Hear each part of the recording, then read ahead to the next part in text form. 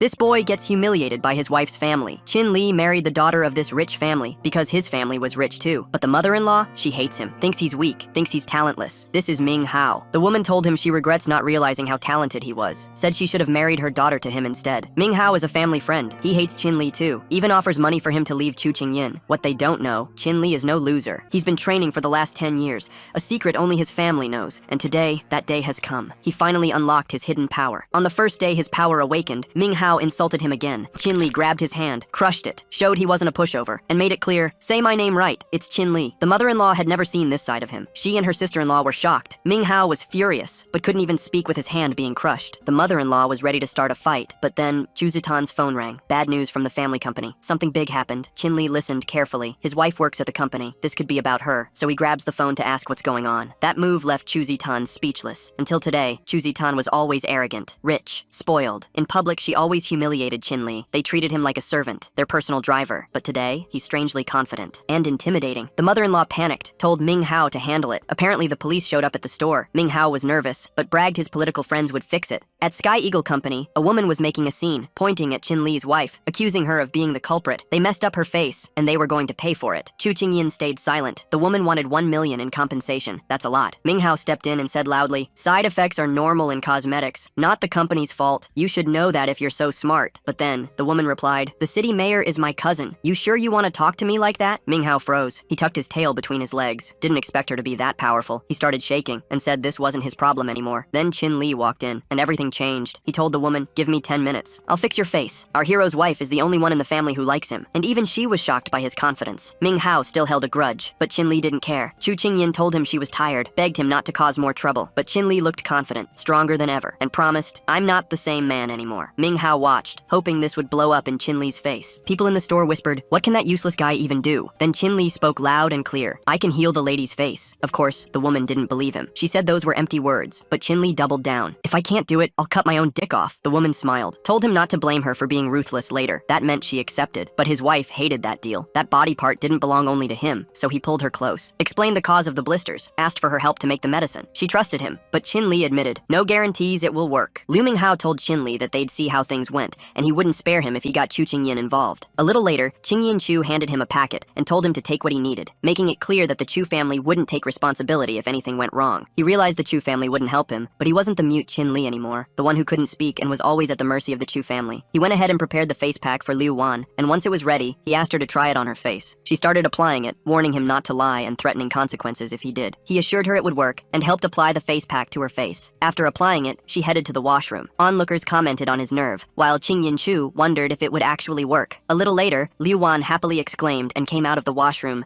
asking how he'd pulled off such a miracle. Everyone was totally blown away by the change, and Liu Ming-hao just couldn't wrap his head around how it happened. A bystander gasped, amazed he'd actually cured her, while some guy in a white shirt mumbled, wondering if this apparent loser could really fix illnesses. Qingyin Chu stepped in, asking what exactly went down and how he pulled off such a fix. He simply explained that he'd studied medicine back in school. Liu Wan then came up to him, asking if he could treat other kinds of sicknesses too. He told her he couldn't give a straight answer just yet. He'd need to examine the patient first. She explained that her uncle's condition was super complicated and offered him 500,000 yuan if he could treat him. He agreed to the deal. Qingyin Chu, however, thought he was crazy. She stood right in front of him, practically begging him not to go through with it. She reminded him he wasn't a real doctor, and a serious illness was way different from just a pimple. He just brushed her off, saying he was confident in what he could do. She pushed further, asking who he thought he was, warning him about the potential fallout, and making it clear the Chu family wouldn't lift a finger to help if things went south. He left, insisting he'd handle everything himself, and wouldn't bother the Chu family if any problems popped up. A little later, at Yongcheng Hospital, Mayor Liu Zheng was talking to the doctor, asking about any possible treatments. The doctor told him the condition had gotten much worse than they expected, and an operation now would be super risky. Just then, Liu Wan showed up asking Liu Zheng how her uncle was doing. He explained that his father's condition had taken a turn for the worse that morning, and Dr. Mike was with him. She then pointed to Chin Li, introducing him as the Chinese doctor she'd met, saying he was super skilled and could totally cure her uncle. Liu Zheng immediately questioned Chin Li's qualifications, pointing out he looked like he was barely in his early 20s, and demanded to see his medical license. Chin Li apologized, admitting he didn't actually have a license. Liu Zheng quickly told Liu Wan there was no way he'd let someone like Chin Li treat his father. Liu Wan then apologized to Chin Li and gently suggested he should probably leave. Right at that moment, a nurse burst out of the room, urgently telling them the patient's condition had gotten way worse and they needed to get him to the emergency room ASAP. Both Liu Zheng and Liu Wan were totally shocked by the news. A bit later, Liu Zheng was standing by his father, who was in critical condition. He asked Dr. Mike about his father's status. Dr. Mike looked regretful, saying they had truly done everything they possibly could. Liu Wan went up to Liu Zheng again, suggesting they let Qin Li take a look at her uncle, just in case he really could cure him. Liu Zheng immediately shot down the idea, stating he wouldn't trust his father's life to someone without a medical license, even if Dr. Mike, the city's best doctor, said it was almost hopeless. Qin Li, however, insisted there was still time to save the older man. Otherwise, it would be too late. Liu Zheng sternly told him to get out. Qin Li then challenged him, asking if he dared to make a bet. Liu Zheng shot back, asking if he could even afford the stakes. Qin Li said that if he saved the older man's life, she would have to apologize, but if he couldn't save him, she could have him thrown in jail for fraud. Liu Zheng yelled at him, demanding to know who he was, and ordered him to leave. Liu Wan apologized to Qin Li again and asked him to go. He replied that he would leave, but he promised her she'd regret it. Qing Yinchu was standing outside the room, listening to the whole conversation. She told Qin Li he just had to make a fool of himself, asking if he was happy now. He agreed to leave, and they both walked out of the hospital. Inside the room, the condition of Liu Zheng's father worsens rapidly. Liu Zheng yells at the doctor, demanding to know why his father is twitching like that. The doctor orders the nurse to bring a defibrillator immediately, but it is too late, and the older man passes away. The doctor offers his condolences, admitting there is nothing more they can do. Devastated, Liu Zheng breaks down in tears, overwhelmed by guilt for not having enough time to repay his father. Suddenly, Qin Li rushes into the room and orders everyone to step aside, declaring that he can save him. He uses his abilities to start the treatment immediately. Liu Zheng recalls some medical knowledge he learned from an immortal years ago, and begins to wonder if he misjudged this young man, who seems to radiate a powerful energy. Qin Li performs an acupuncture technique, and moments later the father coughs up blood but regains consciousness. The old man takes a deep breath, exclaiming that he made it in time. The doctor is completely astonished by this development. Liu Zheng rushes to his father, overjoyed that he is finally awake, while Liu Wan also expresses her immense relief. The father touches Liu Wan's face and apologizes for making her worry. Qin Li tries to slip out of the room, but Liu Zheng stays on his knees and calls out to him. He deeply regrets doubting the man who just saved his father's life. Qin Li returns and tells him not to worry about it, mentioning he only did it because of their bet. He assures them the older man is stable now and will recover soon. Liu Wan apologizes for the earlier conflict and asks for Qin Li's account details to transfer the promised $500,000. Qin Li accepts the apology and says he will send the details later. He leaves the room amidst everyone's praise. However, Qing Yinshu warns him not to take such reckless risks again, dismissing the miracle as mere coincidence. Qin Li realizes he might have left a bad impression on her. Meanwhile, Liu Minghao watches the whole scene, seething with anger. Later, when they arrive home, Han Yingqiu asks her daughter if she was scared by what happened today, but the girl reassures her that it is all over now. Qin Li heads toward his room, but Han Yingqiu stops him and orders him to clean up the house instead of just standing there. He agrees to the request. Qing Yinshu says she is tired and goes to bed. Qin Li proceeds to handle all the household chores. When he finally finishes and enters his room, he is surprised to find her sitting on the bed in her sleepwear. At first, he assumes she is practicing yoga. She suddenly brings up the fact that she heard Chuzitan calling him a weirdo. Qin Li takes a deep breath and explains that he was simply changing clothes in his room that morning and forgot to lock the door, so the girl accidentally walked in on him. She sighs and asks if that was really all it was. He nods. She advises him to be careful since she knows Chuzitan has a temper, but tells him there is a family dinner tomorrow that he should attend. He was surprised to hear about a family dinner but quickly agreed to go. As she wrapped up her yoga, she mentioned feeling tired and thanked him for everything that day. Later at the family dinner, everyone was busy greeting each other. Qing Yanqiu's father announced that it was the Chu family's first party of the year, and everyone settled into their seats. Qin Li, meanwhile, kept an eye on Chu Guiqin, privately wondering if she was up to her usual tricks again. Soon enough, Chu Guiqin asked Qing Yanqiu about her plans for having a baby. Qing Yanqiu replied that they weren't ready for kids yet, and weren't in any rush to start a family. Chu Guiqin, however, advised her to think about having a child while she was still young. Qing Yanqiu simply acknowledged the suggestion. Then, Chu Guiqin pointed to her son-in-law Cheng Wen, saying how relieved she was that he brought her such peace. She made a point of contrasting him with men who just relied on their wives for everything. Cheng Wen, looking modest, accepted her praise. Han Yingqiu chimed in, praising her son-in-law even more, pointing out that he had a proper official job, unlike some others. Cheng Wen then stood up, holding a red box, and presented a gift to Qing Yanqiu's father, marking their first party together. The father accepted it, telling him there was no need to be so overly polite. Qing Yanqiu's father opened the box and was pleasantly surprised to see some beautiful blue and white porcelain. Cheng Wen explained that he knew his uncle loved porcelain, so he'd spent $30,000 on this gift, hoping he'd like it. The sheer extravagance of the present really took Qing Yanqiu's father by surprise. Qin Li, however, examined the bowl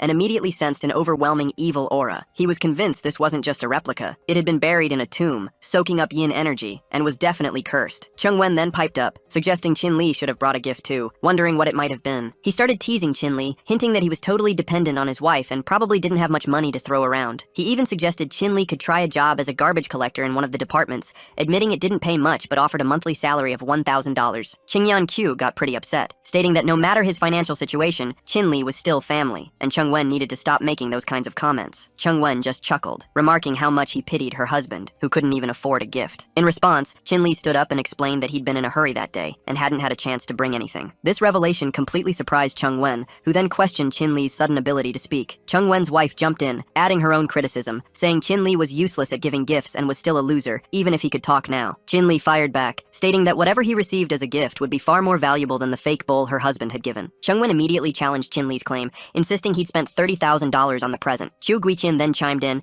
mentioning that Chin Li couldn't even afford a present, but she wouldn't falsely accuse her daughter's husband. Chin Li stuck to his guns, saying it was still a fake no matter the cost. Chung Wen, feeling pretty offended, called Chin Li a liar and mocked him for daring to doubt the gift's authenticity. Convinced that no one else would be able to tell, Chung Wen decided to prove the gift was real. Qin Yanqiu's father stepped in, telling Chin Li to keep quiet. Xiu Guiqin then criticized Chin Li for his bad manners, suggesting he was just jealous of Chung Wen and making baseless accusations. Qin Yanqiu intervened again, telling Chin Li not to be rude since Chung Wen was their brother-in-law. Chin Li, however, insisted that the bowl his brother-in-law gave was genuinely a fake. But Qin Yanqiu argued that even if it was fake, it still showed their brother-in-law's appreciation, reminding everyone that it was the Chiu family's banquet today. Right at that moment, Mayor Liu Jing showed up with Hao Feng Mao. He immediately asked about the possibly fake item, saying he was really keen to see it. Chung Wen was thrilled to see the mayor, greeting him warmly and expressing his surprise at the visit. Chung Wen went to shake the mayor's hand, mentioning he didn't expect the mayor to know who he was. He then started to introduce everyone else to Mayor Liu. But Mayor Liu Jung completely ignored Chung Wen's outstretched hand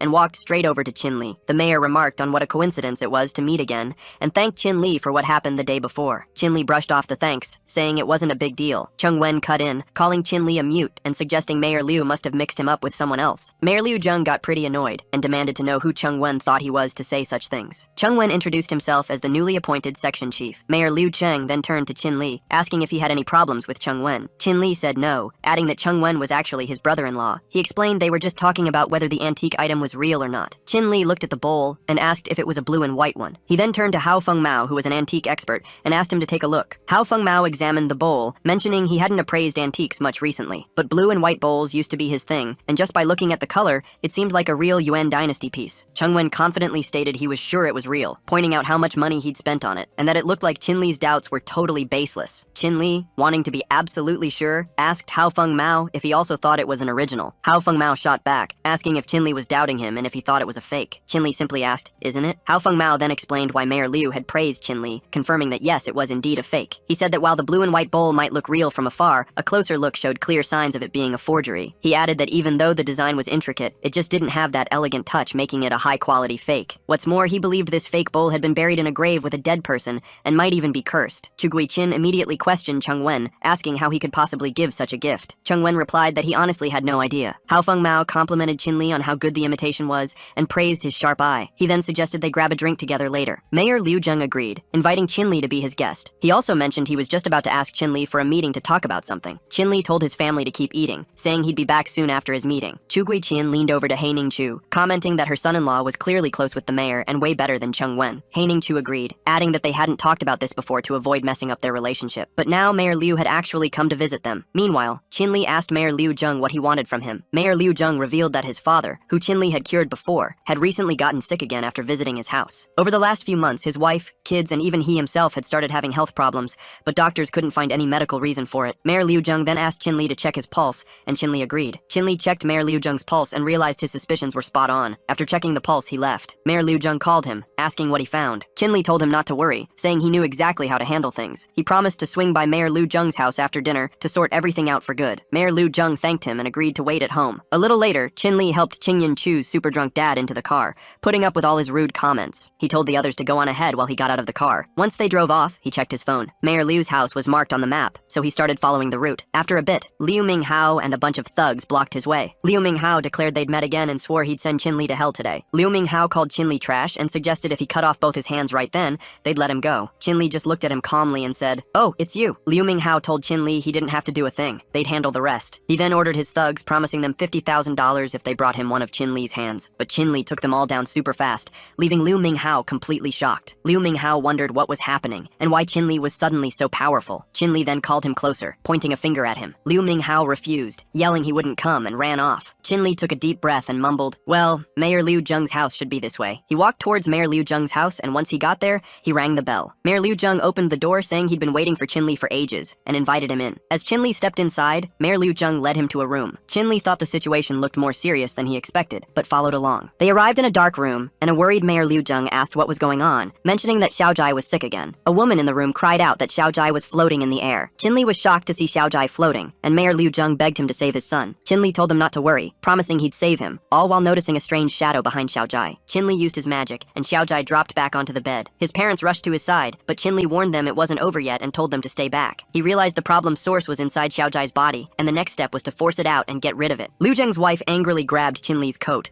calling him trash and threatening to kill him if anything happened to Xiaojai. Qin Li told her to be quiet. Qin Li was worried they might have been affected too, so he needed to act fast. He used his needle magic again, and Xiaojai regained consciousness, calling out for his mother. His mother rushed to him. Qin Li reassured them that Xiaojai was fine now, but they still needed to find the source of this evil. Liu Zheng asked about the source of the evil, and Qin Li sat down to check under the bed. He asked if anything weird had happened to their family lately, or if they'd gotten any unusual gifts. Liu Zheng answered that nothing unpleasant had happened recently, but he did receive a pair of stone lions, one of which was placed near the entrance. He quickly runs to the entrance, with Liu Zheng calling out from behind. Reaching the stone lion, Qin Li realizes he has found the source of their problems. He reaches into the lion's mouth and pulls out a small stone. Liu Zheng asks if that little rock is really the issue. Qin Li explains that this specific stone holds a powerful evil attachment. Since it is at the entrance, people come into contact with its energy every day, making them feel weak and irritable over time. Qin Li expresses his concern about how dangerous the situation was. Liu Zheng's wife steps out and thanks him for saving her son, apologizing for her earlier rude behavior. He tells her it is fine as long as the kid is safe. Liu Zheng also expresses his deep gratitude and offers to have a driver take Qin Li back home. Before he leaves, however, Liu Zheng has an idea and asks if Qin Li would be interested in opening a medical clinic. Qin Li is surprised by the offer. Liu Zheng explains that setting up a clinic would be a token of his gratitude for saving his family. Qin Li accepts, thinking that helping more people would not be a waste of time and that his parents would be proud of him. On the way home, Qin Li suddenly tells the driver to pull over. The driver stops, confused,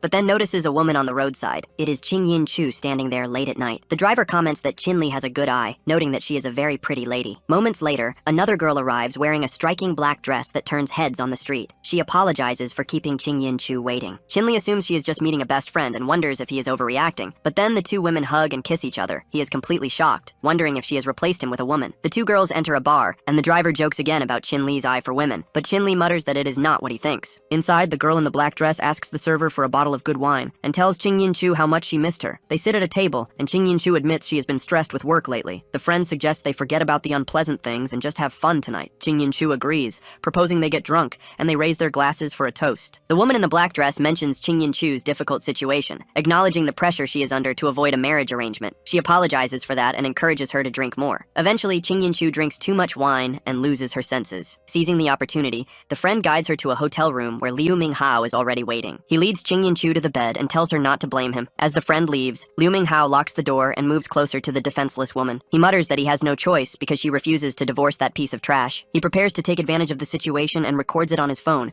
but suddenly, there is a knock on the door. Liu Minghao asks who it is, and Qin Li's voice responds from the hallway, claiming to be security. Annoyed by the interruption, Liu Minghao rushes to open the door. He's shocked to see Qin Li and the girl in the black dress both unconscious. He immediately asks Qin Li how he got there, quickly adding that he shouldn't misunderstand. He claims Qing Yin Chu was just drunk, and he was only looking after her. Qin Li doesn't waste time, punching him and sending him flying. As the man lies there bleeding, Qin Li walks up to him and menacingly asks how he'd like to die. The man quickly bows, practically groveling, begging for forgiveness and swearing he'll never show his face to either of them again. He insists he won't do it again, pointing out that Qin Li has already made him throw up blood. Qin Li simply tells him, "All right then, get out and don't show up again." The man quickly thanks him, but as he tries to run out, the man suddenly attempts to attack Qin Li from behind, yelling, "Go to hell!" Qin Li easily grabs his hand, telling him he'd let him off twice already, but he clearly never learned his lesson, so he has no one to blame but himself. Using his needle power, Qin Li knocks him out cold and then kicks him right out of the room. He closes the door, then looks at Qing Yin Chu, saying he's glad he happened to run into her today. He uses his special needle treatment on her hand, and she slowly opens her eyes, waking up. He tells her she's awake and asks how she's feeling. She replies, "Like what?" and then quickly gets up and slaps him across the face. He protests, saying he just saved her life, and asks why she hit him. She accuses him of trying to do something shameful to her, scoffing at his talk of saving her after the fact. Glancing down at her torn dress, she declares she won't believe any of his nonsense. He gets up and leaves, saying he didn't do anything to her, whether she believes it or not,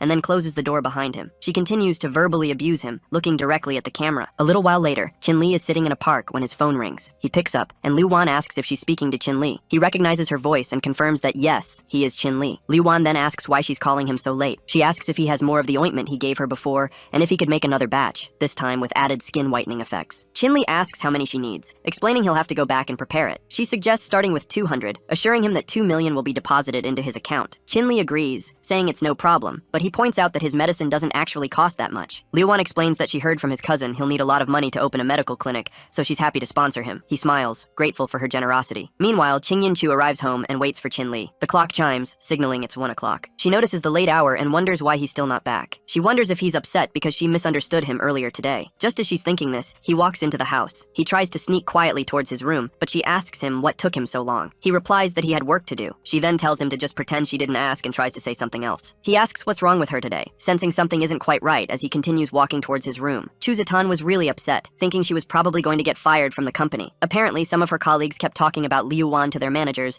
and management had already spoken to her a few times, basically wanting her to resign. Chin-Li tried to calm her down, telling her it would be fine if she left, she'd manage. But she was still worried, asking who would take care of the family if she lost her job, especially since finding a new one wasn't easy these days. Chin-Li walked over, sat on the couch, and took a sip of tea. He asked her if she remembered when he was in the hospital treating Mayor Lu's father. She said she did. He then explained that he'd helped Mayor Lu's family again, and they'd offered him a clinic. He mentioned he'd also made some money healing people, so if she was up for it, she could help him run the place. He told her not to stress too much. She thought about the clinic idea and appreciated his comforting words as he headed upstairs. He told her the clinic wouldn't open for a while and that he was going to sleep. He suggested she think it over and let him know when she was ready. She realized she should thank him for making her feel better and admitted to herself that she had really misunderstood him. She even wanted to apologize. The next morning, a knock on the Chu family's door woke Chin-Li up. He went downstairs, figuring if someone was making Qin Yanchu feel bad, it had to be her. He opened the door to find Tan Zijian, a college friend of both his and Qin Yanchu's, standing there. She asked what he was waiting for and just walked right in. Tan Zijian immediately started complaining about Qin Yanchu marrying him, calling her a flower in the dirt, and saying it was like toads wanting to eat swan meat. Chin-Li thought to himself that Tan Zijian being here couldn't be good, remembering what a pain she was back in school. Then she called out to Qin Yanchu, telling her to hurry up because they were going out. They all left, with Chin-Li driving and Tan Zijian and Qin Yanchu in the back. Qin Yanchu asked where they were going, and Tan Zijian just said she'd see when they arrived. She then pointed out a spot, and Chin-Li pulled the car up in front of a huge building. Tan Zijian explained it was a high-class auction, only for the rich and famous, and the building was the tallest in the city. She handed the entry pass to the security guard, mentioned that the driver in the back was with them, and then headed inside. She went on to explain that the most exciting part was the stone auction, where you either doubled your money or lost everything. As she pointed towards the stones, Tan Zijian leaned in and whispered to Chin-Li to buy a stone for Qin Yanchu too. He replied that if Qin Yanchu liked it, he'd buy it for her. Just then, the auctioneer announced the next item was a lapis lazuli stone, and the bidding started. Tan Zijian told Qin Yanchu to check out the stone, but Chin-Li was drawn to a different one that seemed to react to his aura. He moved closer to touch it. Meanwhile, Tan Zijian told Qin Yanchu that Chin-Li had promised to buy her a stone, and they should see if he was lying. She added that if he lied again, she'd kill him. Qin Yanchu tried to calm her down and asked where Chin-Li was. He was holding the stones in his hands, asking the salesgirl about the price of that specific one. She just said these were tiny bits of old stuff, and the price was only 100 yuan just for him. Chin-Li pulled some coins and cash from his pocket, handing them over to her. He told her to use it to help cut the stone. Tan Zijian couldn't believe he actually went to the scrapyard. She thought he was just being his usual self, and his actions were totally humiliating. She wondered why he even brought up opening a medical clinic. Then she raised her voice at Chin-Li, asking how he could trick her with just a few hundred yuan. As the salesgirl cut the stone, she was totally shocked by what she saw. She exclaimed that it was done and it was completely green. Everyone gathered around to see it, commenting on its amazing green color. They all agreed it was the best find from the scrapyard and a total stroke of luck. People immediately tried to buy it, but Chin-Li insisted he paid for it first, so they shouldn't take his stone. One person suggested he sell it for 300,000 yuan, plus a special gift, while another offered 500,000 yuan and something extra in return. Tan Lao, who was Tan Zijian's father and the president of Tanqi Jewelry in Yongcheng, stated that this stone was worth at least 500,000 yuan. He asked Chin-Li who he was, then introduced himself as the king of jade in the city, known as Tan Lao. He then offered a whopping 5 million yuan for the stone. Chin-Li replied that he bought the stone for his wife, so Tan Lao should ask her instead. Tan Zijian was totally taken aback, exclaiming to her dad that it was the first time she'd ever seen anything like that. She wondered if he was really spending so much money. Qin Yanchu looked at the stone and remarked that good jade should go to people who truly knew its value. She added that Uncle Tan Lao was the king of jade in Yongcheng, and it was an honor for her to meet him. Uncle Tan Lao chuckled, saying Qin Yanchu was quite eloquent. He mentioned his assistant would send her a check later and asked if he could take a look at the stone Chin-Li had just bought. Chin-Li handed the stone to him, casually saying, "Well, it's just an ordinary stone, nothing special." Qin Yanchu quickly cut in, insisting that the item was chosen by experts, and since it was Mr. Tan Lao, there was no way that stone could be ordinary. Tan Lao laughed, remarking that jade was just a stone, genuine or not, and you had to examine it from the inside to be sure. His daughter, Tan Zijian, told Chin-Li that it was his first time there, and he was just gambling, totally relying on luck. She added that the stone was her father's favorite, and he wouldn't dare to lie. She threatened to see what Chin-Li would say later. Someone from inside came out and announced that it had been checked, and it was just a worthless stone. Tan Zijian questioned how that was even possible, insisting her father father had never been wrong about anything. However, Tan Lao admitted that Qin Li was right this time. He told Qin Li that Tanxi Jewelry still needed jade experts and suggested that if he was interested, he could come and give it a try. Qin Li tried to respond, but Tan Lao stopped him, advising him not to answer too quickly and to really think about it. He suggested Qin Li could let him know his decision later as he left. Tan Zijin asked if her father was genuinely sure about this, and he just responded with a question, asking her what she thought. Later, Qin Li was in the car with Qing Yinchu, driving toward their home. She asked when he learned to bet on stones. He replied that it wasn't hard to learn from books, and he offered to teach her later if she wanted. He handed her a check, but she just threw it away, and asked if he had been lying to her this whole time. She questioned why he pretended to be mute, and acted like such a loser. She also asked when he was going to take her out for a ride again. He responded that it would be next Saturday. She thought to herself that he was an idiot who couldn't even understand that she needed attention and love. Qin Li remembered what the old man had told him. He said that if Qin Li practiced with this special book, he'd be famous in just 10 years. The old man had given him the book, explaining it would take a century of blocking his chi to build up an aura inside him. He called it Qin Li's destiny, saying the rest was up to him. The old man also mentioned they'd meet again someday. Snapping back to the present, Qin Li quickly assured her he wasn't lying and wasn't dumb. She told him he didn't need to explain, but then asked why he'd agreed to marry her in the first place. He shot back, asking if she didn't remember what happened before. The scene then flashed back to a time when a punk was bullying Qin Li, pouring soup on his head and making fun of his special dish. Qin Li couldn't even respond. That's when Qin Yanchu stepped in, kicking the punk away and scolding him for picking on someone weak. Back in the present, she remembered the incident and said she recalled it now. Qin Li nodded, revealing that when she asked him to marry her after graduation, he was actually pretty happy, even though he knew he was just a shield for her. She then asked if he'd never resented her. He replied, asking how he could ever resent her. He pointed out that the Chu family had never wronged him, and neither had she. In his heart, he'd always seen her as his wife. She thought to herself, damn, why did he say that? He quickly changed the subject, mentioning he was opening his clinic tomorrow and suggested she come check it out. She asked if he was joking, but he reassured her he was serious, adding that saving lives wasn't as easy as she might think. He told her not to worry, as he was just treating people with normal diseases. She turned her face away, muttering that if something happened, no one would go to jail for him. He wondered why he couldn't understand that she was actually worried about him. The scene then shifted to the opening ceremony of Qin Li's new medical clinic. Chu Guiqin commented that the Chu family had a good son-in-law, admitting she didn't even know when Qin Li became a doctor. Her husband chuckled in agreement, adding that even if Qin Li suddenly opened a clinic, he shouldn't try to cheat people. Qin Yanchu's father stepped in, telling everyone not to worry. He explained that his son-in-law was a man of many secrets. He'd heard Qin Li helped Mayor Liu's family not too long ago, and Mayor Liu had insisted on helping Qin Li open the clinic, so they couldn't really say no. He then suggested they all have some tea and snacks. Cheng Wen, however, challenged Qin Li,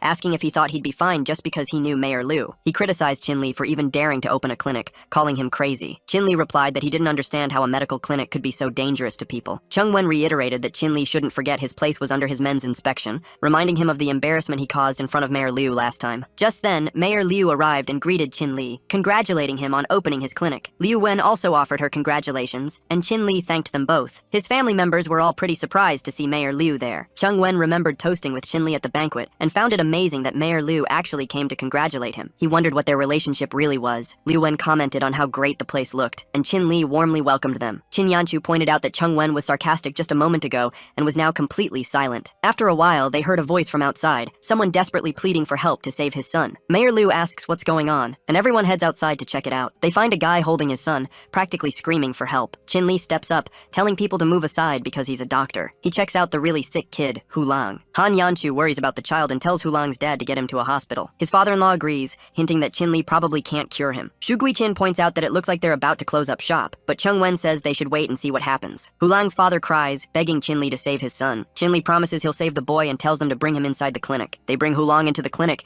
and Qin Li examines him with his special abilities. He sees that the boy's stomach is in really bad shape, and figures out he's been poisoned. Qin Li asks what the kid ate. Hulang's father insists that's impossible, saying their neighbors always look after his kid really well. Han Yanchu, though, rips into him, calling him an irresponsible dad for just leaving his kid with the neighbors. Overcome with sadness, he explains his wife died young, and he had to work to pay for his son's schooling. Qin Li notices the boy's face is turning black and his breathing is shallow, which totally looks like poisoning. Hulang starts coughing. Meanwhile, a crowd gathers outside the clinic, and Dr. Tang Bohui asks if they've heard this doctor just got his license and actually dared to open a clinic to treat people. Someone else wonders if he just got his license and is trying to trick everyone. The crowd demands the clinic be shut down and Hulang be rushed to the hospital right away, while Chu Jingqin and Cheng Wen just laugh. Qin Yanchu thinks about Qin Li, and Hulang's father accuses Qin Li of trying to hurt his son. Qin Li shouts that Hulang is in critical condition and there's no time to lose. He tries to pick up the child, who then starts throwing up blood. He tells the father to step back and assures him not to scare Hulang because his dad is right there. Qin Li uses his needle magic, focusing all his power, and throws a needle at Hulang. He says a spell, and Hulang wakes up, throws up the poisonous food, and comes back to his senses. Hulang's father is overjoyed and hugs his son, apologizing to him. Hulang says he's hungry and wants some roasted pork. His father agrees agrees and suggests they go buy some. Chin Li reassures them that Hulang is totally fine now, but if they're still worried, they can always go to the hospital for a checkup. Hulang's father gets emotional, calls him a real doctor, and thanks him profusely. Someone in the crowd comments that they thought Chin Li was just a newbie, but he's actually super skilled. A woman says he genuinely saved the boy's life. Liu Minghao stands nearby, watching everything unfold. He curses, totally unable to believe Chin Li saved the boy, giving him an undeserved good name. He realizes he'd mixed a ton of pesticide into the drink he gave the boy. Dr. Tang Bahui walks up to him and tells him to chill out and let the boy live a bit longer. Someone joyfully leaves the clinic and calls his wife, telling her he found an amazing doctor and they're going to conceive tonight. Chin Li stands at the backyard gate, mentioning he's totally exhausted. He locks up, ready to head out, but then he spots someone in the backyard. She looks pretty banged up, so he asks if she's there for a doctor. Yang King tries to attack, but Chin Li quickly steps in, telling her he's actually a doctor. She just collapses, out cold. Chin Li sighs, realizing he's in for an all-nighter. He picks her up and carries her inside. Then he calls Chin Yanchu, explaining he's got a patient who's a bit tricky to handle. She asks if he's not coming home tonight. He apologizes, telling her he'll be staying at the clinic. She gets pretty mad, yelling that he might as well just live there forever. He makes a mental note to get her a gift next time. Then he gets to work on the injured girl, pulling bullets out of her body. He even finds one in her necklace. When he sees the necklace, he recognizes it. MI-19, the 19th Division. He starts wondering what that means. Yang Qing thinks about all the different units in MI-16, the ones for stealing info, the weapons guys, the tech security breakers, and the public opinion shapers. But MI-19? That's the most unique division. She gives her team orders to move, then jumps right out of the building. As she falls, someone warns her that the 19th Division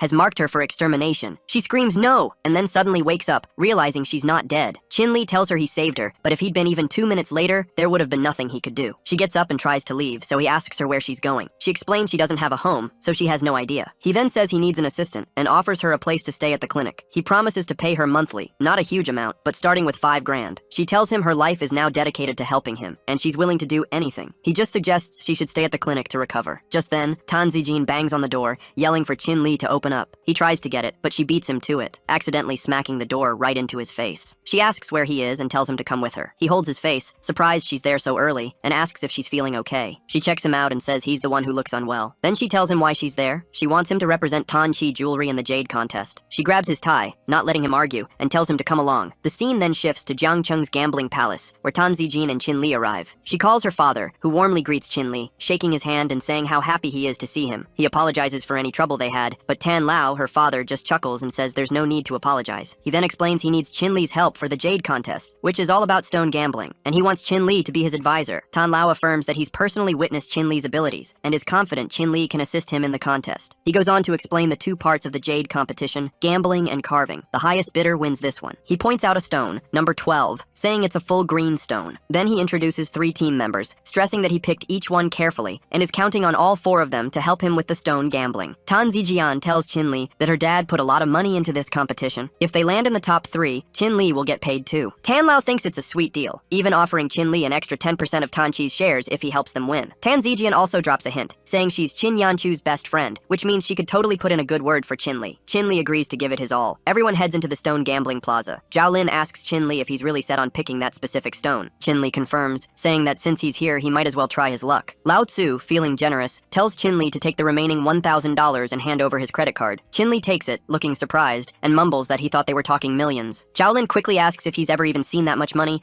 reminding him they already gave him $1,000, so there's no need to push for more. As they walk away, Chin Li says he's not really qualified to pick a stone. He glances around at all the stones, realizing they're all super expensive, and thinks the one he's looking at is just too precious. The whole situation leaves Chin Li pretty stunned. The lady at the counter asks if he wants to buy the stone. Just then, Lao Tzu walks by with his friend and confirms that, yeah, that stone is worth almost $5 million.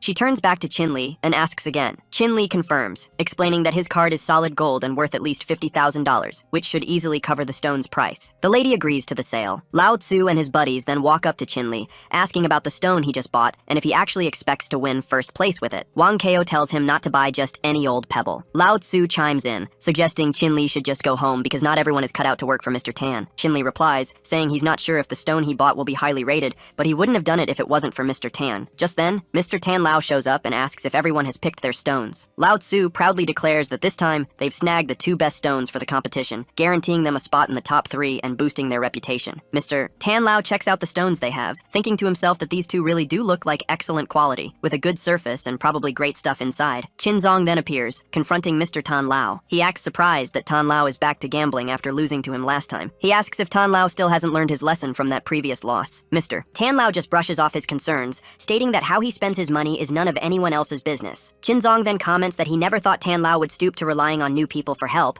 implying there's no one left at Tanqi Jewelry. He tells Tao Lao to pack up and leave to avoid further embarrassment, suggesting there's no place for him in Jiangcheng's capital, and he should just go back to Jiangcheng. Lao Tzu reassures Tao Lao, telling him not to worry and to leave everything to him. He's confident they'll beat the other guy. After a bit, the stone gambling finally kicks off. Shinran announces, "Ladies and gentlemen, all participants in this jade contest, please pay attention. Let's start the stone gambling part of the competition now." The host then tells all the participants to come up to the stage and get ready. Mr. Tan Lao asks Qin Li where the stones he brought are. Lao Tzu scoffs, calling Qin Li's $20,000 stone a piece of garbage and sounding totally disbelieving. Zhao Lin thinks Qin Li's actions are just plain crazy. Tan Lao muses that what Qin Li has is considered scrap at that price, concluding that Qin Li is still too young and he misjudged him. Shinran kicks things off by announcing that the first contestant has revealed 2 pieces of old glass green, plus an extra piece that's actually a stunning glass royal green. The crowd goes wild with bids flying around. Someone offers $38,000, and another person ups it to $42,000, totally confident they'll snag it. Lao Tzu thinks about how much that first stone went for and realizes the competition is just getting started. Shinran comments on how super intense today's competition is, with the highest bids currently sitting at $63,000,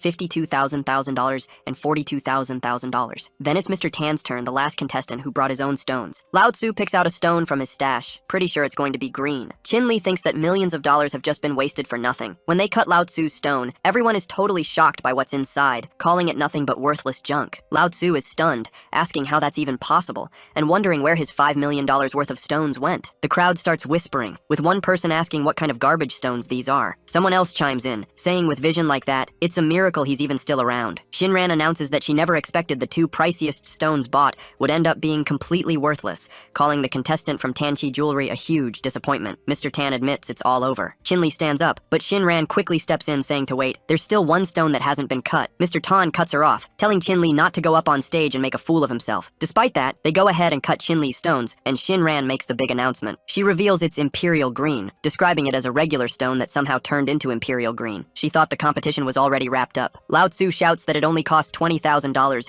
but it's a full green stone, and they're super lucky. Mr. Tan wonders if Qin Li had had that $5 million, he might have actually won for Tanqi Jewelry. She lets out a scream, asking what Qin Li is doing as he starts cutting the jade again. Mr. Tan rushes over to stop him, but he's totally shocked to find another jade inside. Shinran can't believe her eyes, wondering aloud what she's even seeing. It's a jade tucked inside the first one, and get this, there's even a piece of blood jade inside the green jade. The last blood jade like this went for $1 billion. Everyone is absolutely floored by this news. Qin Li carefully takes it out and declares that this is Mr. Tan's final jade. Shinran announces that this is an incredibly rare jade, a natural blood jade that takes thousands of years to form. She says it's worth more than her life just to witness this jade appearing. The bidding frenzy starts, with someone offering $90 million, another jumping to $100 million, and then someone else saying they'll take the jade for $120 million. Zhang Jun comments that this guy has just dug up a super rare blood jade. His grandfather coughs, saying he seems to be getting worse and worse. He says he doesn't know if he'll still be able to. Then, the jade sells for an astonishing $2 billion. Shinran congratulates Tanqi Jewelry for winning the competition with that incredible $2 billion auction price. She remarks that this competition has been truly mind-blowing, and that $2 billion sale price will definitely become a legendary achievement that no one will ever top. Mr. Tan thanks Qin Li, stressing that without him, Tanqi Jewelry's reputation would have been ruined. He apologizes for ever doubting Qin Li. Qin Li humbly replies, assuring Mr. Tan that he didn't take any of it personally. As a gesture of apology, he announces that he'll give all the money from the jade sale to Mr. Tan. Tanzijin steps in, insisting that Qin Li is their honored guest and that they're now making a huge name for themselves in this competition. Qin Li believes they will establish a strong presence in Jiang province. Just then, a bald guy approaches, hands him an invitation and tells him that Jiang Zhen, from the contest organizers, wants him to come to the Jiang family home, and it's a must attend. Qin Li takes a seat in the car and thinks about Jiang Zhen. Soon, the driver tells him they've arrived. At the Jiang family home, a guard lets Jiang Zhen know that Mr. Qin is there. The bald man points the way for Qin Li, saying, "This way, please." Then he knocks on the door and announces, "Mr. Qin is here." Jiang Zhen opens the door, is super happy to see Qin Li, and invites him in. Qin Li apologizes for the late invitation and asks what the occasion is. Jiang Zhen plays down the meeting's importance, saying he's just curious about one thing. Jiang Zhen brings up how Qin Li kept cutting even after the first jade showed up,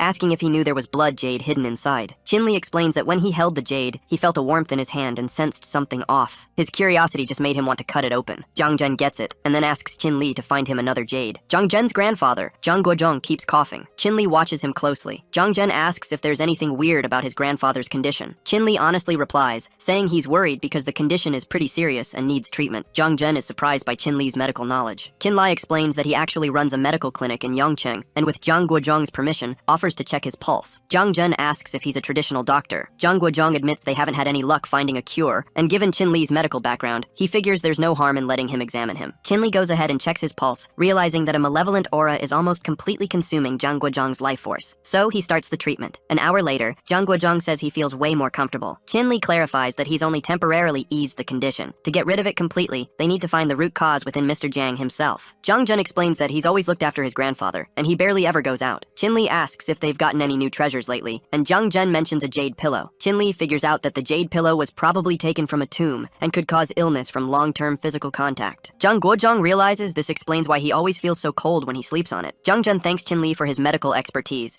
saying that no matter if he can find the blood jade or not, the Zhang family will grant him one request. Chin Li thanks him, saying that saving lives is his duty, and he can also help find the blood jade, but he does have one request of his own. Zhang Zhen assures Chin Li that the Zhang family won't waste any time helping him. Chin Li then shows a picture of his parents, explaining that they've been missing for 10 years, and he hasn't heard anything about them. Zhang Zhen admits it might take a while, but promises he'll do his absolute best to help. Chin Li says he's really counting on his help. Zhang Zhen explains that he's actively looking for the blood jade. Chin Li reassures him, saying he'll send it over as soon as he finds it. Zhang Zhen thanks him and hands over a card with 200 million, calling it an advance payment for the jade, and showing his appreciation if it's found. Chin Li promised to get in touch once he found the blood jade. He thanked the other person, then found himself wondering if the Zhang family could ever get back to its former glory, feeling like it was the only way forward. The next day rolled around. Chin Li woke up, feeling pretty good about being back. It seemed like the doctor's office really needed someone to look after things. Soon after, an older man showed up, telling Chin Li he'd been having headaches lately and asked him to take a look. Chin Li invited him in to start the examination. Just then, someone in green loudly announced the arrival of Mr. Tang himself, hyping it up as an unmissable, guaranteed quality opportunity. The older man immediately asked if this Mr. Tang was the best traditional Chinese doctor in the city. The person in green confirmed it, boasting about their century-old medical school's reputation, which apparently couldn't be compared to some other medical clinics. The older man then went straight to Mr. Tang, saying he wanted to sign up. He also brought up a rumor he'd heard about Dr. Qin selling fake medicines and disappearing for 2 days, only to pop back up today. The older man wanted to know if the rumor was true. Chin Li, clearly annoyed, asked him what he thought would happen if he spread false information about him right to his face. The older man quickly claimed he'd only heard it from others. Just then, Mr. Tang, the owner of Tang's Chinese medicine, arrived. He told them not to bother arguing with an apprentice. He sounded pretty impatient, declaring that he'd been practicing medicine for decades, and now even young kids were calling themselves traditional Chinese medicine practitioners. He asked what was going on and went over to the older man, offering his help. Mr. Tang took off his cap, looking at the older man's condition. He admitted it was a tough one, saying he wasn't familiar with this specific disease. He wondered if he could even cure it. Mr. Tang thought hard, realizing this was the first time in his decades of practice he'd ever seen something like this. He then suggested a simple, straightforward treatment, just clean the pustules and drain them. But Chin Li quickly stepped in, warning that the older man's condition actually needed a hot needle treatment, and messing it up could put his life at risk. Mr. Tang just brushed him off, saying he didn't need someone like Chin Li to teach him how to treat a disease. Chin Li insisted that simply puncturing the pustules wouldn't work, explaining that the condition was actually a variant of viral herpes. He then went ahead and pinched the pustules, making the older man scream in pain. Mr. Tang looked completely bewildered by what was happening. Chin Li told Mr. Tang to step aside, but Mr. Tang shot back, claiming the patient was under his care, and Chin Li had no right to interfere. In response, Chin Li slapped him, scolding him for treating patients like tools, and declaring that people like him didn't deserve to be called doctors. Chin Li then grabbed his needles, thinking that Mr. Tang's earlier actions might have punctured the patient's vital energy, and he wasn't sure if it was already too late. He carefully inserted the needle into the older man's head. He quickly realized the situation was far from ideal. Not only did he have to deal with the poison in the body, but Mr. Tang's botched attempt had also caused the patient's internal cold to affect his heart, draining his vital energy. This specific treatment was the only shot they had at fixing it. Soon after, the older man regained consciousness. Chin Li then scolded Mr. Tang, calling him a disgrace to traditional Chinese medicine. Mr. Tang got furious and challenged him, asking how he dared to question him on something as critical as saving lives. He declared that whoever made the first mistake would have to leave traditional Chinese medicine forever. Chin Li accepted the challenge. After a little while, a crowd started gathering around the clinic. A passerby asked if something was going on, and another person explained that Chin Li's clinic was about to compete with the renowned Dr. Tang Bohui from Yongcheng in a disease-treating showdown. A lady commented that this was going to be fun to watch. Soon, people started gathering, some lining up for Tang Bohui and others for Chin Li, hoping to get treated. One of Chin Li's patients even raved about his skills, saying they felt way better after his treatment. Someone else chimed in, surprised by how good the young Dr. Chin was. Meanwhile, Tang Bohui thought about his own 30-plus years in medicine, confident he'd never messed up once. He called his next patient over, checked them out, and quickly figured out what was wrong. Over at Chin Li's side, a woman with green hair came up, complaining about feeling dizzy and having a swollen chest. She said she couldn't take it anymore and grabbed Chin Li's hand. Chin Li gently moved his hand, telling her not to fret, and said he'd check her pulse first. He checked her pulse, finding it steady and strong, with all her organs seemingly in perfect order, showing no signs of illness. Suddenly, a strange noise caught his ear. Tang Bohui's patient was screaming in intense pain, making everyone nearby worried. A doctor asked about the patient's state, and he was told the patient was critical and needed to be hospitalized right away. A girl quickly called urgent care for help. Tang Bohui's patient then suggested going to Kangun Clinic instead, saying he didn't trust Tang, the Chinese medicine doctor. Another woman agreed, calling Dr. Tang unreliable and saying they should have gone to Kangun Clinic from the start. Just then, Chin Li's patient, the green-haired woman, suddenly complained of dizziness and collapsed, unconscious. A passerby pointed out that someone needed to help her. Tang warned Chin Li not to get too cocky, believing Chin Li wouldn't be able to cure her, which would make it a draw between them. Chin Li looked at the situation and realized there was only one way to treat her, with a big needle. He stressed that he needed to be super careful, as hitting the wrong spot could leave her crippled. As he got ready to start, counting down, the woman suddenly sat up. She admitted she wasn't actually sick and that Dr. Tang had sent her. She asked if she could just leave. Chin Li then asked Tang if he had lost. Tang Bohui told Chin Li not to worry, reminding him that he was a famous doctor in Yongcheng, so much so that even Liu Jing had to give in to him. Chin Li shot back, asking if this famous doctor really stooped to dirty tricks to mess up the competition, adding that he didn't deserve to be called a doctor. He also promised to remember this and get his revenge later. A little later, Chin Li went into his clinic, and his assistant, Liang Qing, offered to handle the whole Tang situation. He asked her if she had fully recovered. She thanked him for his concern, confirming she was doing fine. She told him to just let her know if he needed anything from her. Chin Li told her she could recover from her injuries right there at his clinic, and mentioned he'd need her for something in a few days. Just then, Chin Li's phone rang. He answered, and the person on the other end explained that Mr. Zhang had asked her to give him info about where raw stones came from. She said the goods should arrive in Yongcheng within a week, and that she had something else to talk about with Chin Li that could benefit them both. He agreed to meet and chat, and she confirmed she'd text him the exact time and place before hanging up. Meanwhile, at his house, Tang Bohui was watching the news. The report said that the day before, 2 herbalists in Yongcheng had faced off in a medical challenge, and Tang Bohui, who owned Tang's Chinese medicine, had publicly admitted defeat and announced he was quitting the medical profession. Because of this, the whole Tang family was getting a ton of backlash like never before. Tang Bohui was furious, smashing a cup and telling someone to turn off the TV. Just then, Liu Minghao knocked on the door, asking if Dr. Tang was home. Tang Bohui initially claimed he wasn't there and told Liu Minghao to leave. Liu Minghao replied, saying he could offer a way for Tang Bohui to get revenge and take down Chin Li. That got Tang Bohui to open the door. Liu Minghao handed him a piece of paper, explaining it contained something only Tang Bohui could do. Tang Bohui asked what was in it, wondering if it was a prescription. Chin Li suggested they go for a walk, saying it would be good for Liang Qing's recovery. He also hoped she could finish the small task he'd given her. Liang Qing thanked him for his concern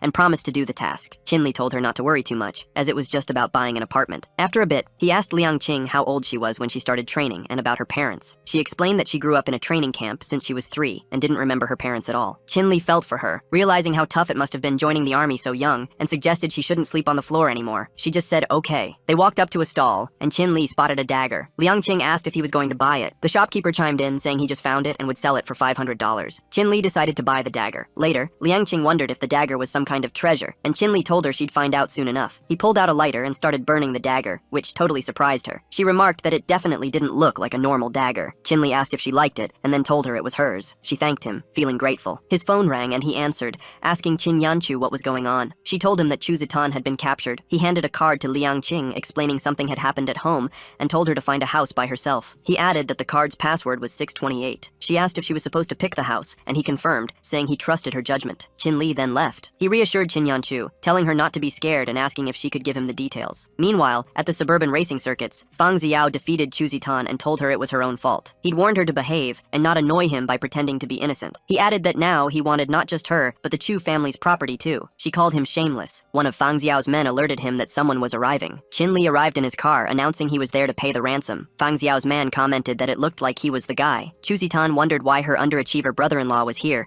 and what he planned to do against all of them by himself. Fang Xiao remarked that Qin Li had come all this way just to put the money on the ground and could leave now. Qin Li drops the bag of money, saying he thought paying the ransom meant Chu Zitan would be released. He asks why they have no honor when it comes to kidnapping people. The group just laughs at him, calling him a joke. Fang Xiao says the Chu family is pretty bold, then makes it clear he's taking both the money and Chu Zitan. He tells his guy to grab the money. Fang Xiao's man picks up the bag, telling Qin Li he came for nothing and can just go home now. The man adds that they'll take care of his sister-in-law and send her back once they're done enjoying her. Qin Li gets furious, kicks the guy, and sends him flying. This makes the whole group mad, and Fang Xiao orders them to get rid of Qin Li. They rush in to attack him, but Qin Li easily takes them all down. Fang Xiao asks if he's some kind of monster. Qin Li grabs him by the neck, slams him to the ground, and gets ready to hit him. Fang Xiao begs him not to hit his face, but Qin Li ignores him and lands a punch anyway. Chu Zitan watches in disbelief, wondering if this is really the same useless brother-in-law she knows. She wonders when he got so strong, easily knocking out all of her ex-boyfriend Fang Xiao's goons. He goes over to her, unties her, and tells her to leave quickly so her family doesn't worry. She thanks him, adding that it hurts a bit when he tries to undo the ropes. After untying her, he gets up and starts to leave, but she calls out to him. He asks what's up. She hesitates for a moment, then says there's a sorority event at her school next month and asks if he'd like to come. She quickly adds that he shouldn't overthink it too much. She's just afraid these guys might try to get revenge, so she wants him to come with her. He's surprised she's inviting him to a sorority event. He tells her he'll be there on time. The next day, Chin Li heads to the clinic. Liang Qing tells Chin Li that the task he asked her to do is done, and he can check it out at Tian Hao's office today. He's surprised, thinking that was fast. He realizes it's time to get Qing Yanqiu home, since living at her family's house all the time isn't really a good idea. He goes out and asks her to come with him right now. She agrees, follows him, and gets in the car. His phone rings, and he picks it up. Mr. Jiangjun tells Chin Li he has good news for him. He's bought 10 stores in Jiangqing to give him as traditional Chinese medicine centers,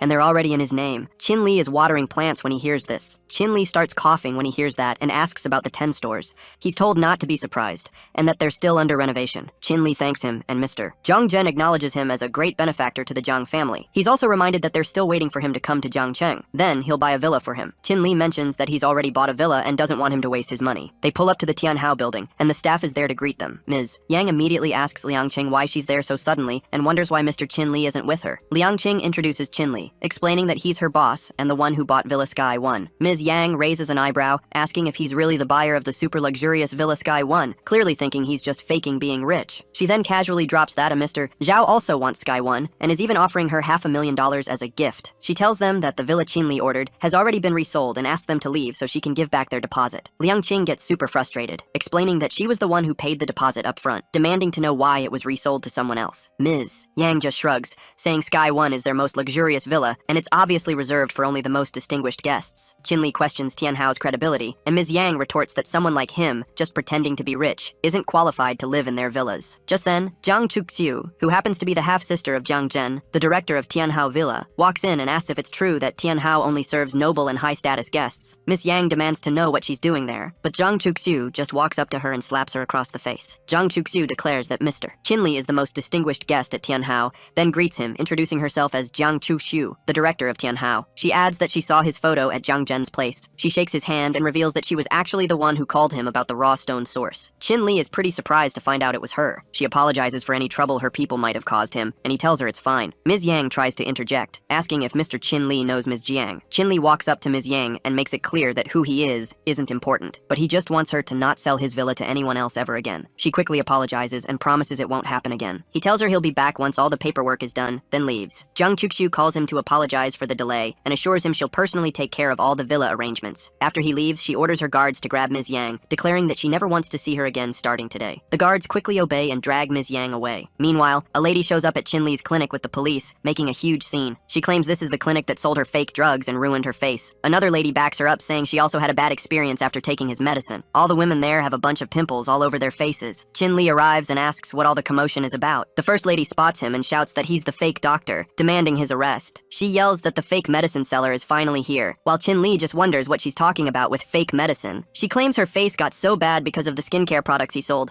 pointing to her now much worse complexion. Chin Li thinks about the skincare products, remembering he gave 200 of them to Liu Wan, and immediately suspects a connection. She tells the police he's a swindler trying to steal their money and insists they arrest him. The police tell him he needs to come with them. Liang Qing steps in front of Chin Li, asking the police what they intend to do. They explain that they need to bring this kind of swindler in for questioning. Another cop orders him not to move and to put his hands up. Chin Li reassures them, saying he's just trying to find a witness about the skincare products. He hands his phone to the police, who then ask for the witness's identity and start talking to the person on the other end. The officer introduces himself as being from the Yangcheng Police Department and clarifies that Chin Li doesn't sell fake skincare products. Liu Wan is shocked and asks about these fake skincare products. She rushes to the clinic and asks Chin Li about the new skincare product. He's confused because he'd already given her all the ointments. She laughs, explaining she'd used up all the previous ointments and was admiring her skin, thinking Chin Li might have made a new one. She then asks the ladies who used Chin Li's medicine if they thought they could afford the price. A police officer approaches Liu Wan and asks if what she said on the phone was true. As a lawyer, she solemnly swears everything she's saying is accurate and hands over her business card. They take her card and assure her they'll thoroughly investigate. They make it clear that if anyone's found lying, whether it's her or someone else, they'll face legal consequences. The ladies get scared, and the officers demand an explanation for what's going on. The lady agrees to explain and shows them a prescription. She reveals a man named Tang gave them this prescription and promised them $100,000 if they accused Chin Li's clinic. Chin Li realizes it's him. The scene shifts to Dr. Tang Balui and Liu Minghao's place, where they're playing chess. Liu Minghao moves his piece and declares checkmate. Dr. Tang Balui compliments his move, remarking that he's quite a skilled chess player. He adds that he's planning to deal with that kid, Chin Li, right away. Liu Minghao responds that he's even better, mentioning how he created those ointments that caused people to develop pimples all over their faces in just half an hour, which was pretty impressive. They both share a laugh. Suddenly, there's a knock on the door. Dr. Tang Balui goes to check,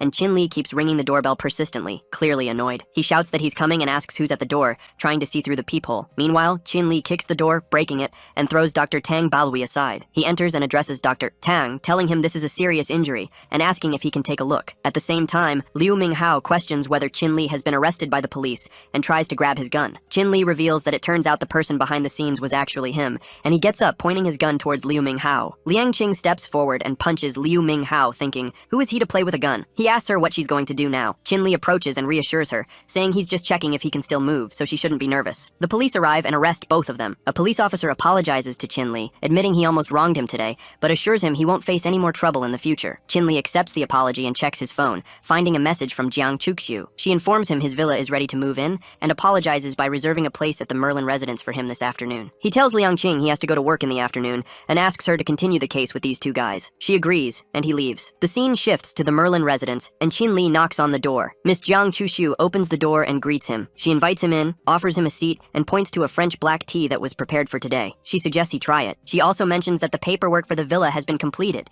and hands him a file of documents. She explained that once he signed and made the final payment, the villa would be all his. Chin Li thanked her. Then she introduced Jiang Zi, who was the general manager of the Jiang Group's Yangcheng branch. Jiang Zi stood up, bowed to Chin Li, and greeted him. Chin Li was surprised and asked what this cooperation was all about. Jiang Zi introduced himself, explaining that he was one of Jiang Zhen's subordinates, just like Miss Jiang. He mentioned that he'd recently been transferred to Yangcheng to oversee the Jiang Group's entertainment program. Jiang Zi asked Chin Li to take good care of them going forward. Chin Li thanked him again, but still wanted to know more about the cooperation they'd mentioned earlier. Meanwhile, Miss Jiang poured tea into a cup and handed it to Chin Li. Chin Li took the tea while Jiang Zi explained that he'd heard about Chin Li's ointment, which had successfully treated Liu Zheng's cousin's face. The Jiang Group was really interested in working with him to develop this ointment further. They told Chin Li that by using the Jiang Group's huge resources and top-tier brands across Jiang province, they could make sure the ointment became a super successful product. Chin Li said he wanted to hold the majority of shares if they set up a new company. He then asked how big these major shares would actually be. Jiang Zi clarified that the Jiang Group wanted to acquire the rights to produce and market Chin Li's ointment. In this deal, Chin Li would own 80% of the shares, and the Jiang family would only keep 20%. He asked Chin Li what he thought about that offer. Chin Li thought about how Jiang Zi had referred to Liu Zheng by name, and he knew the Jiang family had a lot of power throughout Jiang province. With their backing, the ointment could potentially make a much bigger splash. He started thinking about his answer. Meanwhile, Jiang Zi noticed Chin Li was still thinking about the offer. He wondered if Chin Li thought his share was too small, so he subtly coughed, signaling Jiang Chuxiu. Jiang Chuxiu took the chance to speak to Chin Li,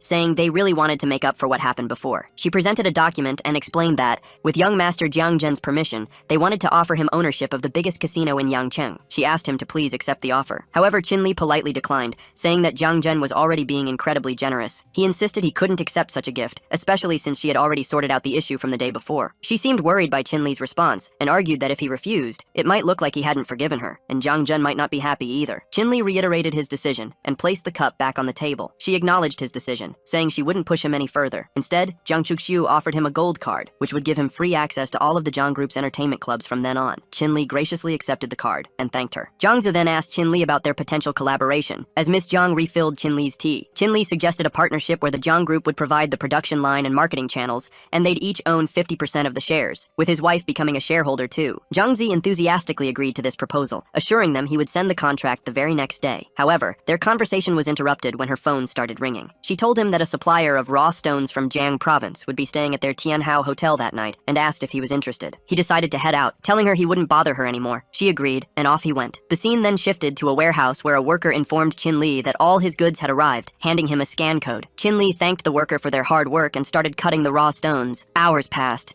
and as he grew tired, he realized how tough the job was. He looked at the raw stones, thinking about how rare blood jade was. He remembered the last time he'd done this, and wondered if he could still sense the jade aura like before. He decided to try using his magic on all the raw stones, and sure enough, he found the jade aura. Holding it in his hand, he felt a real sense of accomplishment. Back home, Qing Yinshu was getting more and more impatient, wondering if he'd even come back that night. Everyone in the house was anxiously waiting for him. When he finally showed up, all eyes were on him. Confused by their faces, he asked why they were still up so late. Qing Yinshu, her voice laced with anger, immediately asked what that woman at the clinic had given him to make him forget his family. He was totally confused by her mentioning a little vixen at a medical clinic. She then pointed to some pictures on a table and told him to take a look. Han Yingchu angrily yelled, accusing him of cheating on their daughter and demanding he leave the Chu family right away to avoid ruining their reputation. He picked up the photos and realized they were pictures of him with Liang King. Chu Zitan then raised her voice, asking him if he had anything else to say. He asked where the photos came from. She insisted he shouldn't question the pictures and just tell her the truth about who the woman was. He explained that the girl had been injured and homeless before, and after he saved her, she volunteered hired to work at his medical clinic. He told her to call the woman, and she'd understand everything. Handing his phone over, he dialed Liang Qing's number. She answered the call and, right in front of everyone, asked what she could do for her boss. After about 10 minutes, Qing Yin-chu explained the situation to him. He replied that the woman in the photos was Liang Qing, who had no parents and had been trained by a special organization since childhood, leaving her with nowhere else to go. Qing Yin-chu then suggested he should have told them about her earlier. Han Ying-chu assured him it wasn't about trust, and that they understood the situation was complicated. He relaxed, saying it wasn't a big deal. Qing Yin-chu took his hand and suggested they head upstairs so they wouldn't disturb her parents' rest. Han Ying-chu whispered to her husband to quickly hide something from Qin Li as he opened a special torture kit. Qin Li then told Qing Yin-chu that the Jiang group had made a business connection with them and would be coming to their home tomorrow to sign the contract. Qing Yin-chu thought about how important the Jiang group was, being the top family business group in the entire Jiang province. The next day, Jiang Zi arrived for Qing Yin-chu to sign the contract. She signed it, and he congratulated her on her new role as CEO of the new company, hoping they'd enjoy working together. She replied that it was tough work and she might need his help if she didn't understand the business later on. He responded that she was very kind, and he'd heard Qin Li talk about her before. She realized he saw her as overly kind, and whispered that Qin Li had gone to Jiang Cheng again today. She then asked if it was because of the company's opening. Jiang Zi explained that wasn't it. Qin Li had previously sold a blood jade for hundreds of millions, and now Jiang Zhen from the Jiang family needed him to find another one. The scene then shifted to Jiang City Airport, where Jiang Zhen was waiting to pick up Qin Li and called out to him. Onlookers started whispering, wondering if the person Jiang Zhen was with was the reason he'd come to the airport himself. Jiang Zhen put a hand on Qin Li's shoulder,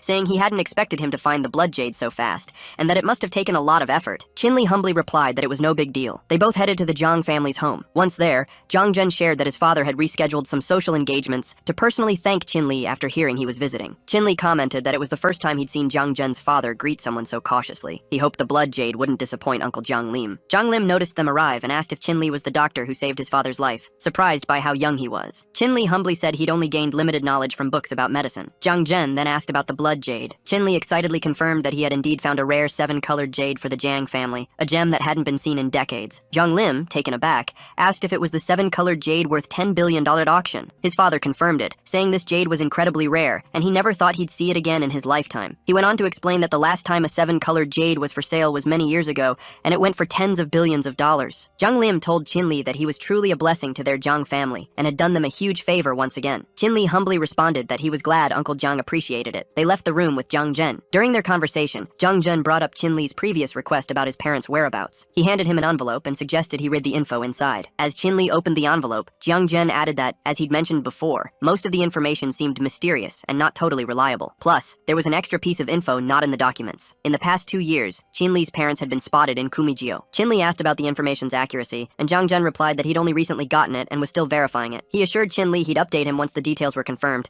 and Qin Li said he understood. The scene then transitioned to Quanji Hotel, where they both arrived. Jiang Zhen introduced the hotel as his sister's place, which was pretty famous in the city. He mentioned he planned to treat Qin Li to some of the hotel's signature dishes. Just then, Jiang Ran, Jiang Zhen's younger sister, walked up and asked her brother about their shopping plans. Jiang Zhen, looking a bit lost, gestured to his head, explaining to Qin Li that he'd been so caught up with the blood jade last night that he'd completely forgotten his promise to go shopping with his sister. He then introduced Jiang Ran to Qin Li. Qin Li recalled he might have read about Jiang Ran in a journal, where she was described as a 20-year-old intelligent woman who'd founded a successful catering company, dominating the catering market in Jiangcheng. Politely, Qin Li greeted her, introducing himself. Annoyed, she turned her face away and sharply told him to go to a private room and order. She conveyed her reluctance to go shopping with him, but now felt forced to accompany him. Jiang Zhen leaned in to whisper in Qin Li's ear, explaining that his sister had an issue and preferred not to be around men. He kindly asked him to be understanding of her situation. Meanwhile, she was left wondering, irritated, about their whispered conversation and if they'd said something bad about her. Manager New Beezy rushes over and tells Jiang Ran about an urgent situation. She asks why he's making a scene with customers around. He leans in to explain that a staff member is about to jump from the building, and security has already gone to the roof. Jiang Ran gasps in shock and insists they have to do something, declaring she's heading to the roof. She rushes to the elevator, calling the police to report an incident at Quanji Hotel. Jiang Zhen apologizes profusely, saying he just wanted to treat Qin Li to some food and had no idea about the emergency. He tells Qin Li not to be so formal if he sees him as a brother and suggests they go help out. The head of security tells Qin Li that if he needs anything, he just has to ask, and Jiang Ran will be there soon to help. Someone else urgently calls for Qin Li to come closer, as the woman is standing right on the edge, ready to jump. Jiang Ran gets to the scene and begs the distraught woman not to do anything rash, promising they'll grant her wishes. The woman stares at Jiang Ran, disbelieving, and asks if she's for real. Meanwhile, Qin Li arrives, immediately noticing the woman's red eyes and a dark aura surrounding her. He gets worried and tells Jiang Ran not to go near her, suspecting something much worse than just a suicide attempt. Just then, the possessed woman grabs Jiang Ran's hand, declares she's got her, and tries to jump off the building, taking Jiang Ran with her. Quick as a flash, Qin Li rushes forward and grabs both their hands, stopping preventing them from falling. As he pulls them back to safety, Jiang Ran tumbles right onto Qin Li, who gets a bit hurt in the process. The possessed woman, still determined, moves menacingly towards them. Jiang Jun warns them to be careful. He quickly uses his needle magic on the possessed woman, leaving Jiang Ran completely stunned by what she just saw. He asks if she's okay, accidentally touching her waist. She quickly stands up and comments on his touch, making him apologize. Jiang Jun goes up to Qin Li, amazed by his skills, and asks how he pulled that off. He modestly replies it was nothing, explaining he sensed something was wrong earlier, which made him act fast. Jiang Ran and Jiang Jun press him for more details, wanting to know what tipped him off. He suggests it's not as simple as it looks, speculating that someone skilled in metaphysics might have put the building under a mystical formation, especially after he saw the red, magical smoke. She brushes off metaphysics as superstition, but he insists it's not and that the building could be cursed. She playfully scolds him for saving her life just to curse her. Jiang Jun notes that the situation might involve something dark or evil, and points out that metaphysics is a pretty new concept. She asks manager Niu Bizi about the woman's condition, and he reports she just seems to have passed out, so Jiang Ran calls for an ambulance. Jiang Jun suggests to Qin Li that they leave things to his sister, admitting that without Qin Li's quick help, she might have died. He downplays the favor, mentioning that Jiang Jun has helped him a lot before too, and tells him not to sweat the small stuff. He then discreetly tucks the jade gourd into a nearby plant. A little later, Zhang Lim shows up at the hotel with Master Chung, explaining that his daughter told him about some recent unsettling events there. He asks Master Chung to look into it. Master Chung checks out the building and assures Zhang Lim that if there's really a problem at Quanji Hotel, he can definitely fix it. He then closely inspects the red magical smoke around the building, concluding that whoever set up this evil formation is no ordinary expert. He notes that only 2 people in Jiangcheng province can dispel a formation like this. Both Master Chung and Zhang Lim head into the hotel. Inside, Jiang Ran makes a call to get some test results quickly, making sure any related costs will be covered as work-related injuries. Her father, Zhang Lim, asks why she's there, and she tells him she came because she heard something was wrong with the hotel. Master Chung spots a jade gourd and wonders why it's there. He then realizes it's the one Qin Li dropped into a plant and asks where it came from. Liu Biji chimes in, suggesting it might belong to the guy who was following Master Jiang. Jiang Ran, a bit annoyed, asks why it's always the same guy. Master Chung explains that without this jade gourd, everyone in the room could have died a pretty nasty death. Jiang Ran secretly thinks he's full of it and would have kicked him out if her dad wasn't there. Jiang Lim asks for more details, and Master Cheng says he's worried because only the person who threw the jade gourd can break this deadly formation. Jiang Lim then asks where Mr. Qin Li is, but Jiang Ran just shrugs, saying she doesn't know and that her big brother took him away. Jiang Lim insists she call him, and Jiang Ran, still confused about everything, dials her brother's number. Soon enough, Jiang Jun shows up, asking why they needed him back so urgently. Jiang Lim explains that Master Chung figured out the hotel's problem, but he still had a question for Mr. Qin Li. Master Chung then explains that he saw the hotel's bad energy spilling out and knew something was off. He holds up the jade gourd, saying he found it. Qin Li then asks if that's not the same jade gourd he put in the hotel's plant pot. Jiang Jun asks what's up with the jade gourd. Master Chung chuckles, saying he never expected a hero to be such a young guy. But hey, new generations are full of surprises. He adds that without this gourd, there could have been another disaster. Jiang Lim suggests that since the jade gourd can keep the formation in check, there shouldn't be any more accidents. But Qin Li explains that the problem isn't totally fixed yet. He remembers how the intense, deadly energy formation had trapped the woman who jumped from the building. He had thrown the jade gourd right into the center of the formation to temporarily hold it back. A little later, they all make their way to the rooftop. Qin Li points out that this is probably the formation's weakest spot. Qin Li asks Master Cheng if he can borrow some coins. Master Chung hands them over, telling him to go ahead. Qin Li thanks him and then performs a spell on a coin, which causes a burst of deadly energy. Evil spirits scatter everywhere. Master Chung comments that he never thought such a fierce formation could be as strong as an actual evil spirit. Qin Li keeps up his spell. Jiang Jun is totally confused by what Qin Li is doing, which looks like a whirlwind of energy. Qin Li assures him that he's done, and the person who tried to jump from the building should be safe now. Master Cheng says that today has been quite an eye-opener for an old guy like him. Jiang Lim acknowledges how important Qin Li's presence was, saying that without him, her daughter's hotel could have been ruined. He then quietly tells Qin Li not to mind if his daughter says anything rude, as she has a bit of a short fuse. Qin Li assures him it's no big deal. Meanwhile, at Ming Palace, Jiang Jun tells Qin Li that he hasn't had a chance to show him around much these past couple of days, but today, he's brought him to a cool spot. As they walk in, he asks Manager Jai to set them up with a private room, but Manager Jai apologizes, letting them know that Ming Palace is completely booked for the day. Jiang Jun wondered if the place was really full or if they were just messing with him. Manager Jai explained that the real problem was they couldn't risk upsetting that customer. Jiang Jun shot back, reminding him that he was the one trying to rent the place for a meal, then sarcastically called him Young Master Ju. Young Master Ju replied, saying he often hung out with regular people, and his only real chance to show off his status was in a smaller city like Jiangcheng. Jiang Jun, getting really mad, asked if he honestly thought his family was that famous in Shangjing to be considered celebrities. Young Master Ju pointed out that while they might not be as big as the Ju family, they still had a good name in Shangjing. He then claimed it was way better than the Zhang family's constant tries to get into the capital, only to be rejected every single time. Jiang Jun immediately warned him not to say that again, bringing up how he'd put him in the hospital a year back. Qin Li noticed that this guy seemed pretty tough, but since Jiang Jun had beaten him and sent him to the hospital before, he wondered how strong he really was. Young Master Ju then hit Jiang Jun and asked, "Do you really think I'm the same person I was a year ago? Jung-jun blocked Ju-sol's attack with his arm, realizing how much stronger Ju-sol had gotten since their last fight. Ju-sol launched another attack, insisting it was too late for Jung-jun to beg for mercy, even if he knelt down and called him grandpa. He went on to express his contempt for the Jiang family being kicked out of Shangjing, saying he wouldn't even want Jung-jun as his grandson. He declared his intention to help the Ju family get rid of one of the Jiang family's trash. He even called Jung-jun big trash. That's when Chin Li stepped in, getting between them and easily tossing Ju-sol aside. Jung-jun was totally shocked, asking Chin Li when he'd gotten such amazing fighting skills, especially since he was a doctor. Ju-sol figured that Jung-jun hanging out with someone so strong meant Chin Li might be as skilled in martial arts as his cousin, who had just come back from the army. Ju-sol admitted Jung-jun was lucky to have outside help today, then left, promising to deal with Chin Li later. Jung-jun thanked Chin Li, knowing that without his help,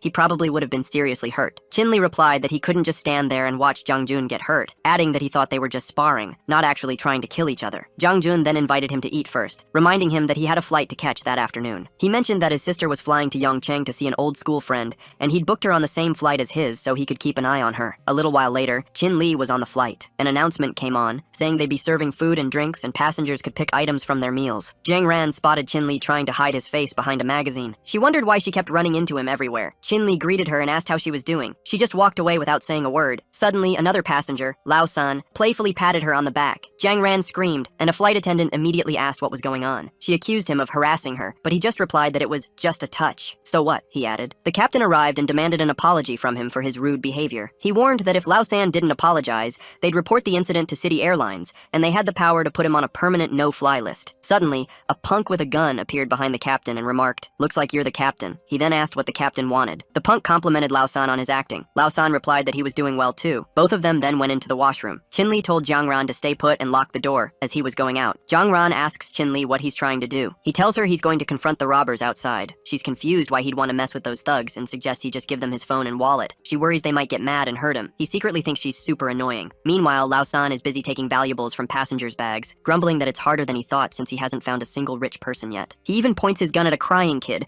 warning him to shut up or he'll shoot. Just then, Chin Li shows up and lands a powerful punch on Lao San. The punk demands to know who he is and tells him not to move. Chin Li ducks behind a seat, realizing it's too risky to save a hostage from this distance with a gun pointed at them. He then moves closer to the punk to strike, and the punk fires a shot. A bit later, Jiang Ran is bandaging Chin Li's shoulder, asking why he didn't just stay in the restroom with her and go along with the robbers. She wonders if he just has a huge hero complex. An air hostess comes over and tells Jiang Ran that if it wasn't for her boyfriend, everyone on the plane could have been in serious trouble. Jiang Ran quickly clarifies that he's not her boyfriend. Soon after, the plane lands, and Chin Li gets off. She asks him where he's going. He replies he's going home. After all, he just got shot, so where else would he go? She mentions she's not familiar with Yangcheng and suggests that since she's his friend's sister, he should totally look after her. She even plans to visit him tomorrow and expects him to handle her meals for the day. He thinks it's unbelievable. No wonder Jiang-jun always looks so miserable. She probably bullies him all the time. A bit later at the clinic, Liang Qing tells him she never expected him to take down the gunman with just his bare hands. He replies that it was an unusual situation, and he didn't have any weapons. She thinks even a special forces team couldn't have done better than him. He changes the subject, asking if she's ever thought her teammates might still be alive and that he could actually find them. She asks what he means by finding them. He says he can help her track them down. She asks if she'll really get to see them again. He asks how she'll know if she doesn't give it a shot. She starts crying and agrees, saying she'll give him all their personal info. He thinks this usually tough girl actually has a soft spot. She hands him a bag, explaining she's been holding onto these documents for ages, never thinking they'd be useful again. He assures her he'll do his absolute best to find them for her. A bit later, he arrives back at his villa. Qingyin Chu is working on her laptop and notices him. She greets him, noting he's back and looks a bit tired. He replies that luckily everything's sorted, but she on the other hand is under a lot of pressure since her company just opened and she's working super hard on everything. She showed him her laptop, saying she was doing great and had some good news about the company. She told him their recently launched trial product was already getting a lot of buzz. He complimented her on her knack for running a cosmetics company. She thanked him, explaining that she could start her own company and build her career all thanks to him. Then, she switched gears, mentioning she had a meeting in Yongcheng tomorrow afternoon. The head of her old company had invited her through the organizer,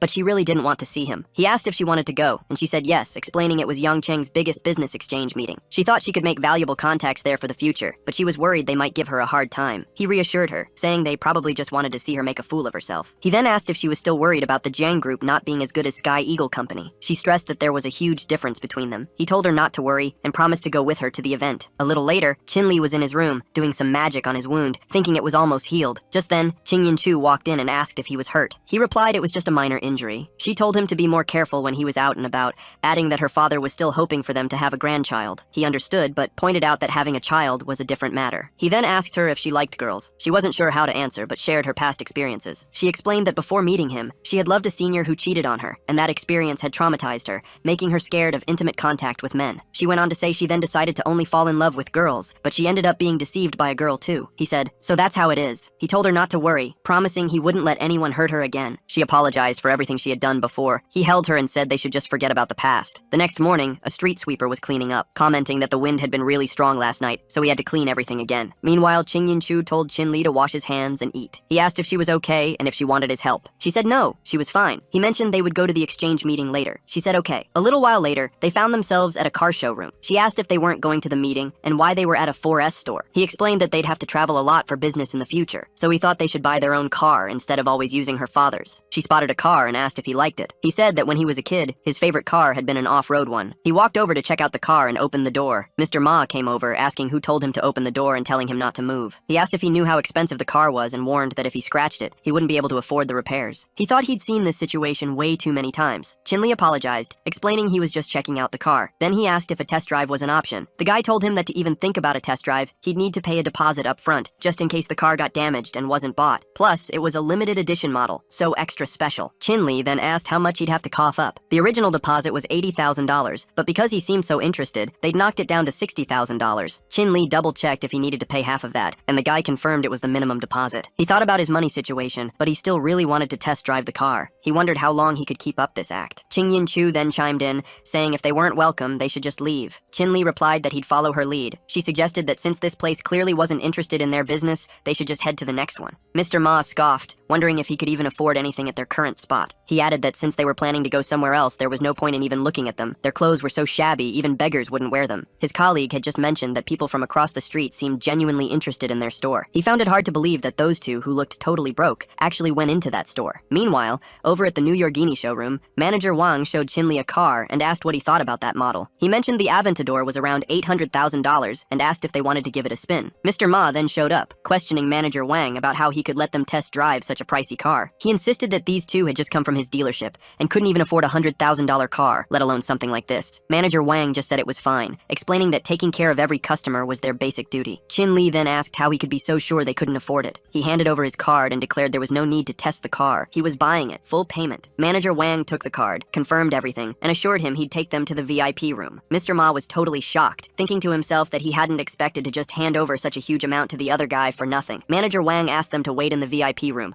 promising to speed up all the paperwork. He then turned to Mr. Qiuyi, Ma thanking him for sending such a valuable customer his way. Later that evening, the scene shifted to the Xiong-tu building. Chin-Li told Ching-Yin-Chu that the clothes she'd just picked out for him were really stylish. She replied that his old clothes were super dated, and he really needed to get some decent outfits. Just then, he got a call from Jiang Ran. He suddenly remembered he'd totally forgotten about her. He told Ching-Yin-Chu he was going to answer the call and asked her to wait for him there. He stepped outside to take the call, answering that he was at the Yongcheng Business Exchange meeting and asking what Jiang Ran needed. Jiang Ran asked why he hadn't come to pick her up at the Yongcheng Business Exchange meeting. He replied that he was on the top floor of the Xiong-tu building. Just then, Jiang Chushu showed up and told him he was there too. He apologized and asked if she could pick someone up for him, explaining he wasn't very familiar with the area. She asks who the person is. He tells her it's Miss Jiang Ran, a member of his Jiang family, who is staying on the second floor of the Xiong-tu building. She agrees to go right away, wondering when Miss Jiang arrived in Yongcheng and if their family even knew she was staying at the Xiong-tu building. Meanwhile, director Liu Zijian walks up to Ching-Yin-Chu, saying she asked her to come, and she actually showed up. Liu Zijian immediately starts making nasty comments about Ching-Yin-Chu's clothes,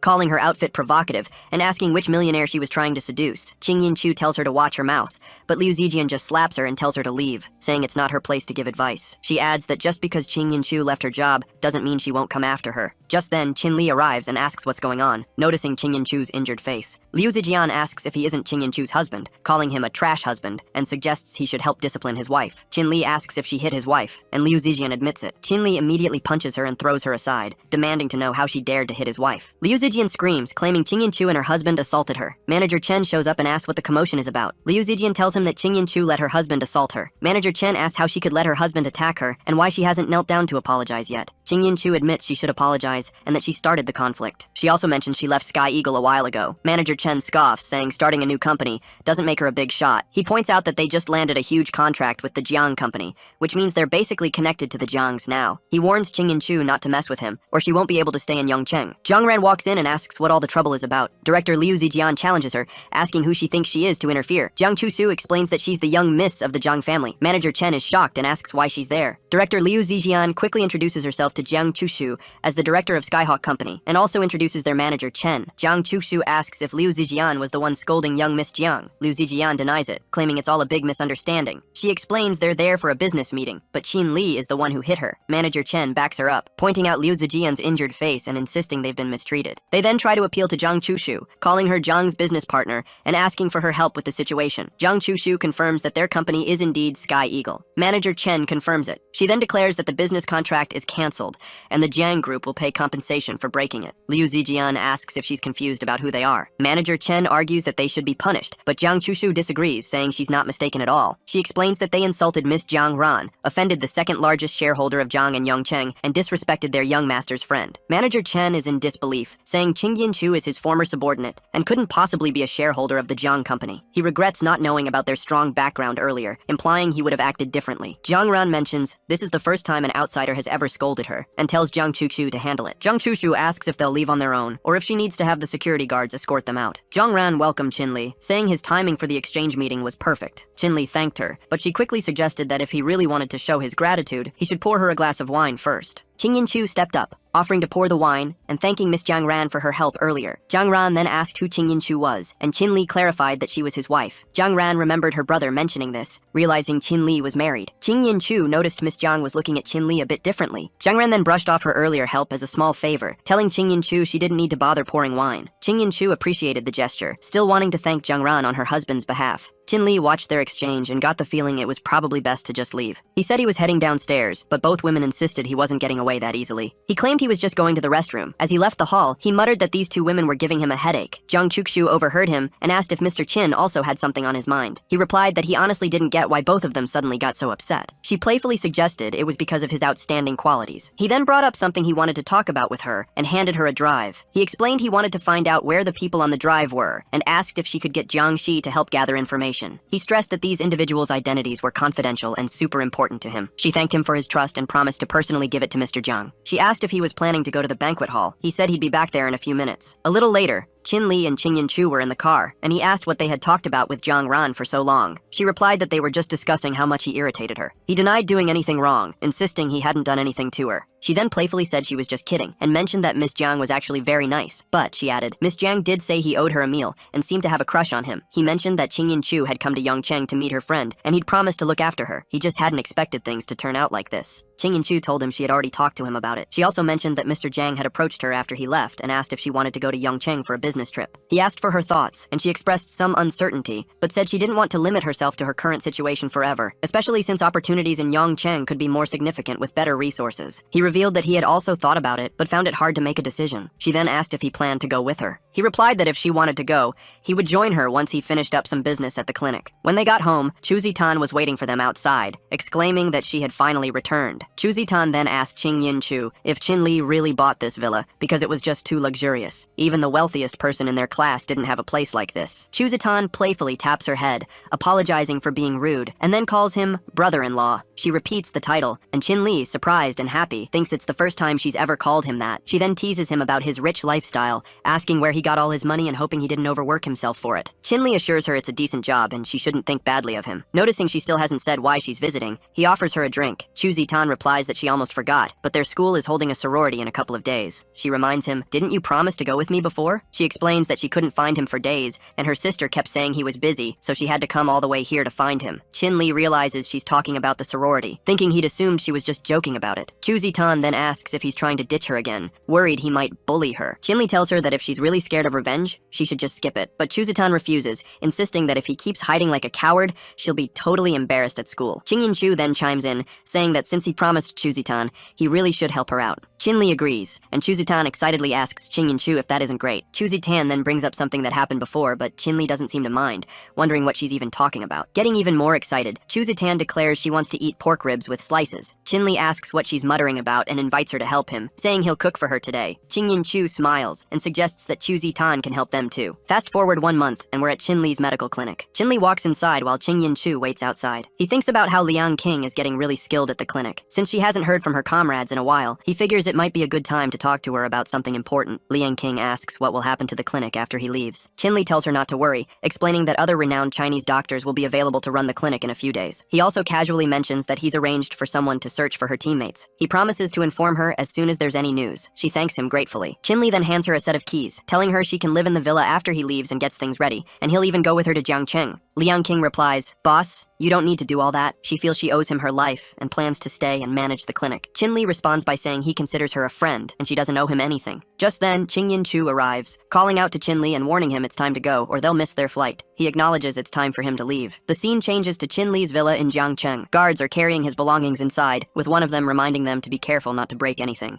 Jiang Chu remarks that he's finally arrived, and Qin Li mentions it's been a long time. Qing Yin Chu thanks Jiang Zhen for handling everything for them in Jiangcheng and helping them get settled. Jiang Zhen replies, "Sister-in-law, you're welcome." Jiang Zhen explains that Qin Li is his brother, so it's just a small favor he should do. He adds that Qing Yin Chu is also a partner of the Jiang group, so she really shouldn't worry about it. Qin Li responds, saying he'll be relying on Jiang Zhen's care in Jiangcheng. He just laughed it off, telling Qin Li there was no need to be so formal since they were brothers. Oh, and by the way, he had an appointment with a colleague today and wanted to introduce Qin Li to him. Qin Li then mentioned he needed to leave, and she replied that she'd take care of things at home. She told him to feel free to go if he had something important to do. A little while later, Qin Li and Jiang Zhen arrived at Ming Palace. Jiang Zhen explained that this guy wasn't just a super-educated doctor, but also pretty famous in Jiangcheng. He'd even set up a big medical clinic called Xingfeng Tang back in his hometown. Jiang Zhen figured Qin Li might be into Chinese medicine, since he was planning to open his own clinic in Jiangcheng, so he offered to introduce them. Qin Li asked about it, but Jiang Zhen then spilled the tea. This guy had been trying to win over his sister, but she'd turned him down because of Qin Li. Qin Li was surprised and asked if it was really because of him. Jiang Zhen confirmed it, saying his sister considered Qin Li her idol, and anyone who wanted her affection needed to be on his level. With that, he opened the door and announced they'd arrived. Zhang Ran greeted him warmly, saying it had been a long time. He replied that it certainly had. Dr. Xiao Wenbo then asked if he was the legendary Dr. Qin Li that Ms. Zhang Ran admired so much. Qin Li simply greeted him back and confirmed he was Qin Li. Dr. Xiao Wenbo scoffed, saying he'd expected some amazing person, but Qin Li was just a guy from the countryside. Qin Li wondered what on earth Jiang Ran had told him, noticing how angry Dr. Xiao Wenbo seemed. Dr. Xiao Wenbo then told Jiang Ran that someone like Qin Li wasn't even worthy of being his rival. Qin Li was really confused, thinking, what did Jiang Ran even say about me? This guy has such a strong bias. Dr. Xiao Wenbo proudly declared that he had a bachelor's degree in medicine from Arrowbridge University in the US,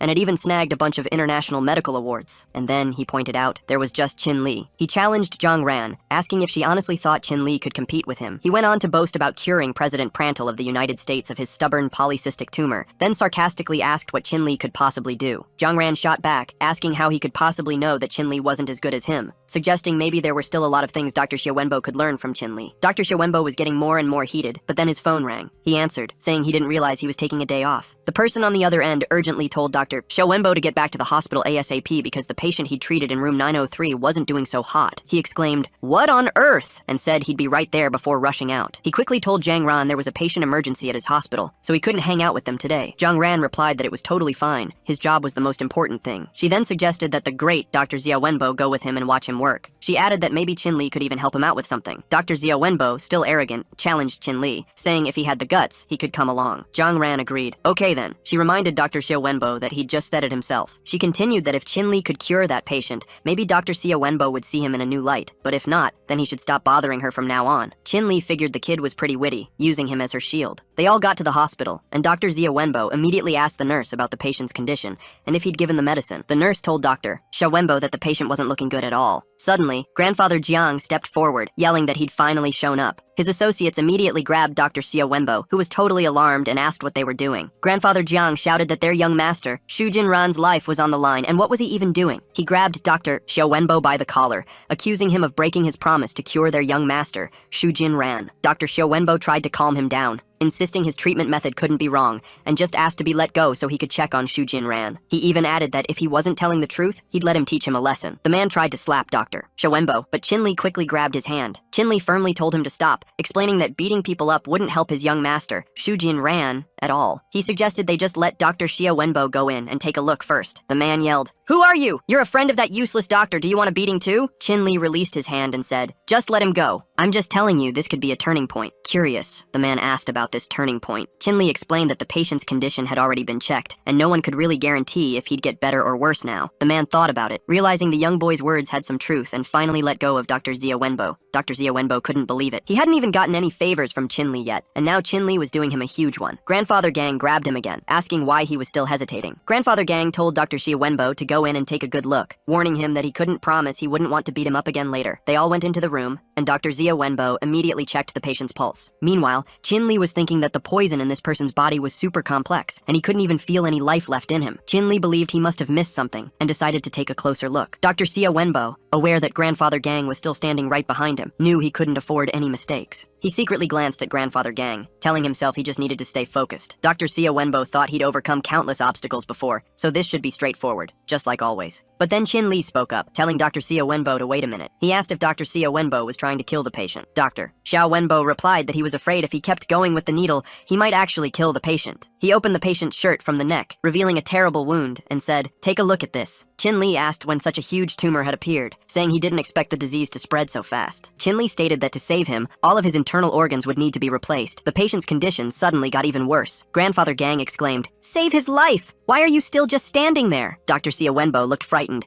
and said he was afraid it was too late. Chin Li then instructed him to come over and help, saying they needed to fix the patient's limbs. Grandfather Gang asked what they were trying to do, reminding them that this was their family's young master. Dr. Xia Wenbo tried to argue, saying he couldn't do anything and asking if Chin Li didn't see whose place this was. Chin Li just told him to shut up and watch as he used his needle technique healing the wound. He reassured the patient, saying everything was okay now. He'd wake up soon, and after a quick checkup, there shouldn't be any more issues. Dr. Xia Wenbo checked the heart rate monitor and noticed the patient's heartbeat was back to normal. The patient woke up, and Grandfather Gang immediately started crying, exclaiming that young Master Zhu Jinran was finally awake, and he thought he was going to die. The patient asked Grandfather Gang where they were. Grandfather Gang replied they were at Jiang City's city hospital, pointing to Chin Li and explaining that he was Dr. Chin Li, who had just saved his life. The patient then asked Chin Li why he was there. Chin Li was surprised and asked what he meant, wondering if he didn't know who he was. The young master apologized, saying he was really sorry, as he'd thought Chin Li was a friend of his from Beijing. Chin Li wondered if it was Beijing again, thinking it might just be a coincidence. Grandfather Gang asked if the young master was out of danger. Chin Li replied there were no major problems left,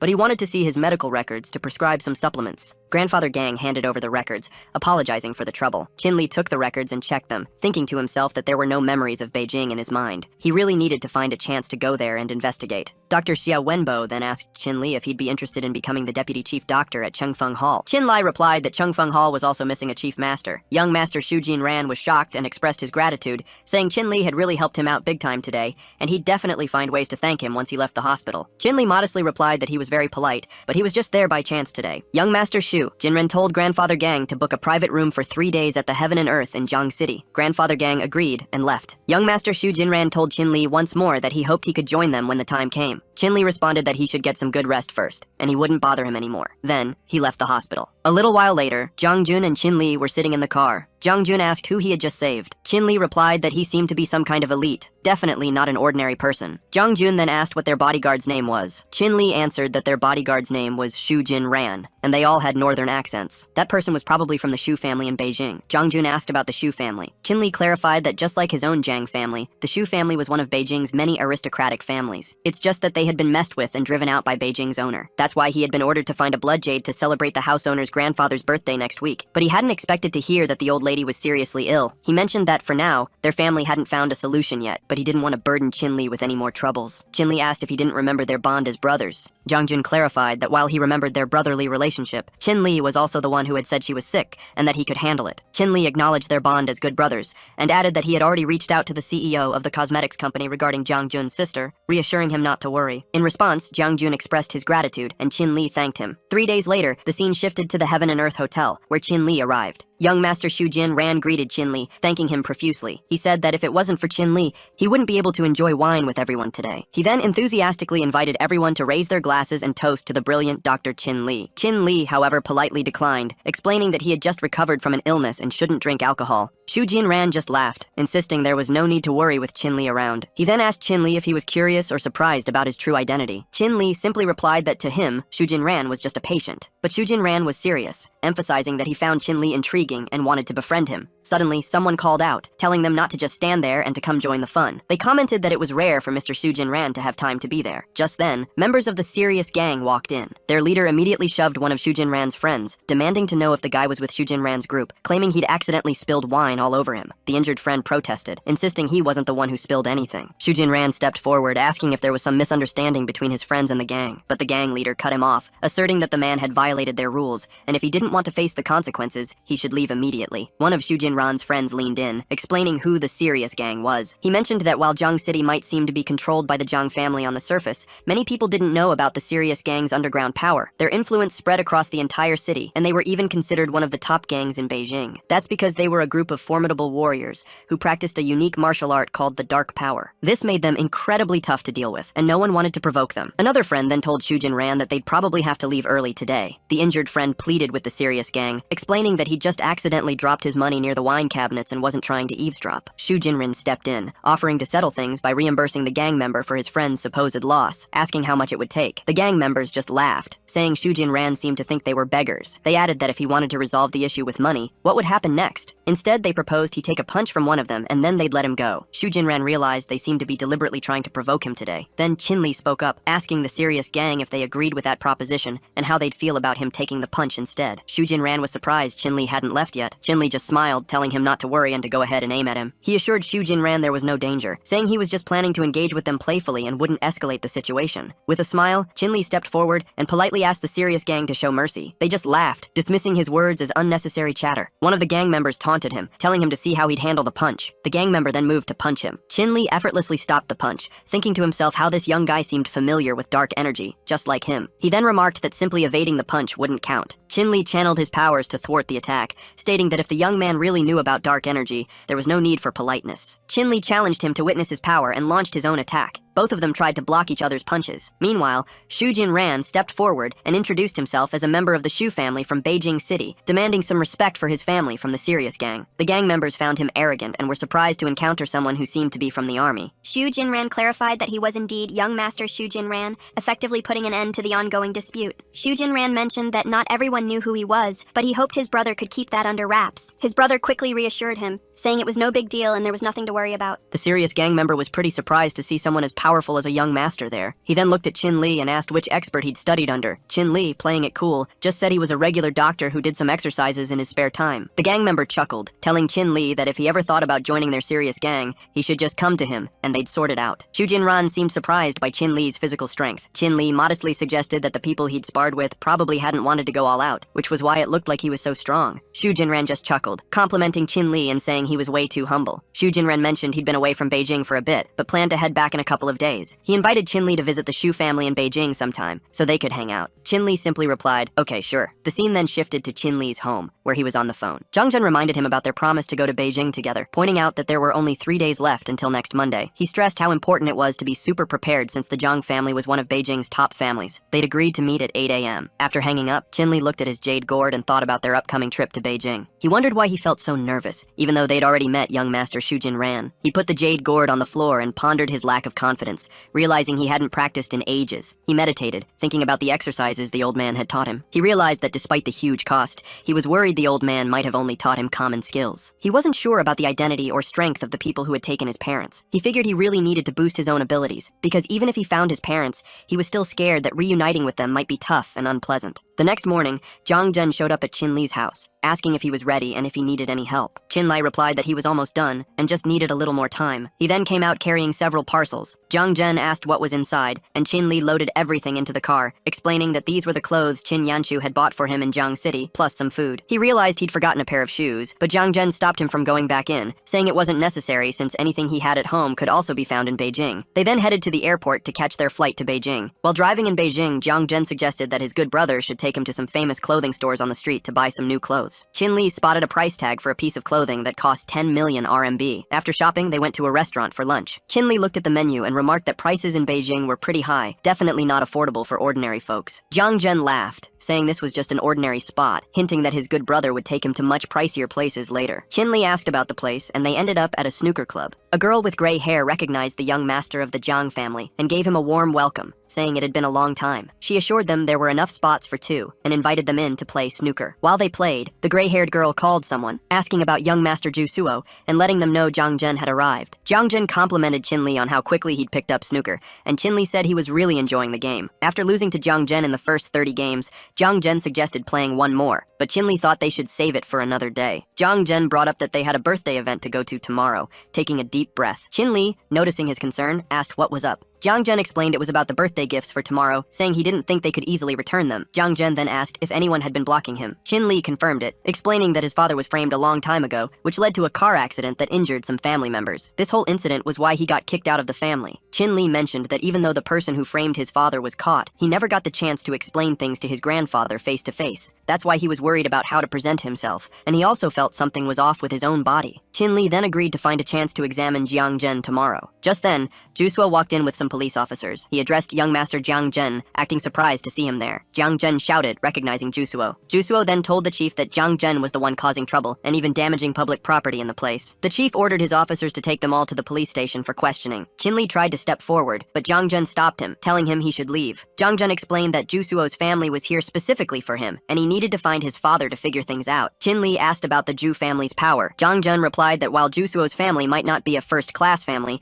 they had a lot of influence in Beijing. Qin Li's question about the Ju family seemed to surprise Jiang Jun. Jiang Jun confirmed he was indeed talking about Jusuo's family in Beijing, but then emphasized that even though that particular Ju family was powerful, they were actually overshadowed by the Ju family. Qin Li wondered why Jiang Jun suddenly brought this up. Jiang Jun reminded Qin Li about a past incident where he saved someone from the Ju family in Jiang City. Jiang Jun then pulled out his phone and dialed Ju Jinran's number. Jusuo found this hilarious, commenting that Qin Li, being an outsider who just arrived in Beijing, shouldn't be trying to get help from others. The chief and Jusuo shared a laugh, with Jusuo expressing his surprise at Jiang Jun's apparent cowardice. Jusuo asserted that no matter what Jiang Jun did, he wouldn't be escaping today. He boasted that in Beijing there was nothing to fear. Even if someone from the main Ju family were to show up, they would still have to show him respect to some extent. Just then, Ju Jinran arrived at the scene asking what was going on. Jusuo was completely shocked, thinking to himself, why is this young master here? Ju Jinran, known as the Little Leopard, had a reputation that kept everyone from daring to offend him. Jusuo couldn't figure out why he had suddenly shown up. Ju Jinran then questioned if Jusuo was implying that his Ju family was afraid of him. Jusuo quickly knelt down, explaining he didn't mean it like that at all. He emphasized that his Ju family genuinely respected and feared the other Ju family. Ju Jinran kicked him, accusing him of enjoying deceiving others. Ju Jinran added that he didn't care what Jusuo said behind his back, but trying to trap his savior was completely out of line. The chief got scared, realizing that helping Jusuo's family was like betraying the main Ju family. He felt trapped and tried to make a run for it. However, Ju Jinran called out to Chief Zhao, who quickly responded and addressed Ju Jinran respectfully. Ju Jinran asked if he intended to take him back to the police station as well. Chief Zhao got frightened, asking if Ju Jinran was joking. Jusuo quickly insisted he was just confused for a moment, claiming Ju Jinran had actually threatened him instead. Then, pointing at Jiang Jun, he angrily called Chief Zhao a traitor. Ju Jinran wasn't having it. He kicked Jusuo again, warning him to cut it out and just leave. Everyone quickly scattered. Sitting there, Jiang Jun wondered if this was the brother Qin Li's mother had talked about, meaning they were now brothers. He asked Qin Li when he got to Beijing and why he didn't say anything. Qin Li explained he'd just arrived and thanked Jiang Jun for his help. Jiang Jun said it was no problem and asked why Qin Li was in Beijing. Qin Li told him he came to join Master Jiang Jun at the Jiang family's elderly lady's birthday party and to give her a medical checkup. Ju Jinran chimed in, saying that according to the Ju family's info, the grandfather might not be the only one feeling under the weather. A little later, at the Shangjing Jiang family home, Jiang Lim asked Jiang Jun if he brought their gifts. Jiang Jun reassured him, saying he had them right here. Jiang Jun told Qin Li they should head inside and see what was up. Qin Li agreed. Meanwhile, Jiang Jiayang, the Jiang family's eldest son, was warmly greeting a guest, saying it was a huge honor to have him there. Jiang Jiayang acknowledged the guest's expensive gift and invited him in. But then he spotted Jiang Jun about to put his own gift on the counter and called out, asking what he thought he was doing. Jiang Jiayang made it clear he wasn't happy, saying that even the annual birthday gifts he gave weren't good enough for the old master. He then lectured Jiang Jun, telling him not to imagine he could just bring some cheap gifts for the old master. He ordered Jiang Jun to take his crummy presents and leave, warning him not to make a fool of himself there. A man in a brown jacket watched the scene unfold, commenting that this might be the family branch that had been estranged from the Jiang family over 10 years ago. Still, he admitted that at least Jiang Jun was a Jiang family member, which gave him the right to be at the birthday banquet. Qin Li, holding Jiang Zheng's gift box, suggested they first see what Jiang Zheng was planning to give. Jiang Jiayang scoffed, saying there was probably nothing worth seeing. He then questioned if the family's master even needed Jiang Zheng's gift. But then, surprise spread through the crowd as they opened Jiang Zheng's gift box and found a beautiful piece of jade inside. Someone immediately recognized it as a 7-colored blood jade. Another person remarked they never expected to see such a rare item here, suggesting the Jiang family must have put a lot of money into it. Someone else even offered to buy the blood jade if the Jiangs didn't want it. Jiang Jiayang was completely stunned, realizing this might be the legendary item said to grant longevity. He quickly tried to smooth things over, telling everyone he was just kidding around with Jiang Zheng. He stressed that the blood jade was a token of Jiang Zheng's appreciation, and they would happily accept it. Jiang Zheng then asked if they could go inside. Jiang Jiayang quickly replied that they should leave the blood jade there, and then they could enter. A little later, inside the party, Jiang Zheng muttered that the Shangjing Jiang family wasn't trustworthy. Jiang Lim quickly gave him a gentle nudge, telling him to keep his voice down in case anyone heard. Jiang Zheng told Qin Li to find a seat first, as he and Jiang Lim planned to go greet the family head. Qin Li agreed, saying he'd wait for him over there. After a bit, Qin Li watched everyone at the party, thinking about the Jiang family's complicated standing in Shangjing. Qin Li noticed how influential each Jiang family member was, basically running the country's military, politics, and business. He worried about what challenges Jiang Zheng and his family might face coming back. Suddenly, Zhu Jingren spotted him and waved, saying he'd been looking for Qin Li for ages. Qin Li was surprised to see him and asked what he was doing there. Zhu Jingren explained that his family worked with the Jiangs on some projects, so they sent him and his older brother to the old master's birthday party. Qin Li was happy to see him and agreed to go meet his brother and sister. A little later, Zhu Jingren introduced Qin Li to his sister, Zhu Xiuyu, and his older brother Zhu Qiang. Zhu Xiuyu asked if he was the doctor who saved her brother. Qin Li confirmed it and greeted her. Zhu Qiang noticed Qin Li staring and asked if he had something on his face. Qin Li apologized for staring, saying it was just a professional habit. Zhu Qiang jokingly asked if Dr. Qin thought he had the same illness. Qin Li said if his guess was right, Zhu Qiang had just come back from a mission. Zhu Qiang admitted Qin Li was right and told him to go on. Qin Li explained that even though Zhu Qiang looked super energetic, years of accumulated injuries had caused serious internal damage, leading to a chronic illness. Because of this, he really shouldn't go on any more dangerous missions in his current condition. Zhu Jingren asked if he was sick. Qin Li replied that if he waited any longer, it would probably become a lifelong illness. Zhu Qiang scoffed, saying he thought Qin Li was just a boastful liar. Qin Li just said that since Zhu Qiang didn't believe him, he wouldn't say anything else. Zhu Jingren mentioned he'd seen Dr. Qin's skills firsthand and wondered why Zhu Qiang wouldn't let him examine him. But Zhu Qiang got annoyed and told Zhu Jingren to shut up and mind his own business, saying it wasn't his place to tell him what to do. Zhu Qiang secretly thought that other families were watching his family, so he couldn't admit to any health problems right now. Qin Li said he'd already met Zhu Jingren's brother and sister, so he was going to leave. He started to walk away, but Zhu Jingren called him back. Qin Li asked what was up and if he needed anything. Zhu Jingren explained that his brother just had a bad temper and acted like that with everyone, so Qin Li shouldn't take it personally. He reassured Qin Li, saying it was fine and Zhu Qiang probably had some kind of problem. Zhu Jingren thanked him for understanding and said he had some stuff to do today, suggesting they meet up another time. Qin Li privately wondered if Zhu Qiang really was hiding something, and that's why he didn't want treatment. A little later, Qin Li walked around, thinking Zhu Qiang had been inside for a while, so there shouldn't be anything to worry about. But then he noticed a dark energy around him, and wondered what this place was, and why it had such a strong, evil vibe. He had no idea a malevolent force was hidden deep inside the Zhu family mansion. He figured it might be related to something like black fury, evil feng shui door pillars, or acacia wood. Peeking into a room, he found Master Zhang lying on a bed, surrounded by an evil aura. Realizing it was an evil spirit formation, he used his magical needle to start getting rid of the bad energy. As he worked, he couldn't help but notice that this evil formation's aura looked a lot like the one at Zhang Ran's hotel. Qin Li wondered why these things kept popping up. He remembered his old master's teachings, how everything followed a certain pattern. Luckily, his master had taught him all sorts of ways to break formations. As soon as he sensed an evil entity, Qin Li attacked it right away and successfully got rid of it. Qin Li recognized the skill of the person who set up the formation, but he was pretty good with formations himself from all his practice. He wondered how Master Zhang got caught in such a powerful evil formation. Checking Master Zhang's pulse, he realized it was lucky he found him when he did. Using his special needle, he placed it on Master Zhang's forehead, getting rid of the bad energy from his body. Master Zhang woke up and asked who was there. Qin Li told him he was awake and that he was just one of the doctors at the birthday party. Master Zhang understood, surprised he almost died at his own party. Qin Li asked if he was Master Zhang and reminded him it was his birthday banquet today. Master Zhang admitted he felt old and confused, never expecting to end up like this because of people he trusted. Qin Li asked what he meant by that. Master Zhang explained that if it wasn't for his son, he wouldn't be in this mess. Qin Li got it and mentioned that Mr. Zhang Lim and his family had also trusted him with his treatment. He added that they hadn't held a grudge and had even looked for a way to cure him, hoping to come back to the Zhang family. Qin Li agreed, realizing he couldn't hide anything from him. Master Jiang said he wanted to bring back Lim and Xiao Junyi's families, but he knew his own health might not let him. He thought the evil spirits had caused nerve damage in his legs, and he was thinking about using the third layer of Fuyanin needles. Qin suggested that if he just wanted to get his basic consciousness back, that should be doable. Master Jiang asked if Qin meant he could fully recover. Qin clarified that he didn't mean just basic recovery. Master Jiang admitted he initially thought the same, but it was just wishful thinking since many famous doctors couldn't help him. Qin confirmed he meant a complete recovery to normal health and suggested a bet. Qin took out his special needles and said if he could fully cure him, Master Jiang should bring the Jiang family back. But if he failed, Master Jiang could decide what he wanted him to do. Master Jiang found this interesting and agreed to the bet, adding that to bring back the Lim family, they'd still need to hold an event. A little while later, everyone was seated in the Jiang family's private committee meeting. Jiang Chengzi wondered why the old patriarch suddenly looked so refreshed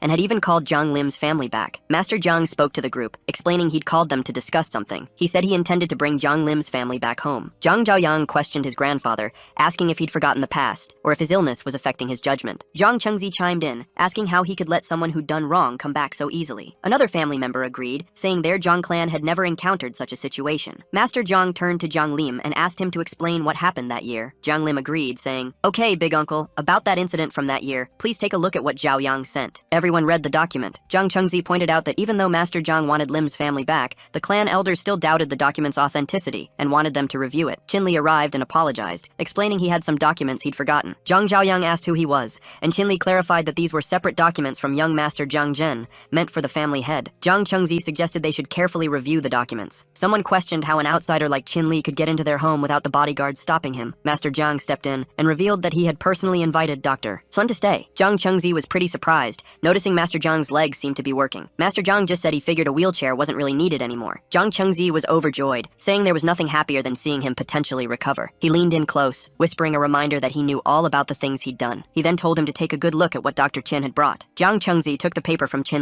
and quickly realized that Master Jiang, that old hawk, had just been pretending not to know anything. Master Jiang then asked what everyone thought after looking over Lim's documents. Jiang Chengzi suspected Master Jiang's intentions weren't as innocent as they appeared. He hinted that Lim's family could possibly return, but it wouldn't be without some strings attached. A guy in a red shirt pointed out that nobody had managed to become a martial artist in decades. Another bald man chimed in, saying that if the Jiang family could produce a martial artist, they might just reach first-class family status. A brown-haired lady admitted Lim's family had faced injustice, but stressed they still had responsibilities to bear. Someone in a blue coat agreed, suggesting that if they could use a martial artist to get their status back, no one would dare stand against them. Master Jiang explained that becoming a junior martial artist was a huge deal for anyone. You needed natural talent and a decade of constant training. He then turned to Jiang Lim, asking what level of martial arts Little Jun had reached lately. Jiang Lim replied that even though Little Jun was young and strong, it would still take him about 10 more years to become a martial artist. Just then, Jiang Jun showed up, asking Jiang Lim why they were putting up with all this difficulty when it was obvious they were being deliberately mistreated. Jiang Chengzhi cut in, suggesting it was because Little Jun seemed to be giving up on the idea of bringing his family back. Jiang Lim admitted it felt impossible to ever return to Beijing in this lifetime. A bit later, Qin Li, Jiang Jun, and Jiang Lim were sitting down, enjoying some tea. Jiang Jun expressed his surprise at being handed the seemingly impossible task of finding a martial artist. Jiang Jun wondered if there was any other way besides finding a martial artist. Qin Li thought about the whole martial artist thing,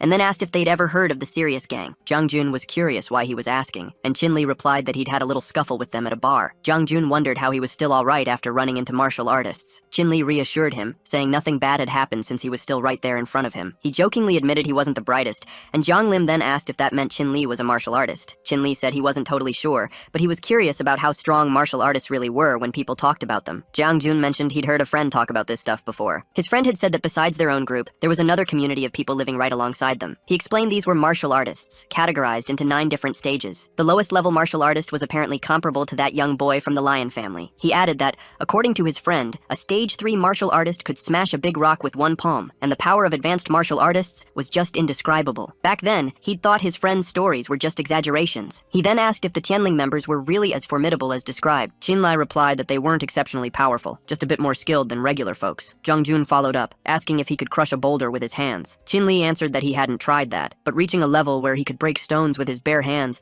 wasn't totally impossible. Jiang Lim then asked about any methods Qin Li might have to help them. Qin Li suggested that if they were interested in trying this, he had something that might be worth a shot. The scene then shifted to later that night. Jiang Jun was getting ready for bed when he noticed a strange smell. He wondered where it was coming from, noting it was already midnight, and who would be in the kitchen at this hour. Meanwhile, Qin Li was in the kitchen, busy preparing something. He commented on its quality, saying it matched the color and aroma of what the old man used to make for him. Jiang Jun enters the kitchen and questions what Qin Lin is doing there. Qin Lin hands him a bowl pill and says, "Look, Jiangjun is totally confused, asking what on earth this stuff is." He adds, "Don't tell me you pulled this out of your body." Qinlin dismisses the idea, saying it's not possible. Jiangjun sniffs the air and comments on the pleasant smell, asking about the source. Qin explains that he wants to become a martial artist, and back when he was training, his master used to make these cleansing pills for him to take. Jiangjun eats and comments on how delicious the cleansing pills taste. Qin then asks if he only took 2 pills. Jiangjun replies, wondering what the big deal is, confirming he did eat 2 pills. He adds that he's pretty strong, so there's no need to be stingy. Qin clarifies that he meant Jiangjun ate too many at once and should have had them with some medicinal food. The next morning, Zhang shows up and thinks it's weird that Jiangjun isn't around, especially since it's still early. He asks Qin if he knows where Jiangjun might be at the moment. Qin replies that Jiangjun is probably still busy with his martial arts practice. A bit later, Jiangjun comments that he didn't expect those concoctions to be so strong, almost making him super uncomfortable last night. Qin defends himself, saying it's not his fault. He had to ingest it last night too. Meanwhile, Zhang, who stands outside the door, overhears their conversation. Jiangjun tells Qin to keep going, since he's still feeling uncomfortable. Zhang opens the door and enters. Qin proceeds to give Jiangjun a massage. Jiangjun asks what he's doing, and Qin explains he's clearing his meridians. Jiangjun says it's okay, and tells the others to go ahead and leave the room. Qin mentions they're almost done, adding that while it's harder to use external force to put out the fire, Jiangjun's body has been completely refined. Jiangjun asks if this means he's about to succeed. Qin clarifies that it's not that simple. The Zisui pill only helps change his body, and his actual talent will show during the training that follows. Jiangjun urges him not to wait any longer and to go down for practice. Just then, Qin phone rang. He answers, saying, "Okay, thanks, Zhu Jingran." Jiangjun asks if it's from the Zhu family, and if it has anything to do with him. Qin replies that Zhu Jingran mentioned a military banquet this afternoon and invited him to come along. Jiangjun is surprised, asking if the Zhu family actually invited him to their military banquet. Qin confirms it and asks what's going on. Jiangjun explains that it was part of the competition between the prominent families in Beijing. Qin then asks about the ring match. Jiangjun asks if Qin knows why Zhu Sui is scared of young Master Zhu. Qin asks if it's not because of the Zhu family itself. Jiangjun responds that no, the Zhu family is just a front. Zhu Sui is actually terrified of Zhu Qing. Not only did Zhu Qing become a commander super young, but he's also a warrior who snagged 4 military banquet championships in a row. Jiangjun figures if he attends the military banquet, he might get to rub shoulders with these high-ranking warriors. Qin agrees, admitting he had no idea things were like that. Meanwhile, Zhu Qiang is in the middle of a fight, tossing his opponent aside. Zhu Jingran and Zhu Xiu quickly rush over to help him. Zhu Xiu asks if he's alright. A girl with brown hair wonders what happened to Zhu Qiang. Someone else points out that he got beaten in just a few rounds, making them think Zhu Qiang might not be as strong as everyone believed. They're level 4 martial artists themselves, and can't figure out why there's such a huge gap in skill, even questioning if Commander Zhu's position is really secure. Just then, Qin shows up and sees Zhu Jingran and Zhu Xiu helping Zhu Qiang. Zhu Jingran tells Zhu Qiang to hang in there because the military doctor will be there any minute. Qin asks what went down. Zhu Jingran explains that his older brother just competed in martial arts and got hurt by accident. He asks if Qin could take a look at him. Zhu Qiang replies that it's not needed, saying minor injuries like this are no big deal. Zhu Jingran insists, saying this is a perfect chance for Brother Qin to show off his medical skills, especially since he's seen how amazing Qin abilities are. Zhu Xiu agrees, adding that Dr. Qin once even saved her younger brother's life. After a moment, Qin spots a big red wound on Zhu Qiang's chest and tells them it's an old, persistent injury. Qin explains that it should have been treated with meditation, but now the whole meridian is damaged. Zhu Jingran asks if Qin means his older brother was fighting while already having this injury. Zhu Qiang tells them to keep it down, explaining he has old injuries and there's no need to talk about it. Zhu Jingran is surprised, given how capable Zhu Qiang usually is. Qin hands Zhu Qiang a pill, mentioning he's got some marrow pills ready that could really help Zhu Qiang's injury, so he should try it. Zhu Qiang is shocked that Qin has such a pill, and Zhu Jingran asks about the Zishui pill. Zhu Qiang says he heard the Zishui pill can boost vitality and quickly fix meridians, making it the best pill in the martial arts world. When he got back to Beijing, he tried to find this medicine but couldn't. He's amazed that Dr. Qin could even refine the marrow pill, calling him a genius. Qin humbly replies, telling him not to take the medicine directly. Instead, he'll give him a prescription later. Zhu Qiang agrees and thanks Dr. Qin Li. Qin Li asks how long the Zhu family expects him to wait for Qin Muse. Qin Muse is on stage, announcing that if someone challenges him, he'll keep fighting, but if no one steps up, he'll take it as a surrender. He then asks if the Zhu family isn't even going to send a decent warrior. Zhu Qiang looks at Qin Muse and says he's being way too deceptive. Zhu Xiu declares she'll fight him. Qin Muse comments on her small size, suggesting her bones couldn't handle even one of his cannonballs. He taunts her,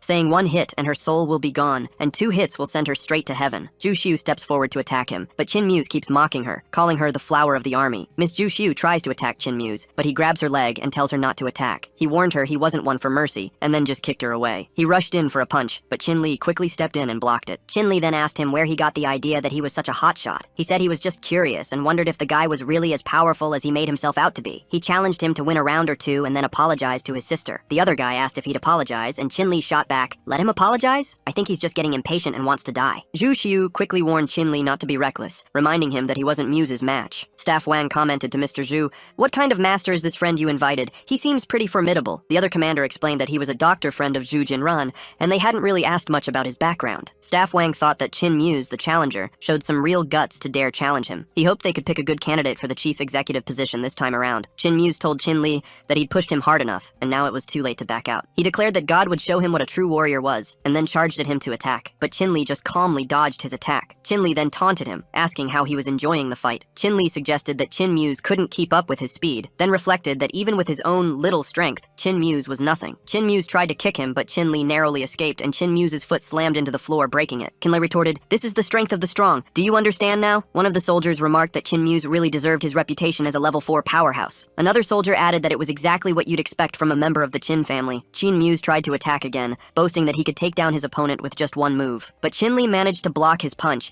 and then retaliated with his other hand, punching Qin Muse right out of the ring. This totally unexpected turn of events left everyone completely shocked. Staff Wang thought this young man's performance was pretty interesting. Shu Kang wondered who this Qin Li was, since his little brother had never mentioned him before. He figured Qin Li must have learned from some kind of expert. Qin Li downplayed the praise, saying they were giving him too much credit. He said he was just an individual, not connected to any school or organization. General Staff Wang of the Beijing military expressed his surprise, saying he didn't know Qin Li had any interest in the military. He walked over to them and Shu Kang and his siblings saluted him. Qin Li responded politely. Staff Wang asked why, saying if Qin Li's brother wasn't going to give him power, then he was interested. Qin Li asked about the position, and Staff Wang confirmed there was still a vacancy in his leadership team. He wondered if Qin Li might be interested. Qin Li asked who the person was. Shu Kang revealed that he was the chief of staff of the Yangtze General Military Region. Qin Li greeted him and thanked him for his kindness, but mentioned he just wanted to stay an ordinary doctor. Sergeant Wang pointed out that opportunities like that don't come around for everyone and encouraged Qin Li to think about it carefully. He further explains that since Qin Li, an outsider, publicly helped the Shu family defeat Qin Mu, things could get tricky for him if the Qin family ever found out. Qin Li was puzzled and asked what he meant by that. Sergeant Wang went on to explain that the military banquet was actually a chance for the Yangtze army to scout for talented individuals. Since Qin Li managed to defeat Qin Mu, he was now eligible to join the army and even become a commander. He'd even be renamed Shu Kang, effectively making him a part of the Shu family. Qin Li hesitated, saying he was just an ordinary guy who valued his freedom. He wasn't sure about taking on such a big role, but Sergeant Wang quickly reassured him, explaining that he'd already made all the arrangements. It wasn't really convenient for Qin Li to stay in Zhongcheng, and there weren't any plans to assign him a job there anyway. Qin Li thought to himself that it seemed like this person had already planned everything out. Sergeant Wang then asked if he was unwilling to serve in the military during the summer, or if he just thought the position was too low. Qin Li considered the idea of serving the country as a responsibility, thinking that if he didn't overthink it, he could just attend the meeting. But if he decided against it, he could always come back to it later. Just then, Shu Shuani walked over and handed Qin Li a badge, congratulating him. Sergeant Wang commented that their task was done and he expected they'd meet again soon. Qin Li wondered what Sergeant Wang meant by seeing him again. Xu Jingran then chimed in, saying he'd been there a long time and Qin Li was quite talented. He asked if he could take a look at something. Qin Li thought about the martial arts he'd practiced in the past, and if it connected to the destiny Xu Jingran had mentioned earlier. He handed it over to Xu Jingran and pondered how much he resembled Master Qin, who had been brought up before. Xu Jingran then told him that they would become family in the future, and Qin Li could choose to stay in Jingde. Xu Jingran asked Qin Li for his thoughts on the matter. Qin Li replied that it wasn't a big deal, he just didn't have a good opinion of Qin Ju, the former leader of the Qin Jin family. He didn't think Qin Ju was a good teacher, and asked Xu Jingran if he was familiar with him. Xu Jingran responded that he didn't really know him, but he had met him once in the past when he was still a family member. He'd sought Qin Ju's help to treat his deceased brother's illness. Qin Li then apologized for his earlier remarks. Xu Jingran reassured Qin Li that it was fine and the past was in the past. Qin Li then asked if Xu Jingran had any current information about Qin Ju. Xu Jingran remarked that judging by Qin Ju's clothes and how he carried himself, he didn't seem like an ordinary person at all. He looked more like a warrior. However, Xu Jingran admitted he hadn't heard any news about him for quite some time. Shu Kang then suggested that if Qin Li wanted to find out more about Master Qin, the badge he was holding might come in handy. Qin Li was curious and asked what the badge actually meant. Shu Kang explained that the army badges came in 4 levels: iron, bronze, silver, and gold. Anyone with a silver badge or higher had the special privilege to enter and exit certain places in the martial arts world. Qin Li then asked for more details about this martial arts world and what specific places it included. Shu Kang explained that, for example, there was a warrior bar on Taiping Road in Shangjing. To get in and enjoy the perks, you had to meet certain martial arts level requirements and follow their rules. He mentioned he'd heard that advanced warriors sometimes gathered there to share knowledge, but he personally had never been there. Qin Li figures if he wants to find Master Qin, he'll need to hit up this martial arts bar for clues. A few nights later, a guard stops Qin Li, telling him he's in the wrong place and needs to leave. Qin Li just flashes his badge and asks if he can get in. The guard's jaw drops, blurting out that it's a commander-level military emblem. Qin Li asks if he's good to go, and the guard quickly says yes. As Qin Li walks past, the guard thinks to himself that he's worked there for ages, but this is the first time he's seen such a high-ranking emblem. Qin Li finally gets to the party entrance and steps inside. He sees Xiaoma casually lifting a dumbbell with just one finger. anger, totally wowing everyone around him. Some guy with a pimple shouts about how awesome Xiaoma is. Then, a man in a black shirt chimes in, saying that lifting a dumbbell like that is pretty much standard for a level 2 martial artist. Qin Li looks around and spots a photo of Qin Yu on a wall, thinking the person looks familiar. Just then, he sees someone else and calls out, asking if they remember him, reminding him he's from the Serious Gang. Qin Li offers the man a drink, saying it's great to meet him and introducing himself as a Serious Gang member. The man, who turns out to be Chao Lai, takes the drink, thanking Qin Li and mentioning it's his first time there,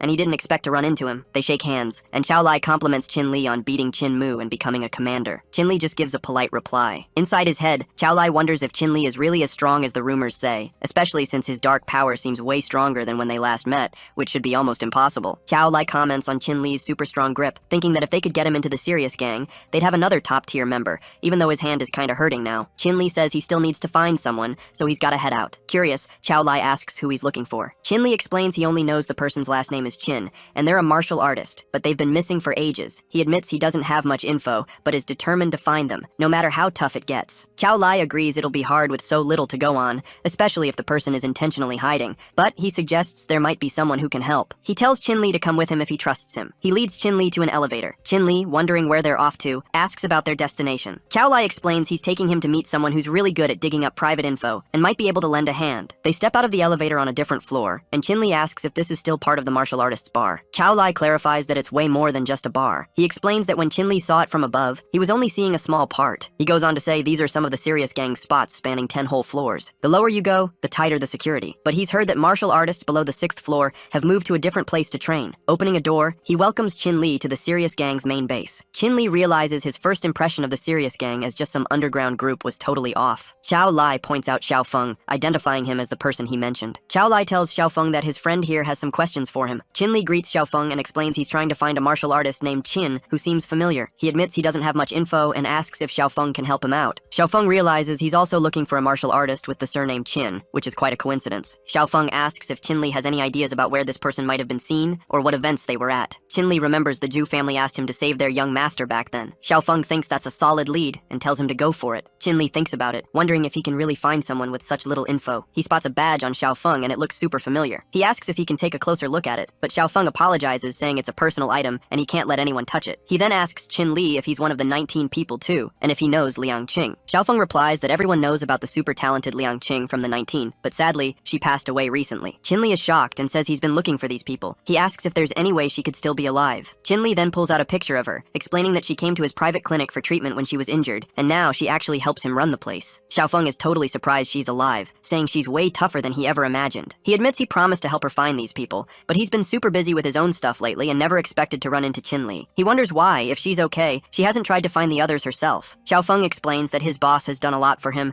and some things are just hard to talk about. Chao Lai jumps in, reassuring him that it's fine. He says Brother Qin is their friend, and he even saved his friend, so helping him out is totally the right move. Xiao Feng agrees, adding that getting any info on this stuff would take at least 2 more years, and there might not even be any of the 19 people left alive. He remembers how he almost died back then. Luckily, he found a super powerful boss, and now all he wants is to get info on the traitor and make things right. But because the group is so mysterious, their only real leads are the commander in charge and a 9th-ranked martial artist named Qin. Xiao Feng says he's actually looked into this person before. Qin Li asks what the deal is. Xiao Feng explains that the person he's after seems to have a super important identity, probably the same person Qin Li is looking for. He says all their info is locked down by a super secure system, making it tough to figure out fast. Qin Li asks what he means by a high-level security system. Xiao Feng reveals it's a secret security system used by the Yangtze military, practically impossible for outsiders to get into. Qin Li thinks about how mysterious this person is, with their military ties, and wonders who they really are, but at least now he has a lead for his investigation. Chao Lai agrees, knowing how hard it is to break into something like that. He points out that while it's tough, finding someone isn't impossible. He asks how the Serious Gang got their reputation if they couldn't handle jobs like this. Chao Lai then pulls up a screen, showing off the Serious Gang's internal intel network. Qin Li realizes the Serious Gang isn't just some regular gang, they're a serious underground organization with major fighting power. He says he's super eager to help and figures the terms are already sorted. Chao Lai, being upfront, told Qin Li there weren't any specific terms. He was just glad Qin Li was there and hoped he'd join their side. Qin Li agreed, though he privately thought that even if Chao Lai's motives were a bit hazy,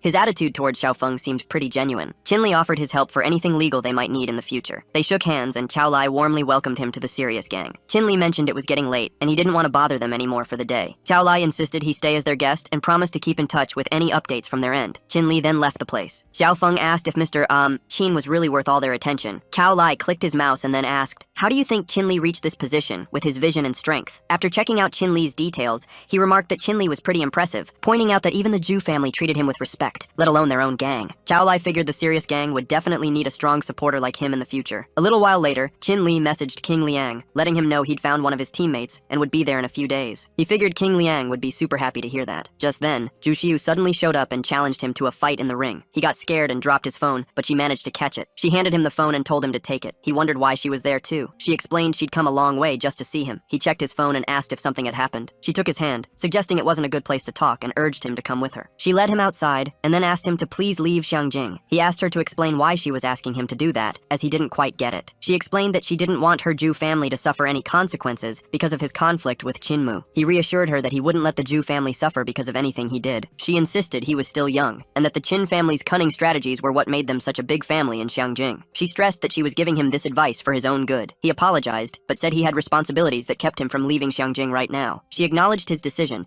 and added that she wouldn't say anything more about it. Then, she discreetly pulled out a magical needle and suggested they head back to the Zhu family. Zhu Jingran showed up, accompanied by Zhu Xiu, and was surprised Qin Li actually came since he couldn't get a hold of him on his phone. Qin Li was equally surprised to see two Zhu Xius. Zhu Jingran was totally bewildered by this, asking if there was another sister, or if there were actually two of them. Zhu Jingran then asked why there were two sisters standing there. He stepped closer to the fake Zhu Xiu and asked her why she came alone when she'd said she would wait for him. The real Zhu Xiu warned him not to go near the imposter, suspecting she was an advanced fighter skilled in disguise. The fake Zhu Xiu, however, claimed she was the real sister and that she'd come to meet Qin Li to talk about the previous military banquet, suggesting they discuss how challenging it was. Considering the skills of an advanced fighter who can assume anyone's identity in a matter of minutes, there might be no one in the world they couldn't impersonate. Qin Li thinks about this, remembering how even the intelligence networks of some serious gangs had talked about fighters who could perfectly disguise themselves. Since she managed to sneak into the Zhu family's military banquet, she's probably not just any ordinary warrior. So he holds back for now, unsure what her real intentions are. Zhu Jingran asks if she's really claiming to be his sister. She then pokes fun at him, mentioning he used to wet the bed until he was 7, which makes him totally embarrassed. He quickly asks why she's spilling all this in front of other people. She points out that the Zhu family's history is super detailed in their family records,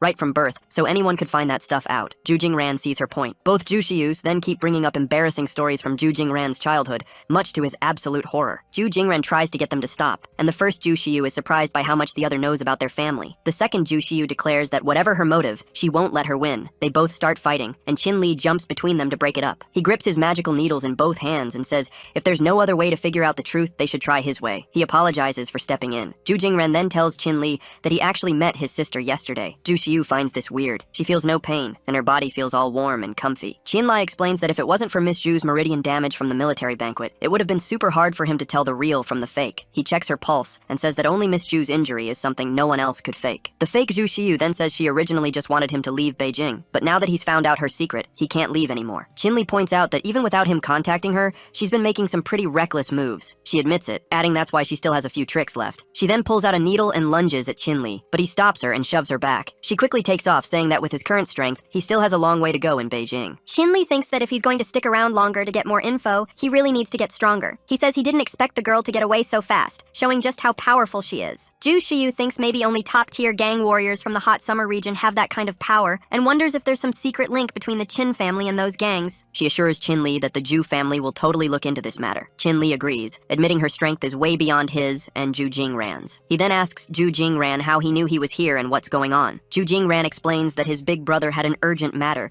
but they couldn't reach him, so they came looking for him here. Zhu Xiu walks over to their car and suggests it's getting late, so they should just head home and visit Big Brother's house first thing tomorrow morning. The fake Zhu Xiu, watching them leave from a tree, thinks about how she totally underestimated the young guy's sharp instincts. She realizes he not only used his own tricks to expose her, but he's also already a 7th level martial artist. Since he's set on staying in Beijing, she decides she'll help him out somehow. After a while, Zhu Chang asks Qin Li how his search for that person is going. Qin Li says he's got some solid info but still needs more time. Zhu Chang offers to help out whenever he needs it. Qin Li thanks him, but mentions he heard young Master Zhu is also looking for him. Zhu Chang confirms this and asks Qin Li if he's noticed anything different about his body. Qin Li wonders if he just stayed up too late, but Zhu Chang insists he come over for a closer look. Zhu Jingran watches them, thinking it's the first time he's seen his big brother act so chummy with anyone. Qin Li then wonders if Zhu Chang is talking about the Zisui pill's effects, maybe even an imminent breakthrough. He asks if Commander Zhu mentioned he was about to hit the 4th level, but Zhu Chang quickly clarifies he wasn't talking about the scar on his face. Qin Li asks if the scar isn't a good thing, and what's got Commander Zhu so worried. Zhu Chang explains that their trauma medicines hit the market, but their partners ended up recalling all of them. The problem is, a super effective new medicine just popped up in Shangjing and is basically taking over the whole market. Zhu Chang goes goes on to say he even bought some himself and tried it out, which is why his face looks the way it does. He explains he's a Chinese doctor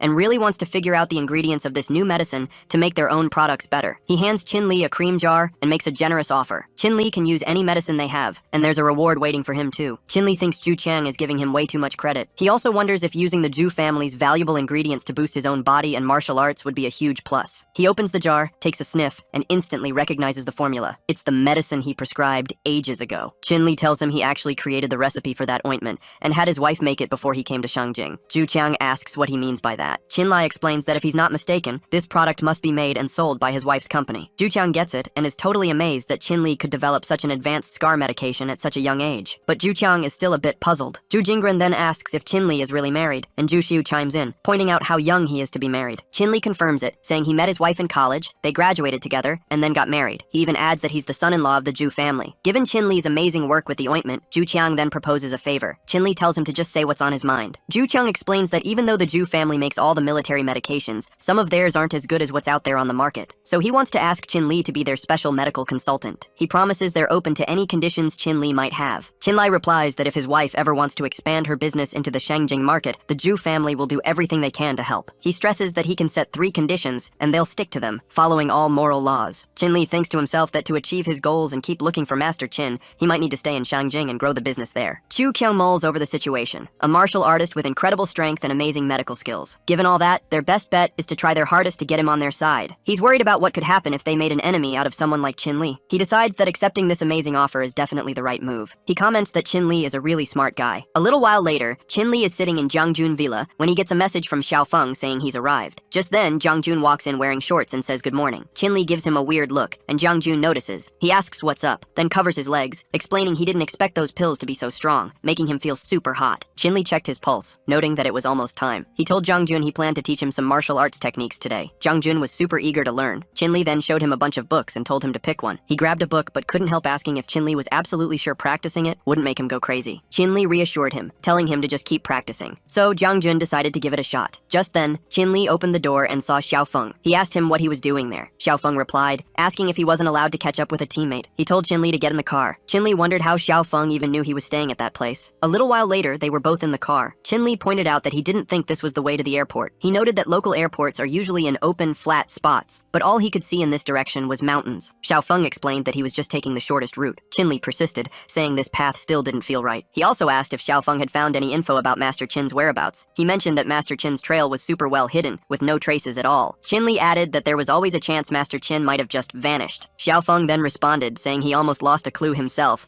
as he'd had a confrontation with a highly skilled and disguised martial artist just yesterday. Chin Li acknowledged that he'd also heard about this martial artist. He mentioned hearing that this artist disappeared ages ago and never expected to run into him. Chin Li reflected on the situation, realizing that from the sound of the voices in the car, it seemed he was with the man who had subdued him. He also speculated that this man had disguised himself as Xiao Feng. The fake Xiao Feng then asked Chin Li if he could grab his eye drops from the glove box. Chin Li opened it, and suddenly, smoke started pouring out of the glove box. The fake Xiao Feng covered his nose, but the smoke only affected Chin Li, making him fall unconscious. A little while later, the fake Xiao Feng removed his eye cover and placed Chin Li inside an old building. He thought to himself that Chin Li shouldn't blame him, as he'd eventually understand that all of this was for his own good. Chin Li eventually regained consciousness and immediately grabbed his face, pulling off his face mask. The fake Xiao Feng said he didn't think Chin Li would actually see through his disguise. Chin Li explained that when the imposter came to see him earlier, he noticed the aura in his body was super similar to the person who pretended to be Ms. Zhu before. Plus, the real Xiao Feng wouldn't be foolish enough to come see him without a disguise. The imposter admitted he was too careless, but still tried to attack Chin Li. Chin Li quickly realized the attacker was incredibly fast,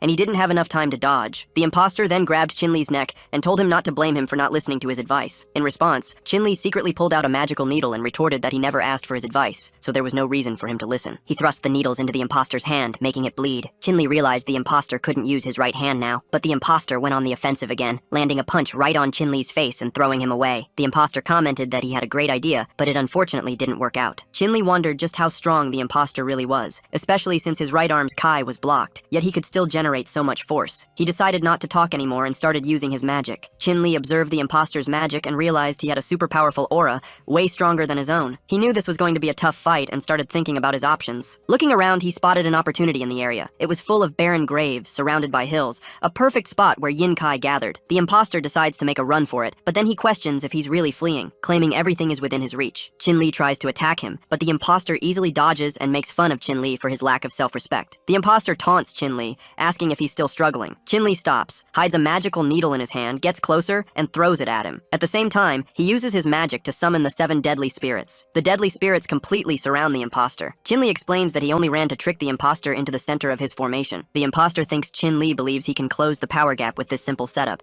and admits Chin Li is somewhat clever. Chin Li replies, saying it's lucky the imposter didn't notice his little trick, and that he only succeeded by chance. The imposter admits he underestimated Chin Li, but then adds that Chin Li also underestimated him, as he grabs one of the deadly spirits and destroys it. Meanwhile, the real Xiaofeng is tied up in a car trunk. He thinks it's been a while since the car stopped, so Mr. Qin probably didn't get into an accident. Xiaofeng needs to find a way to tell the boss as soon as possible. He moves his hand to get his phone from his pocket. Back at the fight, the fake Xiaofeng says he underestimated Chin Li, and then kills another deadly spirit. Chin Li is shocked by this and asks how it's even possible. The imposter moves in to attack Chin Li, thinking that to get better results, he needs to push this kid to his absolute fighting limit. The imposter avoids breaking or standing still, then throws Chin Li away with a punch. He hits Chin Li in the chest again, saying that today he'll show him what a real warrior looks like. The imposter notices Chin Li's chest is damaged, and figures he shouldn't be able to breathe easily. Chin Li breathes heavily, and asks why the imposter didn't just kill him earlier. The imposter replies that even after such a beating, Chin Li can still keep a clear head. He confesses that his goal is to destroy Chin Li's meridians and force him out of Shangjing. Chin Li thinks this person wants to drive him out of Shangjing and cripple him,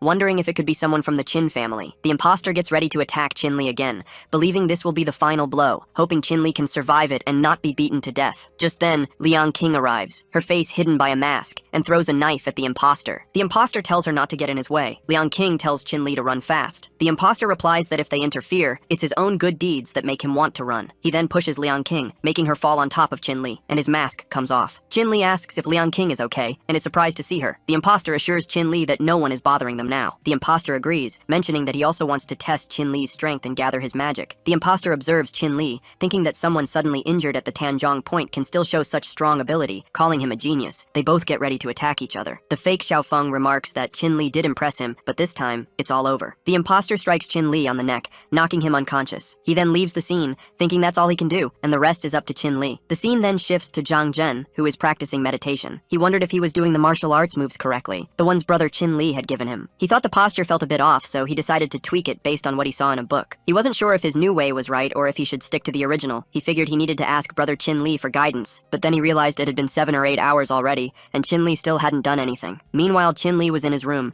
meditating and thinking that the guy was definitely trying to kill him. He wondered why the man had eventually passed on his power to him and what he really wanted. If he couldn't refine this aura right now, he was afraid he'd never get the chance to find out the answer. Outside, Qing Yin-chu showed up carrying a bunch of packets. Zhang Zhen asked her what all that stuff was for. She explained that the doctors hadn't found anything wrong with Chin Li last night, but Zhang Zhen was still super worried, so he bought these just in case. Zhang Zhen felt relieved that his sister-in-law had thought of everything. She asked if anything had happened to Chin Li while they were gone. He replied that he'd been keeping an eye on Chin Li, but there hadn't been any sign of anything weird. Suddenly, a magical burst erupted from Chin Li's room, instantly grabbing both their attention. Zhang Zhen wondered what was going on, asking if it was an earthquake. He replied that it seemed to be coming from brother Chin Li's room, and Qing Yin-chu immediately rushed towards it. They got to his room, and Qing Yin-chu asked if he was all right. Chin Li said he was fine and then asked what brought her to Shangjing so suddenly. She explained it was because of a phone call she got from Liangqing last night. Their new ointment was selling super well in Shangjing. She had actually been planning to come in a few days to surprise him. Zhang Zhen tried to greet Qin Li, but Liangqing just grabbed his shirt and pulled him out of the room. He asked what she was doing. Qin Li explained that he'd been too busy to go back and visit her. Qing Yin-chu mentioned that he'd done a lot of scary stuff without telling her. He asked if she ever thought about him at all. Just then,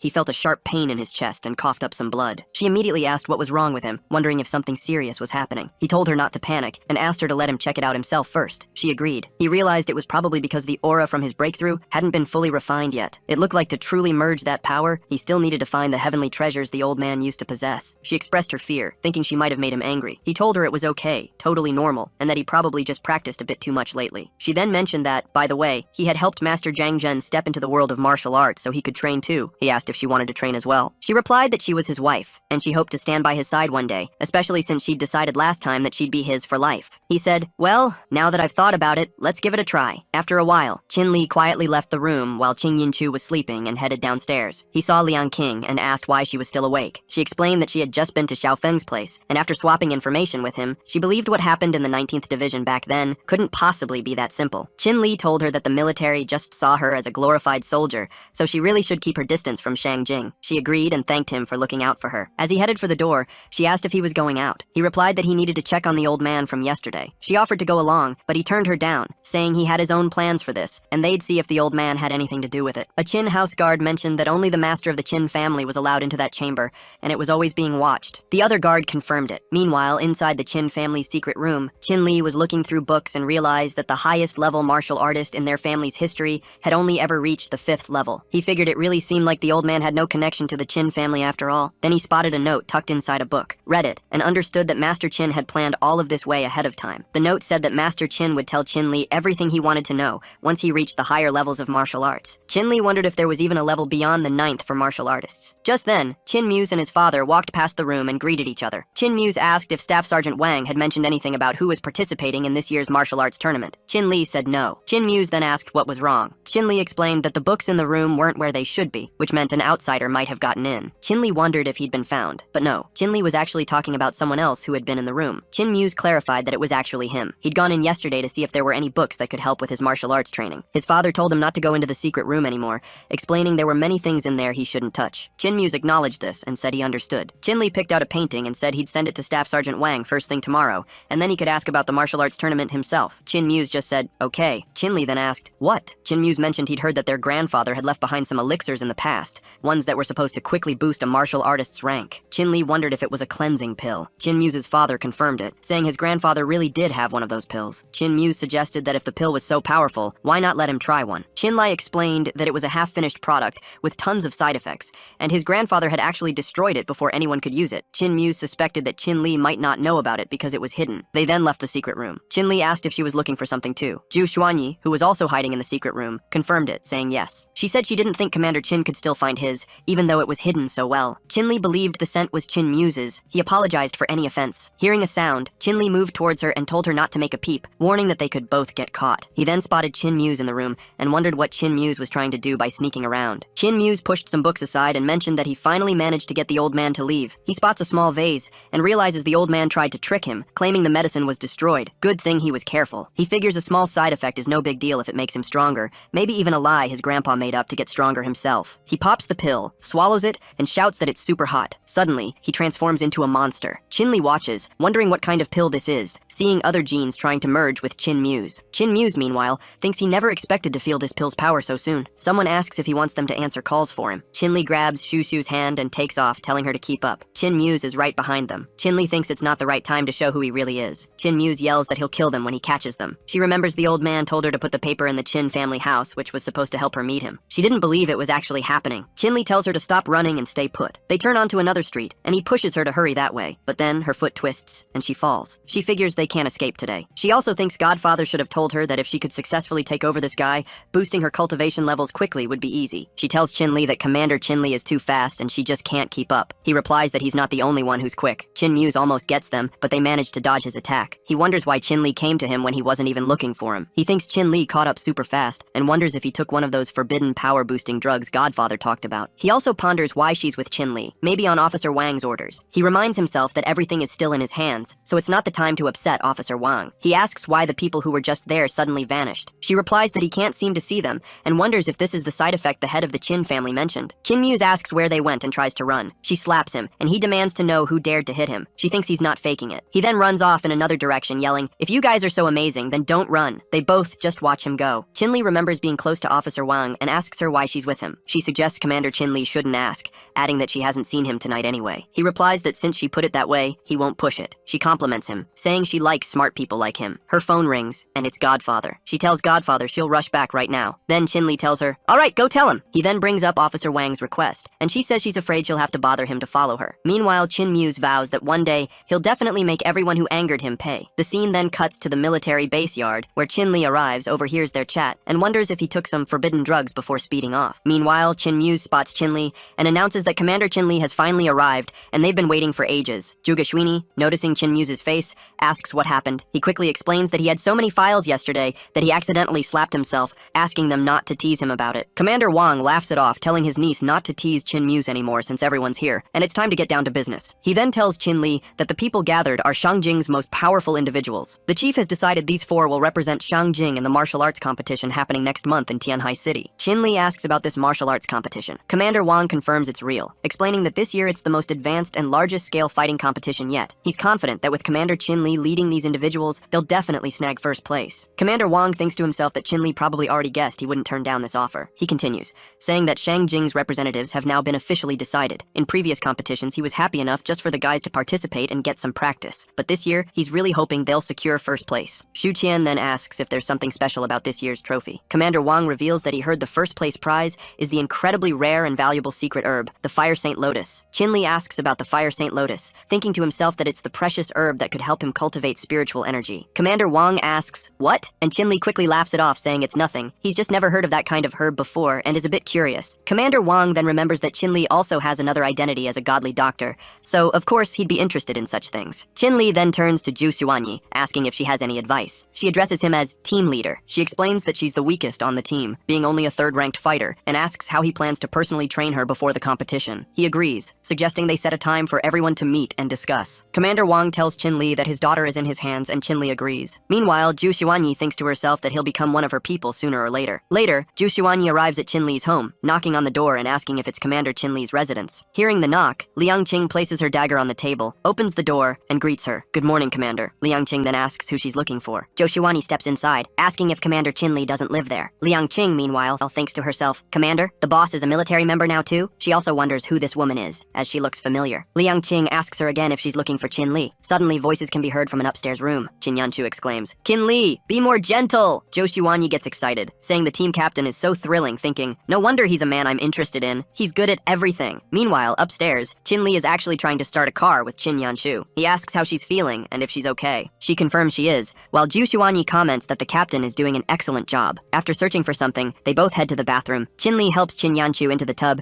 and tells her to soak and relax to relieve her fatigue, mentioning that he'll be leaving first. She starts to unwind but notes it's pretty sore. As he walks down the stairs, a long-haired girl spots him and shouts, "Captain, you're finally done!" He asks why she's there, and she just shakes her head no. He quickly explains it's not what she's imagining. Just then, Qin Yanchu shows up, saying he left his stuff behind. Zhu Xuanyi looks at Qin Yanchu, thinking she never thought he'd be into someone like that. Qin Yanchu hands him some papers, then playfully pinches him from behind, whispering who she is, all while keeping her eyes on Zhu Xuanyi. He checks the papers and admits his memory isn't the best. He offers to introduce them, explaining that Qin Yanchu is his wife and Liang Qing is his colleague who now works at his medical clinic. He also introduces Zhu Xuanyi as one of the participants in the Shangjing martial arts competition. Zhu Xuanyi wonders why the captain kept such a beautiful wife a secret from everyone, even suggesting that if he's married, he could always get a divorce. Qin Yanchu replies that he's a pretty low-key guy who doesn't like to show off his affection. She thinks to herself, one Jiangyan wasn't enough, now there's another one? Just when I thought I dealt with one problem, another pops up. He explains that he wants her to come with him to Shangjing, but she's been super busy with her company and hasn't had the chance. He tells Zhu Xuanyi he's put together a training schedule just for her, based on her abilities, and suggests she check it out to get familiar with the plan. They all head out. He mentions there's only half a month left until the martial arts competition, and for Zhu Xuanyi, the main goal is to hit the 4th level of martial arts. He adds that Qin Yanchu and Liang Qing can follow his training too, just to see what they're capable of. But Qin Yanchu doesn't have the basics down, so she'll need a lot of fundamental exercises. She asks if he's serious about such an intense workout. Zhu Xuanyi also points out that jumping 2 levels in just half a year sounds impossible. He insists that as long as they stick to his plans, it's totally doable. He warns them that during training, he won't go easy on anyone, no matter who he's teaching. An hour later, all 3 girls are deep into their exercises. He tells Liang Qing to use her arms to boost her power as the air moves strongly. He advises Zhu Xuanyi to slowly rise and squat,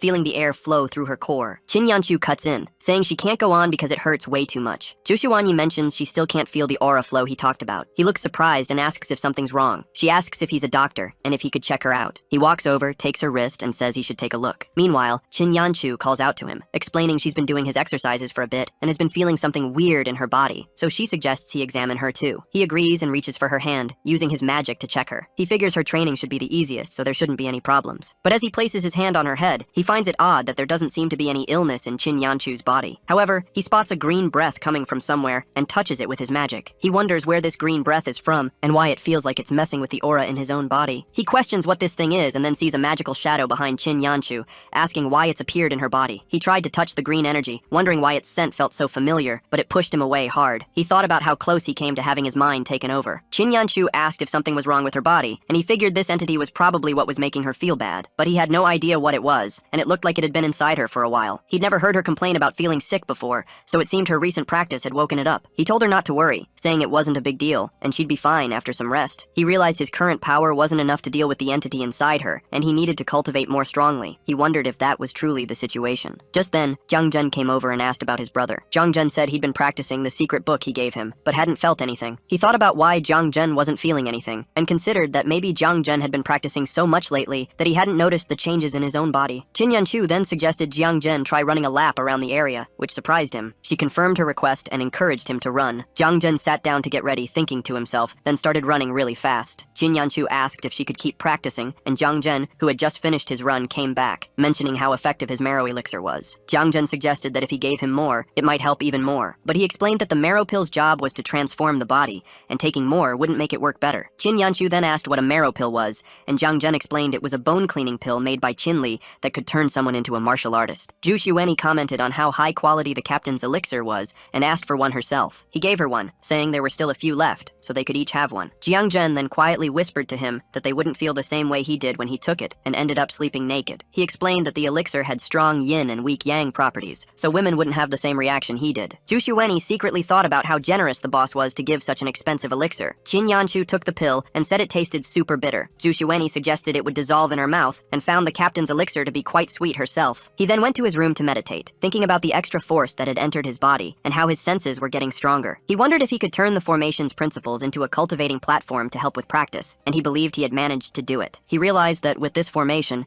they could not only speed up their own training, but also make it easier for others in the formation to practice with less effort. He then heard a knock at the door and got up to leave the room, leaving Qin Yanchu asleep. When he opened the door, he was surprised to see Zhu Xuanyi sitting there in a seductive way. She asked for the captain's help, saying she felt really uncomfortable. She lay back on the floor and said her body was burning up. He told her to behave herself and tried to close the door, but she grabbed the door and said she had dressed up for him, asking if he wasn't interested in seeing her like this. He replied that he was a family man too, and thanked her for her kindness. She just said, "So what? It's not like you can't get a divorce if you're married." She added that she'd heard the captain was a member of the Chu family, and they hadn't given him any benefits. He responded by saying that Qin Yanchu and he were husband and wife, stressing how much he cared for her. He also said there were some things she didn't know, and told Miss Zhu Xuanyi to go back and quickly close the door. Zhu Xuanyi ignored his request, insisting that a man like the captain surely needed more than just one woman. She even suggested that Qin Yanchu could be the elder wife, and she'd happily be the younger one. But before she could finish, the door slammed right into her face. Inside, he vowed never to betray Qin Yanchu, who, it turned out, was now awake and listening to the whole thing. Zhu Xuanyi, still outside, tried to talk to the captain again, insisting she was serious. He just told her to leave and hoped she wouldn't try anything like this again. Zhu Xuanyi, however, secretly decided she wasn't giving up on him. Fast forward a month and everyone was at the airport. Qin Yanchu warned Qin Li to be careful of the women in Tianhai City once he got there. He nodded, taking her advice. Zhu Xuanyi then chimed in, reassuring Qin Yanchu that she'd take good care of the captain for her. Qin Yanchu secretly thought Zhu Xuanyi was just using her martial arts status to mess with her,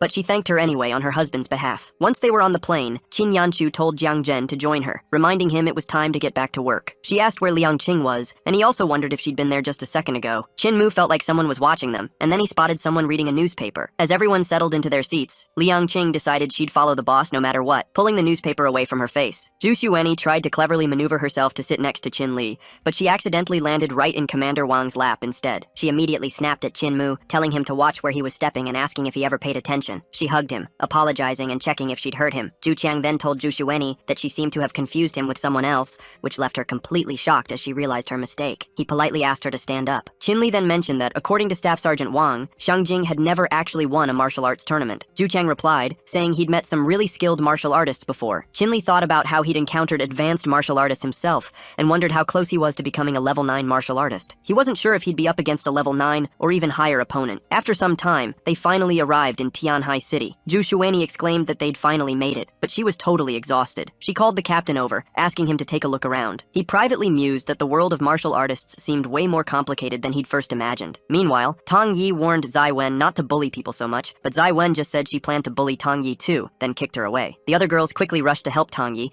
asking if she was okay. Zai Wen, who was the captain of the Tianhai team, reminded everyone that the event was organized by the Tianhai City military, and her brother was the commander there. Tang Yi pointed out that Zai Wen was breaking the competition rules. Zai Wen just laughed, brushing off the rules and flexing her authority. She offered to let Tang Yi and her team go if Tang Yi would agree to accompany him tonight. One of Zai Wen's team members agreed with that, while another commented that it really depended on Zai Wen's decision whether a small-town team like theirs could even compete. In response, she tried to kick him and told him to shut up, but he grabbed her leg and suggested she shouldn't be angry because he'd make her feel better later that night. She shot back, telling him to go to hell, and tried to punch him again, but he stopped her, commented that her skills weren't good enough, and then kicked her away. A gray-haired man then chimed in, saying a small snake couldn't beat a mighty dragon, especially since he was last year's third-place winner. Her partner agreed, pointing out that this girl was just getting abused. Tang Yi tried to attack him one more time, while Chin-Li thought to himself that the old man's methods hadn't just improved his own cultivation, but the aura had also transferred to Chin-Li. Chin-Li could now see the moves coming, and told her to block with her left hand while gathering energy in her right. She snapped back, saying people who didn't get what was happening should just keep quiet. But she followed his lead, moving her body just as he said, and then he told her to use her right foot to kick straight for his head. She did exactly that, and managed to kick Zai Wen right off his feet. Zai Wen couldn't believe it, and she herself wondered if she'd actually won. She asked Chin-Li to hold on a second and thanked him for his help. She then asked if everyone was just there to watch the competition, but Zhuge Xuanyi clarified that they were there to compete, just like her. She questioned competing with only 3 people, but Commander Wang corrected her, saying there were actually 4 participants. Chin-Li, however, wondered why he didn't see Chin Muse around. Chin-Li secretly met someone who handed him a bottle, saying, "Here's that item you asked for." He took it, and the person told him it was just 1 pill, advising him not to use it unless it was absolutely necessary. Chin Muse thought to himself that it really depended on the situation, figuring that even if it was poison, it would be fine if it could boost his cultivation. He was determined to get his hands on the Holy Fire Lotus and promised not to let their leader down. Zhuge Xuanyi wondered why Chin Muse's stomach was so upset after only a few hours of flying, something she hadn't expected. Chin Li, who wasn't even close to being their captain, quickly clarified who he was. Tang Yi was surprised to find out that Chin Li was the captain. Chin Li tried to shake her hand, and she thought to herself that not all men were as annoying as the ones they'd met earlier. Zhuge Xuanyi tried to stop him, but Tang Yi went ahead anyway, shook Chin Li's hand, and introduced herself as Captain Tang Yi of the North Coast team. Chin Li commented that it was their first time there and suggested they just laugh it off. Jai Wen also stood up, curious about this new arrival, saying she'd never seen him before. Commander Wang stepped forward and told Chin Li that he'd been looking for them for half the day. He handed Chin Li a card, explaining that Zhuge Xuanyi would help them take care of everything. Chin Li expressed his gratitude, thanking Sergeant Wang for his help. Zhuge Xuanyi reassured him, calling him Godfather. Jai Wen noticed their interaction and wondered what kind of luck this guy had to get Wang Xiaoyi's favor. Captain Kaio Shen mentioned that he knew someone named Chin Li. The scene then shifted to the hotel where they were staying. Chin Li emerged from the bath thinking about Jai Wen, who got 3rd place last year, which made him wonder who the 1st place winner was. Zhuge Xuanyi was also in the bath, pondering her godfather, and if he'd set things up this way because he already knew what she was thinking. She wondered what kind of person would disturb someone trying to rest at night, just as the doorbell rang. Chin Li went to check the door and found Jai Wen standing there, who apparently thought his charming personality and good looks would win her over. Jai Wen combed his hair, and as the door opened, he quickly spoke to Zhuge Xuanyi, asking if she remembered him. Chin Li apologized, explaining that he had the wrong person, and privately wondered why Jai Wen was even there, and why he'd been told to open the door. Chin Li promptly closed the door right in Jai Wen's face. Zhuge Xuanyi, who had just gotten out of the bath, asked who was calling her from outside. Jai Wen rushed in, introduced himself as Jai Wen, and knelt down, trying to offer her a rose. She acknowledged him as Brother Jai Wen, and he was surprised she remembered him. He claimed he'd come specifically to apologize, and she asked him what exactly he was apologizing for. He apologized for not looking out for her that afternoon, blaming it on all the strangers around. He got closer to her, offering to take care of her while checking out her new look. But she just shot back that she didn't expect him to still be such a jerk after all this time, then promptly kicked him away. She wondered how a shameless guy like him even thought he could hit on her, unless he grew up and became a man like his captain. Chin Li looked surprised, and Jai Wen immediately put him down, calling him a country bumpkin and reminding everyone who he was. She insisted it wasn't up to him to decide anything, adding that he wasn't even good enough for a level 5 martial artist like her captain. Jai Wen thought about her comment on being a level 5 martial artist and actually thanked her for it. He said they'd see about that later, and then just left. The scene then switched to a match, where a commentator was announcing that martial artists from all over the country had arrived in Tianhai. First up was the event's host, Captain Jai Wen from the Tianhai City team, with his crew. Then, Captain Kaio Shen and his team from Jin City made their entrance. The commentator introduced the only all-female team in the tournament, led by Captain Tang Ying, before moving on to the last team. The commentator quickly apologized for a little mix-up, clarifying that the captain of the Shangjing team was actually Chin Li, not Shu Qian. Someone in the audience asked who this unfamiliar contestant was, saying they'd never heard of him. The crowd started buzzing, calling him a newbie and even joking that he looked like a doctor. They couldn't believe the Shangjing team had sunk so low. The commentator then laid out the tournament rules, explaining it was a one-on-one battle royale. The first fighter would be picked by drawing lots, with the shortest straw going first. After that, other team members would take turns challenging each other. There were no weapon restrictions, and the champion would be the one who beat everyone else. The commentator also mentioned that the winner would get a year of free access to the precious team and the cultivation world's greatest treasure, the Holy Fire Lotus. The audience watched in shock, with one person exclaiming they never expected to find a sacred fire lotus here. Apparently this lotus could cure all sorts of poisons and was super important for martial artists trying to push past their cultivation limits. The commentator told the captains to draw their lots, and they all picked their numbers. Tang Yi drew number 4, tossed it aside, and announced she'd be leading her team. Jai Wen remarked that Captain Tang Yi was really brave as she stepped into the ring to fight. He joined her in the ring, mentioning how he'd shared some tricks with her yesterday on how to beat him, and now they'd see who would help her in this battle royale. Jai Wen warned her not to expect the same luck she had yesterday. She admitted he might be tough, but she couldn't lose to him. He said he wanted to see what she could do and got ready to attack, using his green energy. Someone in the audience commented that she'd made him suffer a lot yesterday, so it looked like she might have a tough time today. Another person felt bad that such a beautiful lady was facing such challenges. Jai Wen quickly ran towards her, and she was amazed by his speed as he kicked her away. Zhu Qiang noted he hadn't seen Jai Wen in a year, and didn't expect him to get so powerful. He saw Jai Wen's looming scorpion, and worried he might have already hit the spiritual energy transfiguration stage. Qin Li wondered if all martial artists could transform their aura into a specific form. He later clarified that only level 6 or higher martial artists could do this, and he was worried their team wouldn't have an easy time winning against them. Qin Li agreed and suggested they just do their best. Jai Wen approached Tang Yi again, telling her to just give up, warning that she'd only suffer if she kept going. Tang Yi just laughed, asking why she'd ever admit defeat. She remembered her father telling her she was good for nothing, and that everything in the house belonged to her brother. She wondered why, especially since she'd earned her own achievements. She remembered her father angrily yelling that she should never even think about coming back home once she walked out that door, and she ended up leaving. Her father just brushed off her dreams of becoming a martial artist, calling it the biggest joke he'd ever heard. Snapping back to reality, Tang Yi asked who he thought he was to force her to lose, then channeled her energy and launched an attack. She punched him hard, sending him flying. Zhu Qiang looked surprised, noting that she actually counterattacked. Someone in the audience wondered how a 6th level martial artist like Tang Yi had battle skills usually seen in 7th level fighters. Qin Li hadn't expected her to put up such a fight. Tang Yi sat down, acknowledging her win, but knew she'd need some time to recover from that level-breaking combat attack. Jai Wen got back up, suggesting it was way too early to think she'd won. He totally belittled her level, saying she didn't even have the right to scratch his back. Using all his energy, he charged at her, practically saying goodbye. She realized it was over and found herself unable to move. Her teammates rushed in to protect her, but he quickly attacked and took them all down. He questioned their nerve for trying a sneak attack on him, asking if they had a death wish. Qin Li noticed his broken leg and thought he seemed pretty formidable. Even though Zhu Qiang and his team were only 1 or 2 levels below that guy in strength, it was no wonder Zhu Qiang was so worried. He then glanced at Qin Li. Zhou Xuanyi approached Qin Li and suggested she should fight in the next round. Qin Li asked if she wanted to represent Shang Jing and fight in the first match. She confirmed it,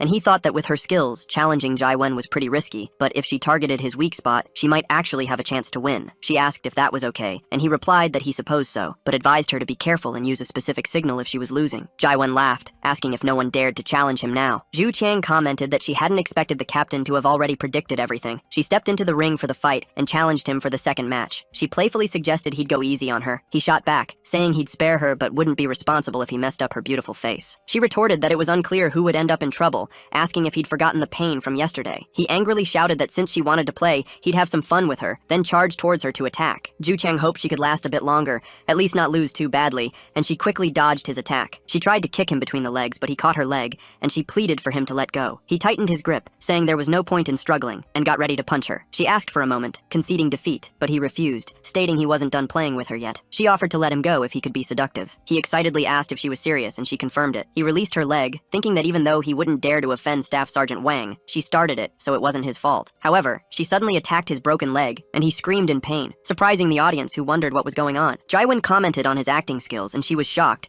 asking if he hadn't hurt his right leg. He explained that he had completed the quenching of his body and was about to reach the arts, so he could easily withstand her little attack. He punched her away, saying he was just teasing her. The commentator then announced that Zai Wen from Tianhai City had successfully defended the ring, and the challenge was still on. Qin Li got up, put his drink on a chair, and declared he'd take care of things this time. Zhu Qiang also stood up, saying he should be the one to handle him first. Zhu Qiang mentioned he wanted to use this competition to find a way to break through his cultivation. Qin Li agreed, telling him to be careful. Meanwhile, Zhu Xuanyi returned, and as she passed them, she thought about the renewed rivalry between the Zhu and Zai families. Zhu Qiang then entered the ring, which surprised Qin Li again. Zhu Xuanyi explained that in past martial arts competitions, Zhu Qiang, who was the captain, had actually been defeated by Zai Wen. Even though both the Zhu and Zai families were military families, their relationship wasn't exactly friendly. Zai Wen bragged that no matter how many times Zhu Qiang tried, he'd still lose, which made Zhu Qiang tell him to shut up. Zhu Qiang tried to attack, but Zai Wen countered, scolding him for not making any progress. He then delivered a powerful blow to Zhu Qiang's neck, sending him flying. Zai Wen wondered if Zhu Qiang really thought it was easy to break an immortal body of a 7th level martial artist. Qin Li checked his drink and found it was empty. Zai Wen started gathering energy to attack Commander Wang, but Qin Li quickly threw his empty drink can right at Zai Wen's face. Stopping in his tracks, Zai Wen demanded to know who threw it. Qin Li raised his hand, confirming it was him. Zai Wen asked if Captain Qin Li had seen Zhu Qiang about to lose and tried to help him. Qin Li replied that there were winners and losers in the ring, and Zhu Qiang losing to him wasn't shameful, especially given Zai Wen's current strength. He also added that he was just checking if Zhu Qiang was truly immortal down there. He gestured downwards and laughed, saying that Commander Qin Chin Li found his needle technique powerful, just as a needle touched his leg. The audience commented that Chin Li wasn't just there to joke around, right? They laughed, agreeing that it seemed true. Tang Yi thought about Chin Li's strength, realizing that joking around wouldn't cause such a severe loss unless the opponent was completely overwhelmed. She reflected that she hadn't expected to meet someone so powerful in this year's match. Tai and Shen remarked, "What a pity, Captain Tang Yi. The taste of defeat isn't good, is it? No matter who challenges the Tianhai City team, they're bound to lose." She responded, advising him not to assume that his Jin City team and the Tianhai team would get the upper hand again like last time. She predicted that this year he would be the one to suffer defeat, and he should just wait and see. Tai and Shen described her as a stubborn person. In response, Chin Li stated he would take care of the situation,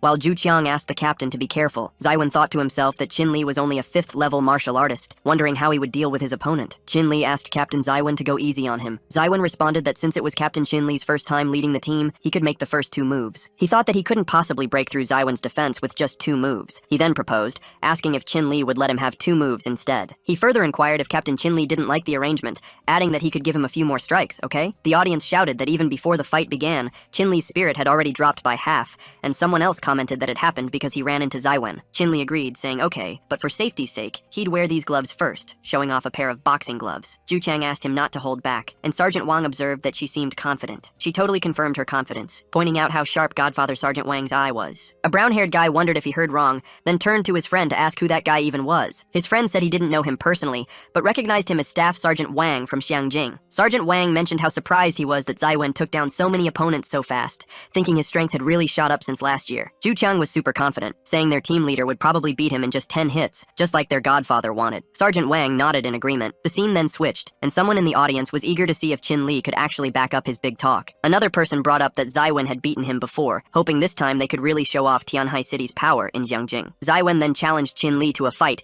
daring him to move him back even half a step, promising to consider that a win. Chin Li accepted the challenge, saying he'd take a shot. Zaiwen admitted Chin Li was pretty impressive. Then, Chin Li struck Zaiwen and sent him flying. Zaiwen was totally frustrated that his defense got breached, getting super angry and thinking, no way this is happening. He quickly popped open a small bottle and chugged all the pills inside, absolutely determined not to lose. He figured out his strength was just too drained earlier, which was why he'd been waiting for this exact moment. Chin Li realized Tianhai City's edge in the competition might be because they had an alchemist supplying these pills. Zaiwen went through a huge transformation after taking the pills, turning into a seriously tough opponent. He then challenged Chin Li to come and try to face him. Chin Li moved forward and kept landing powerful blows. The audience was shocked by Zaiwen's sudden power-up, but even more so by Chin Li's continued strength, wondering how he was still so strong. Zaiwen himself was surprised by Chin Li's abilities, since he originally thought Chin Li was just a level 5 martial artist. Chin Li got ready to attack again, but Zaiwen actually admitted defeat. He clarified that he totally misunderstood him. Chin Li then said he wanted to see the power of those pills for himself. Zaiwen responded, saying Chin Li could have as many pills as he wanted, but he doubted if Chin Li would have the life or endurance to actually get them. Then, he ensnared Chin Li with his magic. Suddenly, Chin Li found himself in unfamiliar surroundings, pondering the strong presence of an evil aura. This magical trap had transported Chin Li back to his childhood. His mother told him to come eat,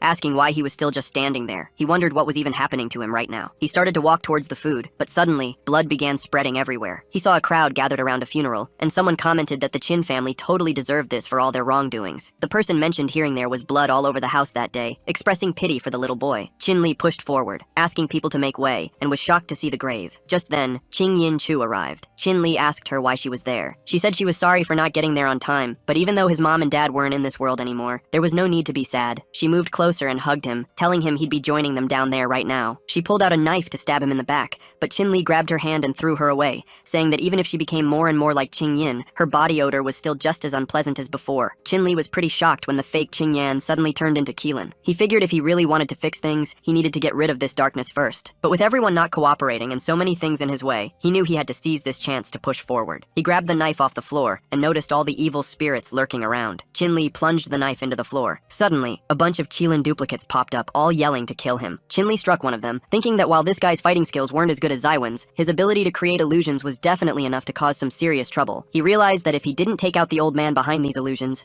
he'd probably end up completely fooled. The scene then switched to a fighting stadium. The commentator announced that Chin Li had won the round and asked if anyone else wanted to challenge him. Zaiwen, watching, thought that if even Keelan couldn't beat Chin Li, then this really seemed like the end of the line. The commentator declared that if no one dared to compete, they might just announce Chin Li as the winner of this year's martial arts competition. Just then, Chin Muse showed up, saying to hold on, because he hadn't competed with anyone yet. The commentator pointed out that Chin's team had already won, so there was no need for more fights. Chin Muse replied that even though their team Shangjing had beaten all the others, he didn't think there was any rule stopping them from sparring with their own teammates. This totally shocked everyone. Someone in the audience muttered that the game should have been over already, while another person remarked that this meant the prize would go to whoever won this new match. The commentator asked Chin Li if he was okay with this. Chin Li responded that the grand tournament wasn't bound by rules, so they should just follow them. With Captain Chin's agreement, the commentator then announced that the Shangjing battle team would indeed face off. Chin Muse, already on stage, declared the match to begin. Chin Muse immediately said he was no match for the captain and pleaded for mercy, all while transforming into a human monster. Chin Li thought the scent was exactly the same as the last time. Chin Muse then claimed he wasn't a saint and moved into attack. Chin Li wondered why Chin Muse had pretended to be blind before and stopped his attack. He asked Chin Muse if he could see him now. Why did he pretend to be blind last time? Chin Muse explained that if Miss Shu hadn't been there, he wouldn't have survived this long. Chin Li realized it might be because of Sergeant Wang and was surprised that the pill Chin Muse took earlier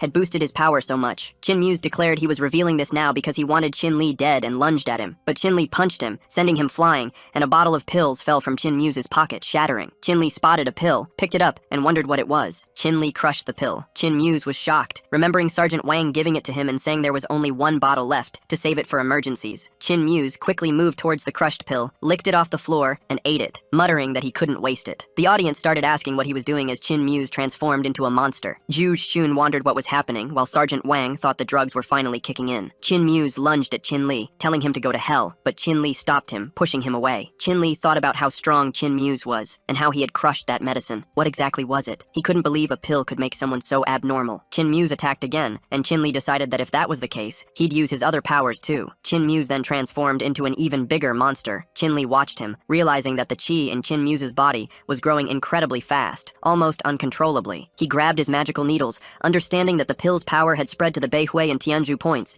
and if they didn't stop him now, things would get really bad. Chin Li proceeds to attack Chin Muse. He figures the only way to deal with this right now is to use acupuncture to seal Chin Muse's points and stop the medicine from spreading through his body. Meanwhile, Zhu Guxun remembers the last time he saw Chin Muse come out of the Chin family chamber. He was totally blind back then, so this guy is seriously sneaky. Chin Muse is about to hit Chin Li, but Chin Li thinks, now's my chance, and throws his magical needles at him. Chin Muse drops. Chin Li believes that's it. Chin Muse transforms back to his normal self and tries to get up. The commentator shouts that Chin Muse was practically about to blow up, and now he's completely messed up. The countdown begins, but Chin Muse can't get back on his feet. The commentator announces that Chin Li successfully defended the ring and asks if anyone else wants to challenge him. Jaiwen playfully hits his friend and says, seriously, don't these guys usually boast about how amazing they are? His friends reply that they're not as good as Brother Wen, so they'd rather not try. The commentator then declares that since there are no more challengers, the winner of this year's martial arts championship is the captain of the Shangjing team, Chin Li. He congratulates Captain Chin on winning this year's prize, the Sacred Fire Lotus. Chin Li looks at the lotus and notices its powerful aura. Just being near it makes him feel his own aura getting stronger. Chin Muse cries out that he's in pain. Chin Li looks at Chin Muse and realizes the pill's power is starting to go haywire. Chin Muse shouts that the Sacred Fire Lotus belongs to him. He yells again that the Sacred Fire Lotus is his and leaps towards it. Chin Li sees this and thinks that the Sacred Fire Lotus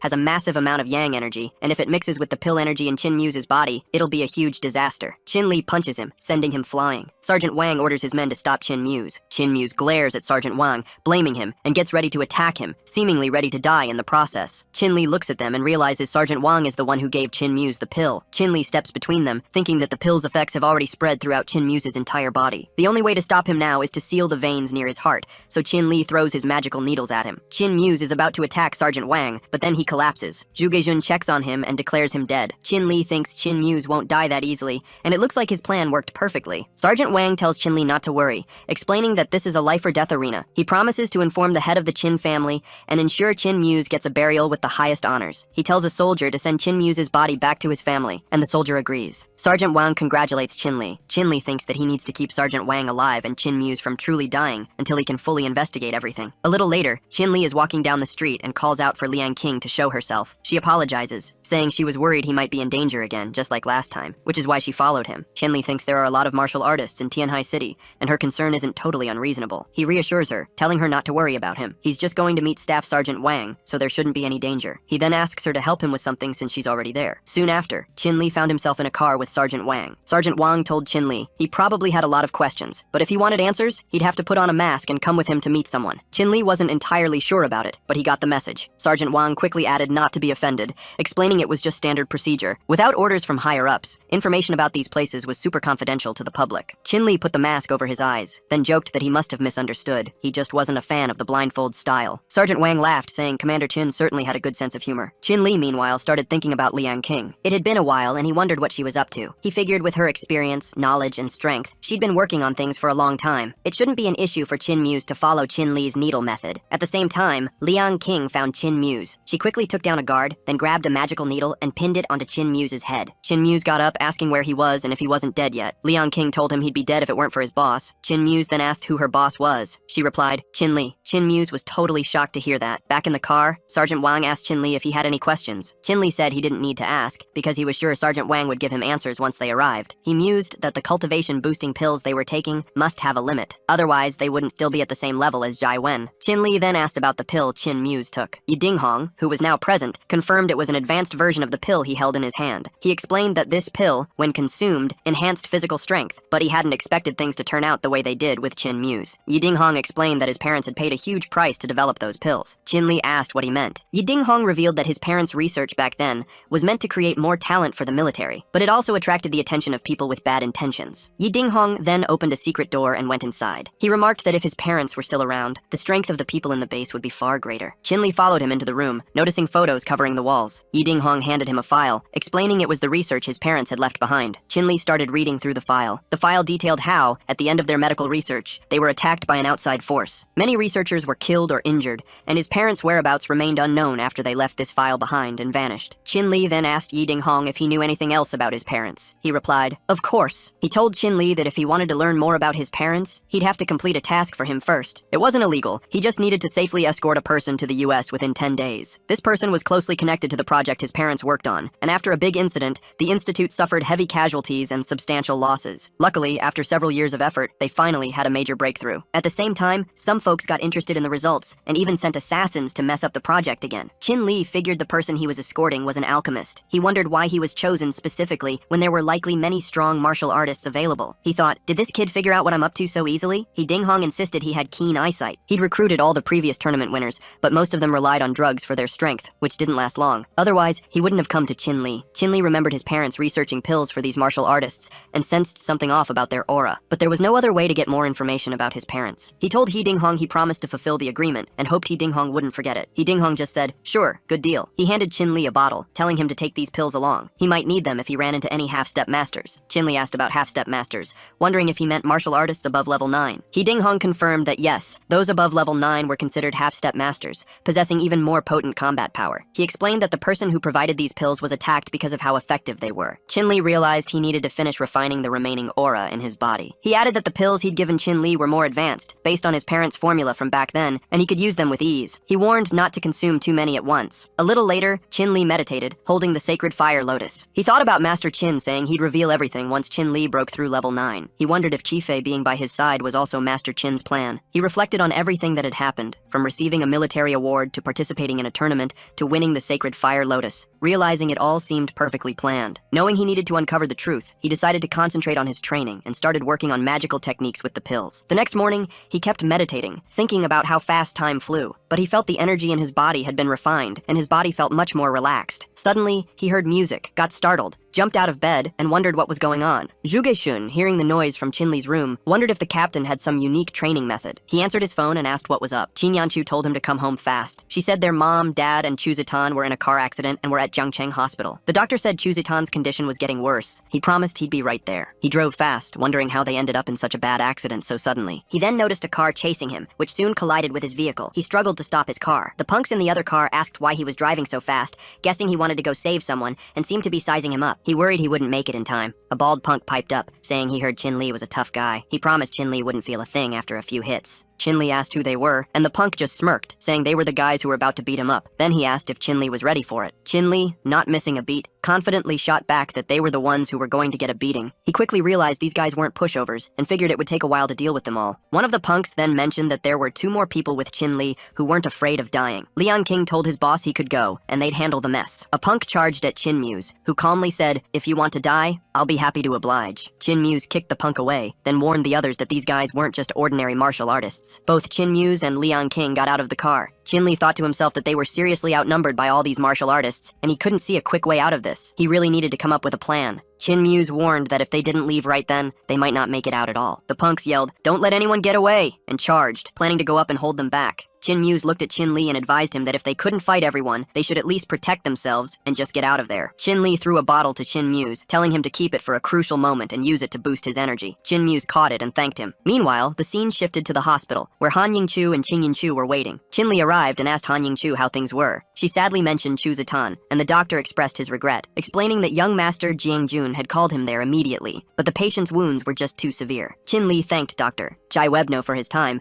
and asked if Chu Zitan was in the recovery room. Dr. Jai Webno confirmed she was still there but wasn't doing well at all, adding that he was afraid she couldn't hold on much longer. Chin Li sensed a strong evil presence in the room and even saw black smoke wafting out. He decided he needed to go in and check things out first, asking the others to hold the door and not let anyone else go inside for him. Han Ying-chu yelled for him to stop right there, pointing out that Dr. Jai Webno was a medical student who had studied abroad and returned specifically to treat people. She insisted that Chu Zitan had suffered enough already, and she wouldn't let him just go in there and touch her like that. Qin Ying-chu grabbed her mom's arm and said, "Mom, just let him take a look at her." Dr. Jai Webno suggested that they didn't have any other options right now, so they should let Dr. Chin Li examine the patient, and they could talk about it later. Qin Ying-chu turned to Chin Li and told him she only had one little sister. If he could save her, then no matter how he did it, it was fine by her. Chin Li simply told her to rest assured. He entered the room, immediately sensing that strong, evil energy. He put on his gloves and noted that it was still good. She still had the breath of life in her, meaning he could still save her. As he pulled back her blanket, he noticed a really strange wound on her chest. He wondered aloud how a car crash could possibly cause a wound like that, asking himself what the hell actually happened. He thought that she seemed halfway to the grave already, especially with that wound on her chest. But if he wanted to treat her completely, he'd have to rip off her clothes. He knew she'd probably kill him later when she found out. Chin Li thought about why Kai and Shen were so cocky. It hit him that they must have a massive group backing them up. With a sense of urgency, he takes off her clothes, and she wakes up. Qin Ying-chu and her mother hear her voice and excitedly note that she is awake. However, when she sees Chin Li, she shouts at him, questions what he is doing, and slaps him. She thinks he is taking advantage of her, but Chin Li explains that he was saving her using his needle magic. He mentions that she got involved in a car crash and had many wounds. She checks her injuries and shouts at Chin Li to turn his back this instant. Chin Li replies that he turned around a long time ago, and if she is okay now, she should go put on some clothes. Meanwhile, his phone rings. She thinks the ringtone is ancient, like a fossil, and notices he still hasn't changed it. She finds him boring while putting on her clothes, thinking that this time, she let the bad man have the advantage. Chin Li answers the call, and Liang King informs him that she has investigated the situation clearly. There is someone operating behind the scenes who fought back against all the martial artists,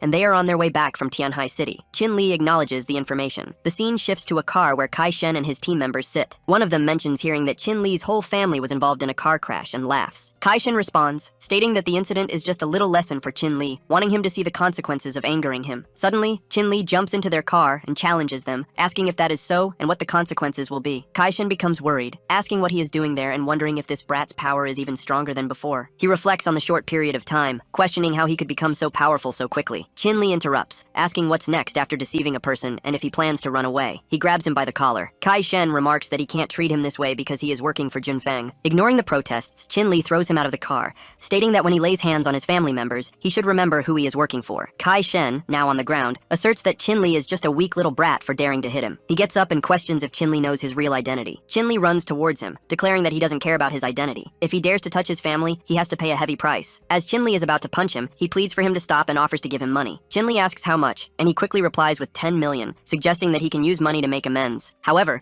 Chin Li rejects the offer, saying it's not about money. Kai Shen attempts to counterattack, but Chin Li instantly strikes his chest, breaking his ribs, and delivers powerful punches to his face, driving him into the ground. He tries to get up, admitting that he had been holding back before. He decides to tell Chin Li the truth. He is the young master of the biggest, strongest killing group within the country. He claims to have destroyed Chin Li's core of martial arts in the past. He proposes starting a big game, declaring Chin Li is officially his enemy. As he looked around, he noticed a ring on the floor. He was pretty surprised, wondering what it was and why it was giving off a martial arts vibe. He took it home and figured it might be Kai and Shen's secret stash. He never expected Kai and Shen to have so much treasure packed into that space ring. That's why they were so confident, he realized. The 10 million they'd offered him, all of it was right there in the ring. Chin Li figured he didn't really need all that money right now, so he decided to just leave it in the ring for later, in case something came up. Just then, he heard Qing Yin-chu calling him, saying it was time to eat and asking where he was. He popped out from behind her, reassuring her he was right there. She got a fright and playfully punched his chest, telling him he scared her half to death and asking where he'd disappeared to. He showed her the space ring, explaining he'd just been inside it. He suggested they go, though, holding her hand, and he'd let her take a look. They both stepped into the space ring. She looked around at all the treasure, asking what this place was and why there was so much gold. He told her it was the place he'd just mentioned, but it seemed like it could only store stuff and didn't have any other functions. She touched something, remarking how real it felt. She also noticed there weren't any doors, so no one else could get in. He thought to himself, exactly, no one can bother us in here. He figured it was the perfect time to check out that weird thing inside her body. He told her he thought this was a good chance for him to inspect what was going on inside her,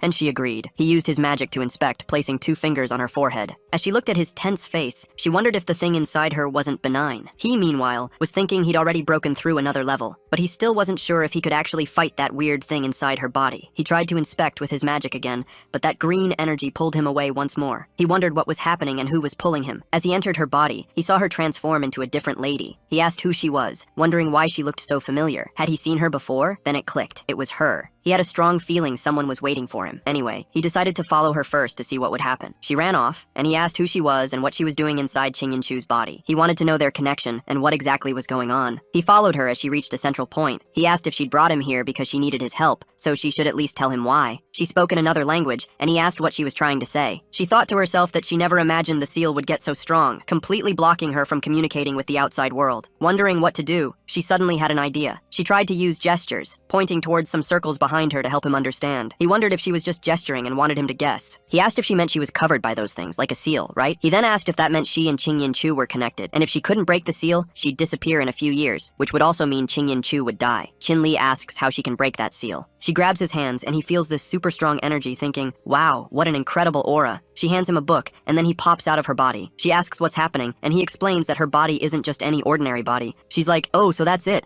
I never thought anything like this would happen to me. He holds her hands, telling her not to worry and promising to break that seal as soon as possible. He adds that the more she practices, the stronger her body's foundation will become. She agrees, saying she'll do exactly what he says. They then hear Chu Zitan's voice calling out to them, asking where they are. She realizes it's Chu Zitan and almost completely forgot about her. They pop out of the space ring and head over to the dining table. Ching-Yin-Chu tells Qin-Li to try a dish Chu Zitan made. He agrees, saying he definitely has to try it. Chu Zitan annoyingly says, no, I didn't. I just happened to get into cooking recently. Anyway, I want you to try it, she adds. He thinks about how these two just appeared out of nowhere. They weren't even home a few moments ago. Ching-Yin-Chu puts her hand on Chu Zitan's head and says, well, you worked hard cooking for us and your brother-in-law, so he'll eat it all up. She takes a bite and exclaims, wow, this looks delicious. Chu Zitan replies that it's just a dumpling. Qin-Li says the pork is really good and has a perfect texture. Chu Zitan also tastes the food, quickly spits it out, and asks if it's really delicious because it tastes awful. He replies, well, I like burnt food. She states that as long as he likes it, and she's been stuck at home for the past few days, really wanting to go out and get some fresh air. Ching-Yin-Chu mentions that she's just recovered and needs to take care of mom and dad again this afternoon. So, she suggests asking her brother-in-law to go shopping with her, glancing at Qin-Li. Chu Zitan hugs her and declares she's the best. Qin-Li and Chu Zitan go shopping, with Chu Zitan urging him to hurry up even though he's already carrying a ton of shopping bags,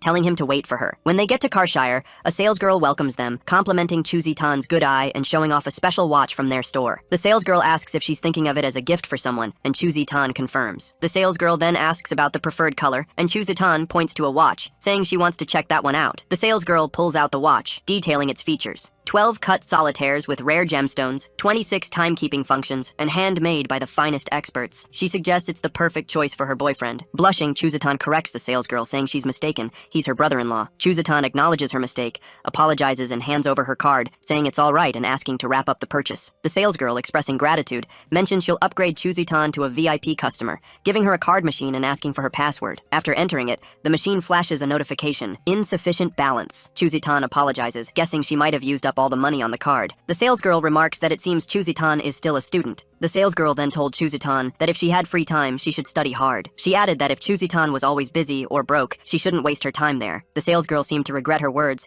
saying she didn't mean it like that, just as Qin-Li stepped up and put 2 gold bars on the table. Qin-Li asked who said they didn't have money, thinking to himself that these gold bars weren't exactly easy to use. The store manager quickly stepped in, explaining it was just a small misunderstanding. She mentioned her coworker was new and still learning the ropes. The manager apologized to Qin-Li, even offering a discount on the watch as a gesture of goodwill, and handed back their card. Chu Zitan took the card, thanking Qin-Li and promising to pay him back. He told her to watch out just as the manager tried to attack Chu Zitan. Qin-Li quickly pulled her away. The manager then revealed she planned to take Chu Zitan hostage. She admitted she hadn't expected him to be so quick, then pulled out a dagger. She declared that even if she failed this mission, she'd still deal with the people around them. She asked if he was from Jade Hall, and he confirmed it. Even though she missed her chance, She announced this was just the beginning, warning him to expect endless revenge from her organization as red energy swirled around her. She yelled, "Young master, this servant will go with you," and then collapsed, unconscious. This drew a crowd of people outside the store. Chinli told the onlookers to back away, then checked on her and noticed something written on her arm. He thought about Jade Hall, the organization, and their brutal ways. Just then, the police arrived, asking who called them. Chu Zitan raised her hand, admitting she was the one. The police then turned to Chinli, demanding to know how he dared to kill someone in broad daylight. When the police saw the writing on the lady's arm, they got really alarmed, recognizing her as an assassin from Jade Hall. They told Chinli he was lucky she had that mark. Otherwise, he might have ended up in jail. Chinli just replied that it was indeed a close call. The police officer said that since he was okay, they should cooperate and give a statement. So, they all left the mall. As they walked out, she wondered how to even talk to him, while he thought about whether she'd agree once he told her the truth. At the same time, they both realized they had something important to tell each other. Chinli started the conversation, asking if she was feeling uncomfortable. She thought she wanted to say no, but then hesitated. She found it so strange to think of him as her brother-in-law, and struggled to put her feelings into words. She remembered how much she used to hate him, and now, with him being her brother-in-law, she felt totally conflicted about how to act around him. Chinli asked what she was thinking, saying it wasn't like her to be so quiet. She brushed it off, claiming it was nothing and she had nothing to say. She then asked if he had something to tell her. As he started to speak, she cut him off, asking if he wanted to send her to study in the United States. He explained that the people who hurt her had powerful backing from major forces, and right now, he couldn't guarantee the safety of everyone around him. She asked about her parents, and he promised he'd help them recover as quickly as possible. He planned to join her when the time was right, stressing that their current location wasn't safe anymore. He suggested the best thing for her to do was to leave the country for a bit. She agreed, then asked about her sister. He replied that her sister had her own things to deal with,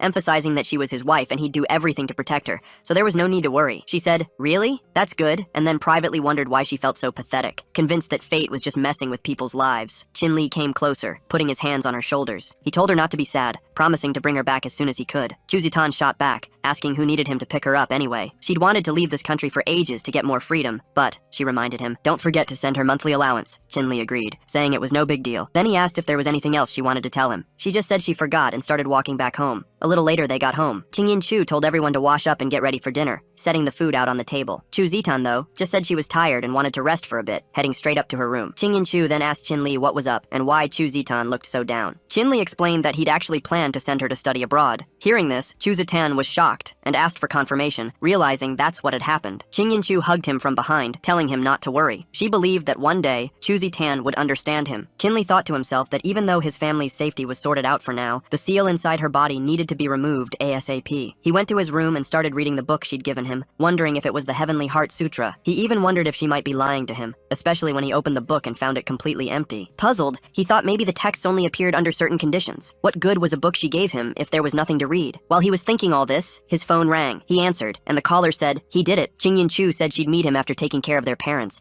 reminding him not to forget to take Chu Zitan to the airport later. Chinli told her not to worry and asked if she needed anything else. She said no, she had everything she needed. They both headed downstairs, where Chu Zitan was waiting. She commented that they were finally out, thinking they'd just hang around until tomorrow. Qingyin Chu asked what she was talking about, and Chinli thought to himself that this little girl really had the guts to say anything. Qingyin Chu told Chu Zitan to let them know when she got to America and to take care of herself. Qingyin Chu also added that if Chu Zitan needed anything, she should just give Chinli a call. Chu Zitan, in turn, told Chinli not to worry about her, promising she wouldn't treat herself badly. She hugged him, saying she really didn't want to leave him. Chinli pointed out that it was getting late and suggested they should really go. Chu Zitan nodded, but when Chinli tried to pick up her luggage, she insisted he didn't need to touch her stuff. She'd handle it herself. She grabbed her bag and left. Qingyin Chu wondered what had just happened, since Chu Zitan seemed perfectly fine moments ago. A little while later, Chinli got home and noticed smoke coming from the area. "What the hell is going on?" he exclaimed, wondering if it could be someone from Jade Hall. But he quickly dismissed that idea. If Jade Hall had attacked the Zhang family, there'd be no one left to fight back. Worried, he rushed towards his house. Inside, he saw Zhang Zhen and recognized him. Zhang Zhen admitted that he'd initially thought he could take Chinli down in a move or two, but he still didn't stand a chance. Chinli asked if all this chaos was really caused by Zhang Zhen. Zhang Zhen admitted he hadn't expected things to turn out this way either. Chinli took Zhang Zhen's hand and told him not to move, wanting to check his progress. Zhang Zhen agreed. Chinli thought back to when he only practiced the first part. He wondered how strong he'd be if he'd done the whole thing. He then asked about the results, wondering if he was powerful enough now. Chinli told him he was now about as strong as Zhu Xiao's sister, roughly at level 3. Zhang Zhen was surprised he'd hit level 3 so fast. Now he understood why the old master had made him the young family head. Chinli wanted to confirm if he really got the position. Zhang Zhen then started explaining what went down. The story flashes back to a Zhang family meeting. One member spoke up, disagreeing. He said Zhang Zhen was just a kid and didn't understand the main family's situation, especially when it came to seniority. He stressed how important the family head's decision was, and questioned how he could be so reckless about it. Master Zhang, however, was worried about the obvious obvious corruption within the family. Even though Jiang Jun had quickly reached martial artist level 3 and was successfully running his company and other businesses, Master Jiang pointed out that Qin Li's protection was a huge factor. Plus, a lot of people in Shangjing were trying to befriend him now. He declared the matter was settled. Anyone who had a problem with his decision was welcome to leave the Jiang family. Jiang Lim just remarked, "Finally, the day has come." Back in the present, Jiang Jun explained that's how it all went down, and now he spends most of his time as the family head. He thanked Qin Li for everything, offering him a cup of tea. Qin Li remembered that back in Jiangcheng, Jiang Jun was the first person to befriend him and had gone through a lot for him. He acknowledged Jiang Jun's kindness, saying that no matter his current status, he'd always remember what Jiang Jun did for him. Changing the subject, Jiang Jun mentioned he'd heard about what happened between Qin Li and Jade Hall, then asked about his next plan. Qin Li shared that Liang Qing had helped him gather information. Once he finished that, he planned to personally go after the people from Jade Hall. A little while later, at the campsite, Sergeant Wang introduced Dr. Yu as the main researcher. He explained that their mission was to safely escort him to a lab in America. Dr. Yu looked at Qin Li and remarked how much he resembled him, making it feel like he'd suddenly gone back 20 years. Sergeant Wang mentioned he'd met Qin Li's parents a few times. Curious, Qin Li asked Dr. Yu what had happened to his parents back then. Dr. Yu just walked away, saying it was getting late, and he needed to get his stuff ready before they left. Sergeant Wang suggested they go meet the rest of Qin Li's teammates. Qin Li, curious, asked about his teammates. Chen Lin mentioned that Qin Li was still new there,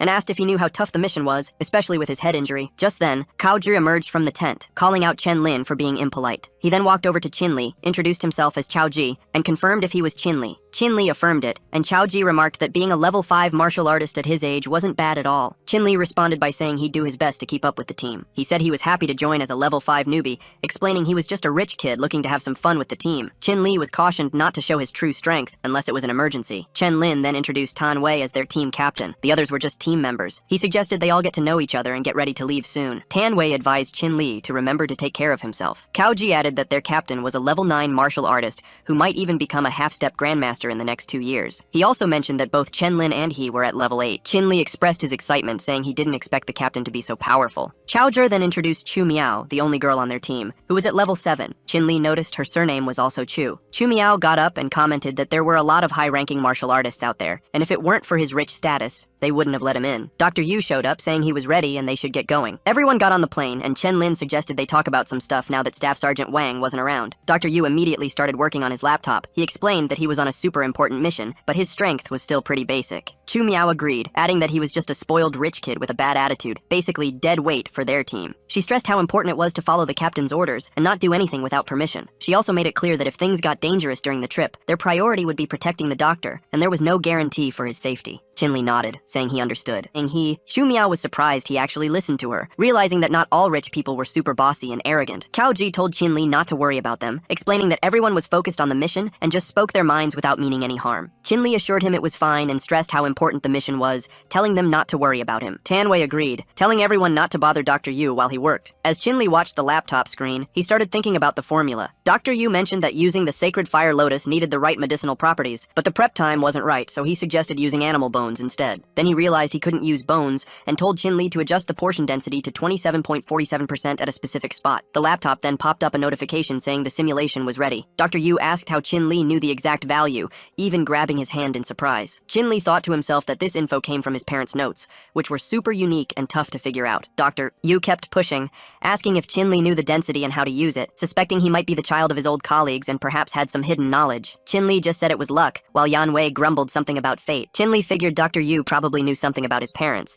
and planned to get more details before the mission ended. Yan Wei suggested they all chill out, saying it was easy for the enemy to figure things out if they were too tense. An air hostess came over, asking if they needed anything. Yan Wei told everyone to be careful, explaining there were a lot of people on the plane, and he was sure someone was following them. Everyone agreed. The air hostess came up to him again, asking if he wanted a drink, but he politely said no thanks. Qin Li then told Dr. Yu he'd made a mistake and asked where the error was, which totally surprised everyone. The air hostess exclaimed that he was just trying to cause trouble for Dr. Yu, while Yan Wei quickly warned Dr. Yu to watch out. Qin Li quickly used his skills to save Dr. Yu. Yan Wei asked if Dr. Yu was hurt, and Dr. Yu replied that he was fine, just scared stiff. Thinking about it, Qin Li hadn't expected the killer to get away without anyone noticing. It seemed like they were ready for something like this, and he sat down to pick up his needles. Yan Wei asked if the silver needles were his, and he confirmed they were. Yan Wei then asked how Qin Li found the assassin. Qin Li explained that when he was heading to the toilet, he spotted something suspicious hidden in her hand, which made him keep an eye on her. He gave credit to Yan Wei, saying that something bad was avoided, all thanks to him. Chu Miao reported that they'd searched the whole plane but still couldn't find the killer, suggesting she might have gotten away. Yan Wei replied, stressing that their main job was to protect the doctor. He suggested they wait and see what happened next, to stop the assassin from finding any more weak spots. As Qin Li picked up the needle, he thought to himself that he felt like he'd encountered this aura somewhere before. The scene then changed,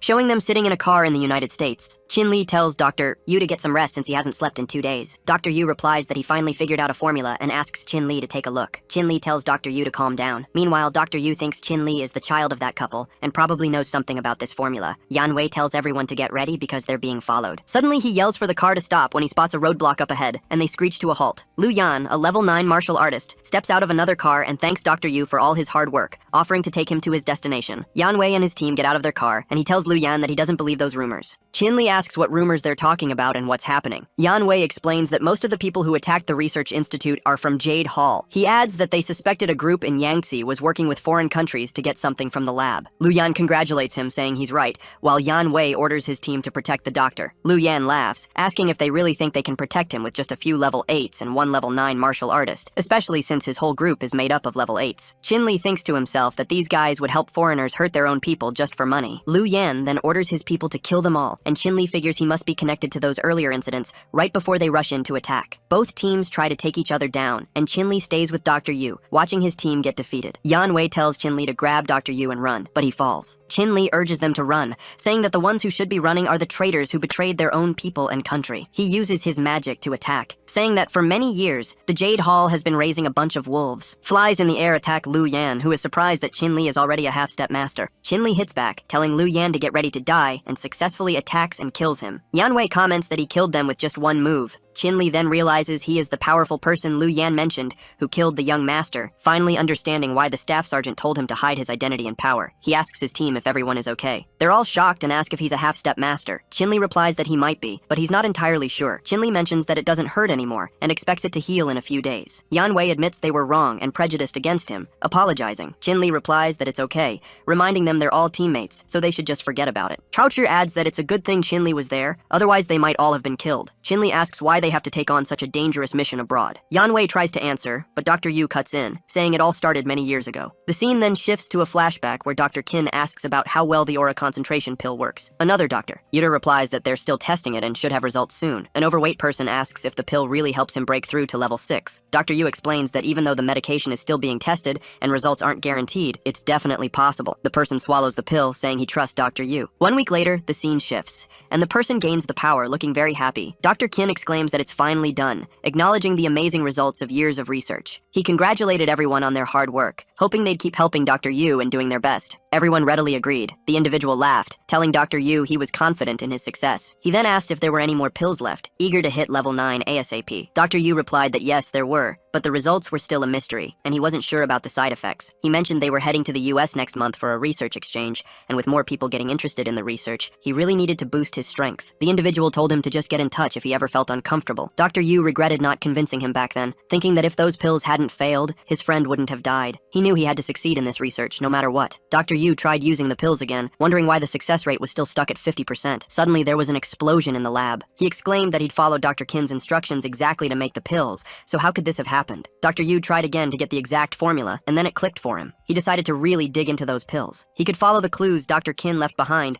and find an aura-rich spot in the US to test things out. The scene then jumped back to the present, where Dr. Yu explained he'd vowed to succeed in his research for his friend's sake and to prevent any more sacrifices. Chin-Li responded, saying, "So that's it." Dr. Yu added that they weren't far from their destination now. Chen-Lin excitedly asked if he could join the research test this time, while Chu Miao commented that blessings often follow curses. Dr. Yer replied yes, saying that if they could pull it off, all of them could become some of the top martial artists in the world. Qin Badao suddenly arrived, looking disbelieving at Dr. Yu's words. Chin-Li quickly urged everyone to protect Dr. Yu. The masked man questioned Dr. Yu Qian, asking how many more people he planned to test on. Dr. Yu, shocked, realized who it was, and asked if he wasn't dead. Qin Badao pointed towards Chin-Li, saying that if it weren't for this kid, he'd surely be finished. Chin-Li asked what he meant by that. He replied that the chief wanted to use him as a pawn to finish the research his parents left behind. He observed that the manager still acted like a good guy, but he wasn't entirely wrong either. He hadn't expected Chin-Li to reach half-step master at such a young age. Chin-Li admitted he didn't know if what he said was true, and he was unsure about the chief's plans. However, he had promised to protect Dr. Yu and wouldn't let anyone hurt him. Qin Badao dismissed the conversation, suggesting Chin-Li should hear the whole truth instead of being fooled by others. He then took off his mask.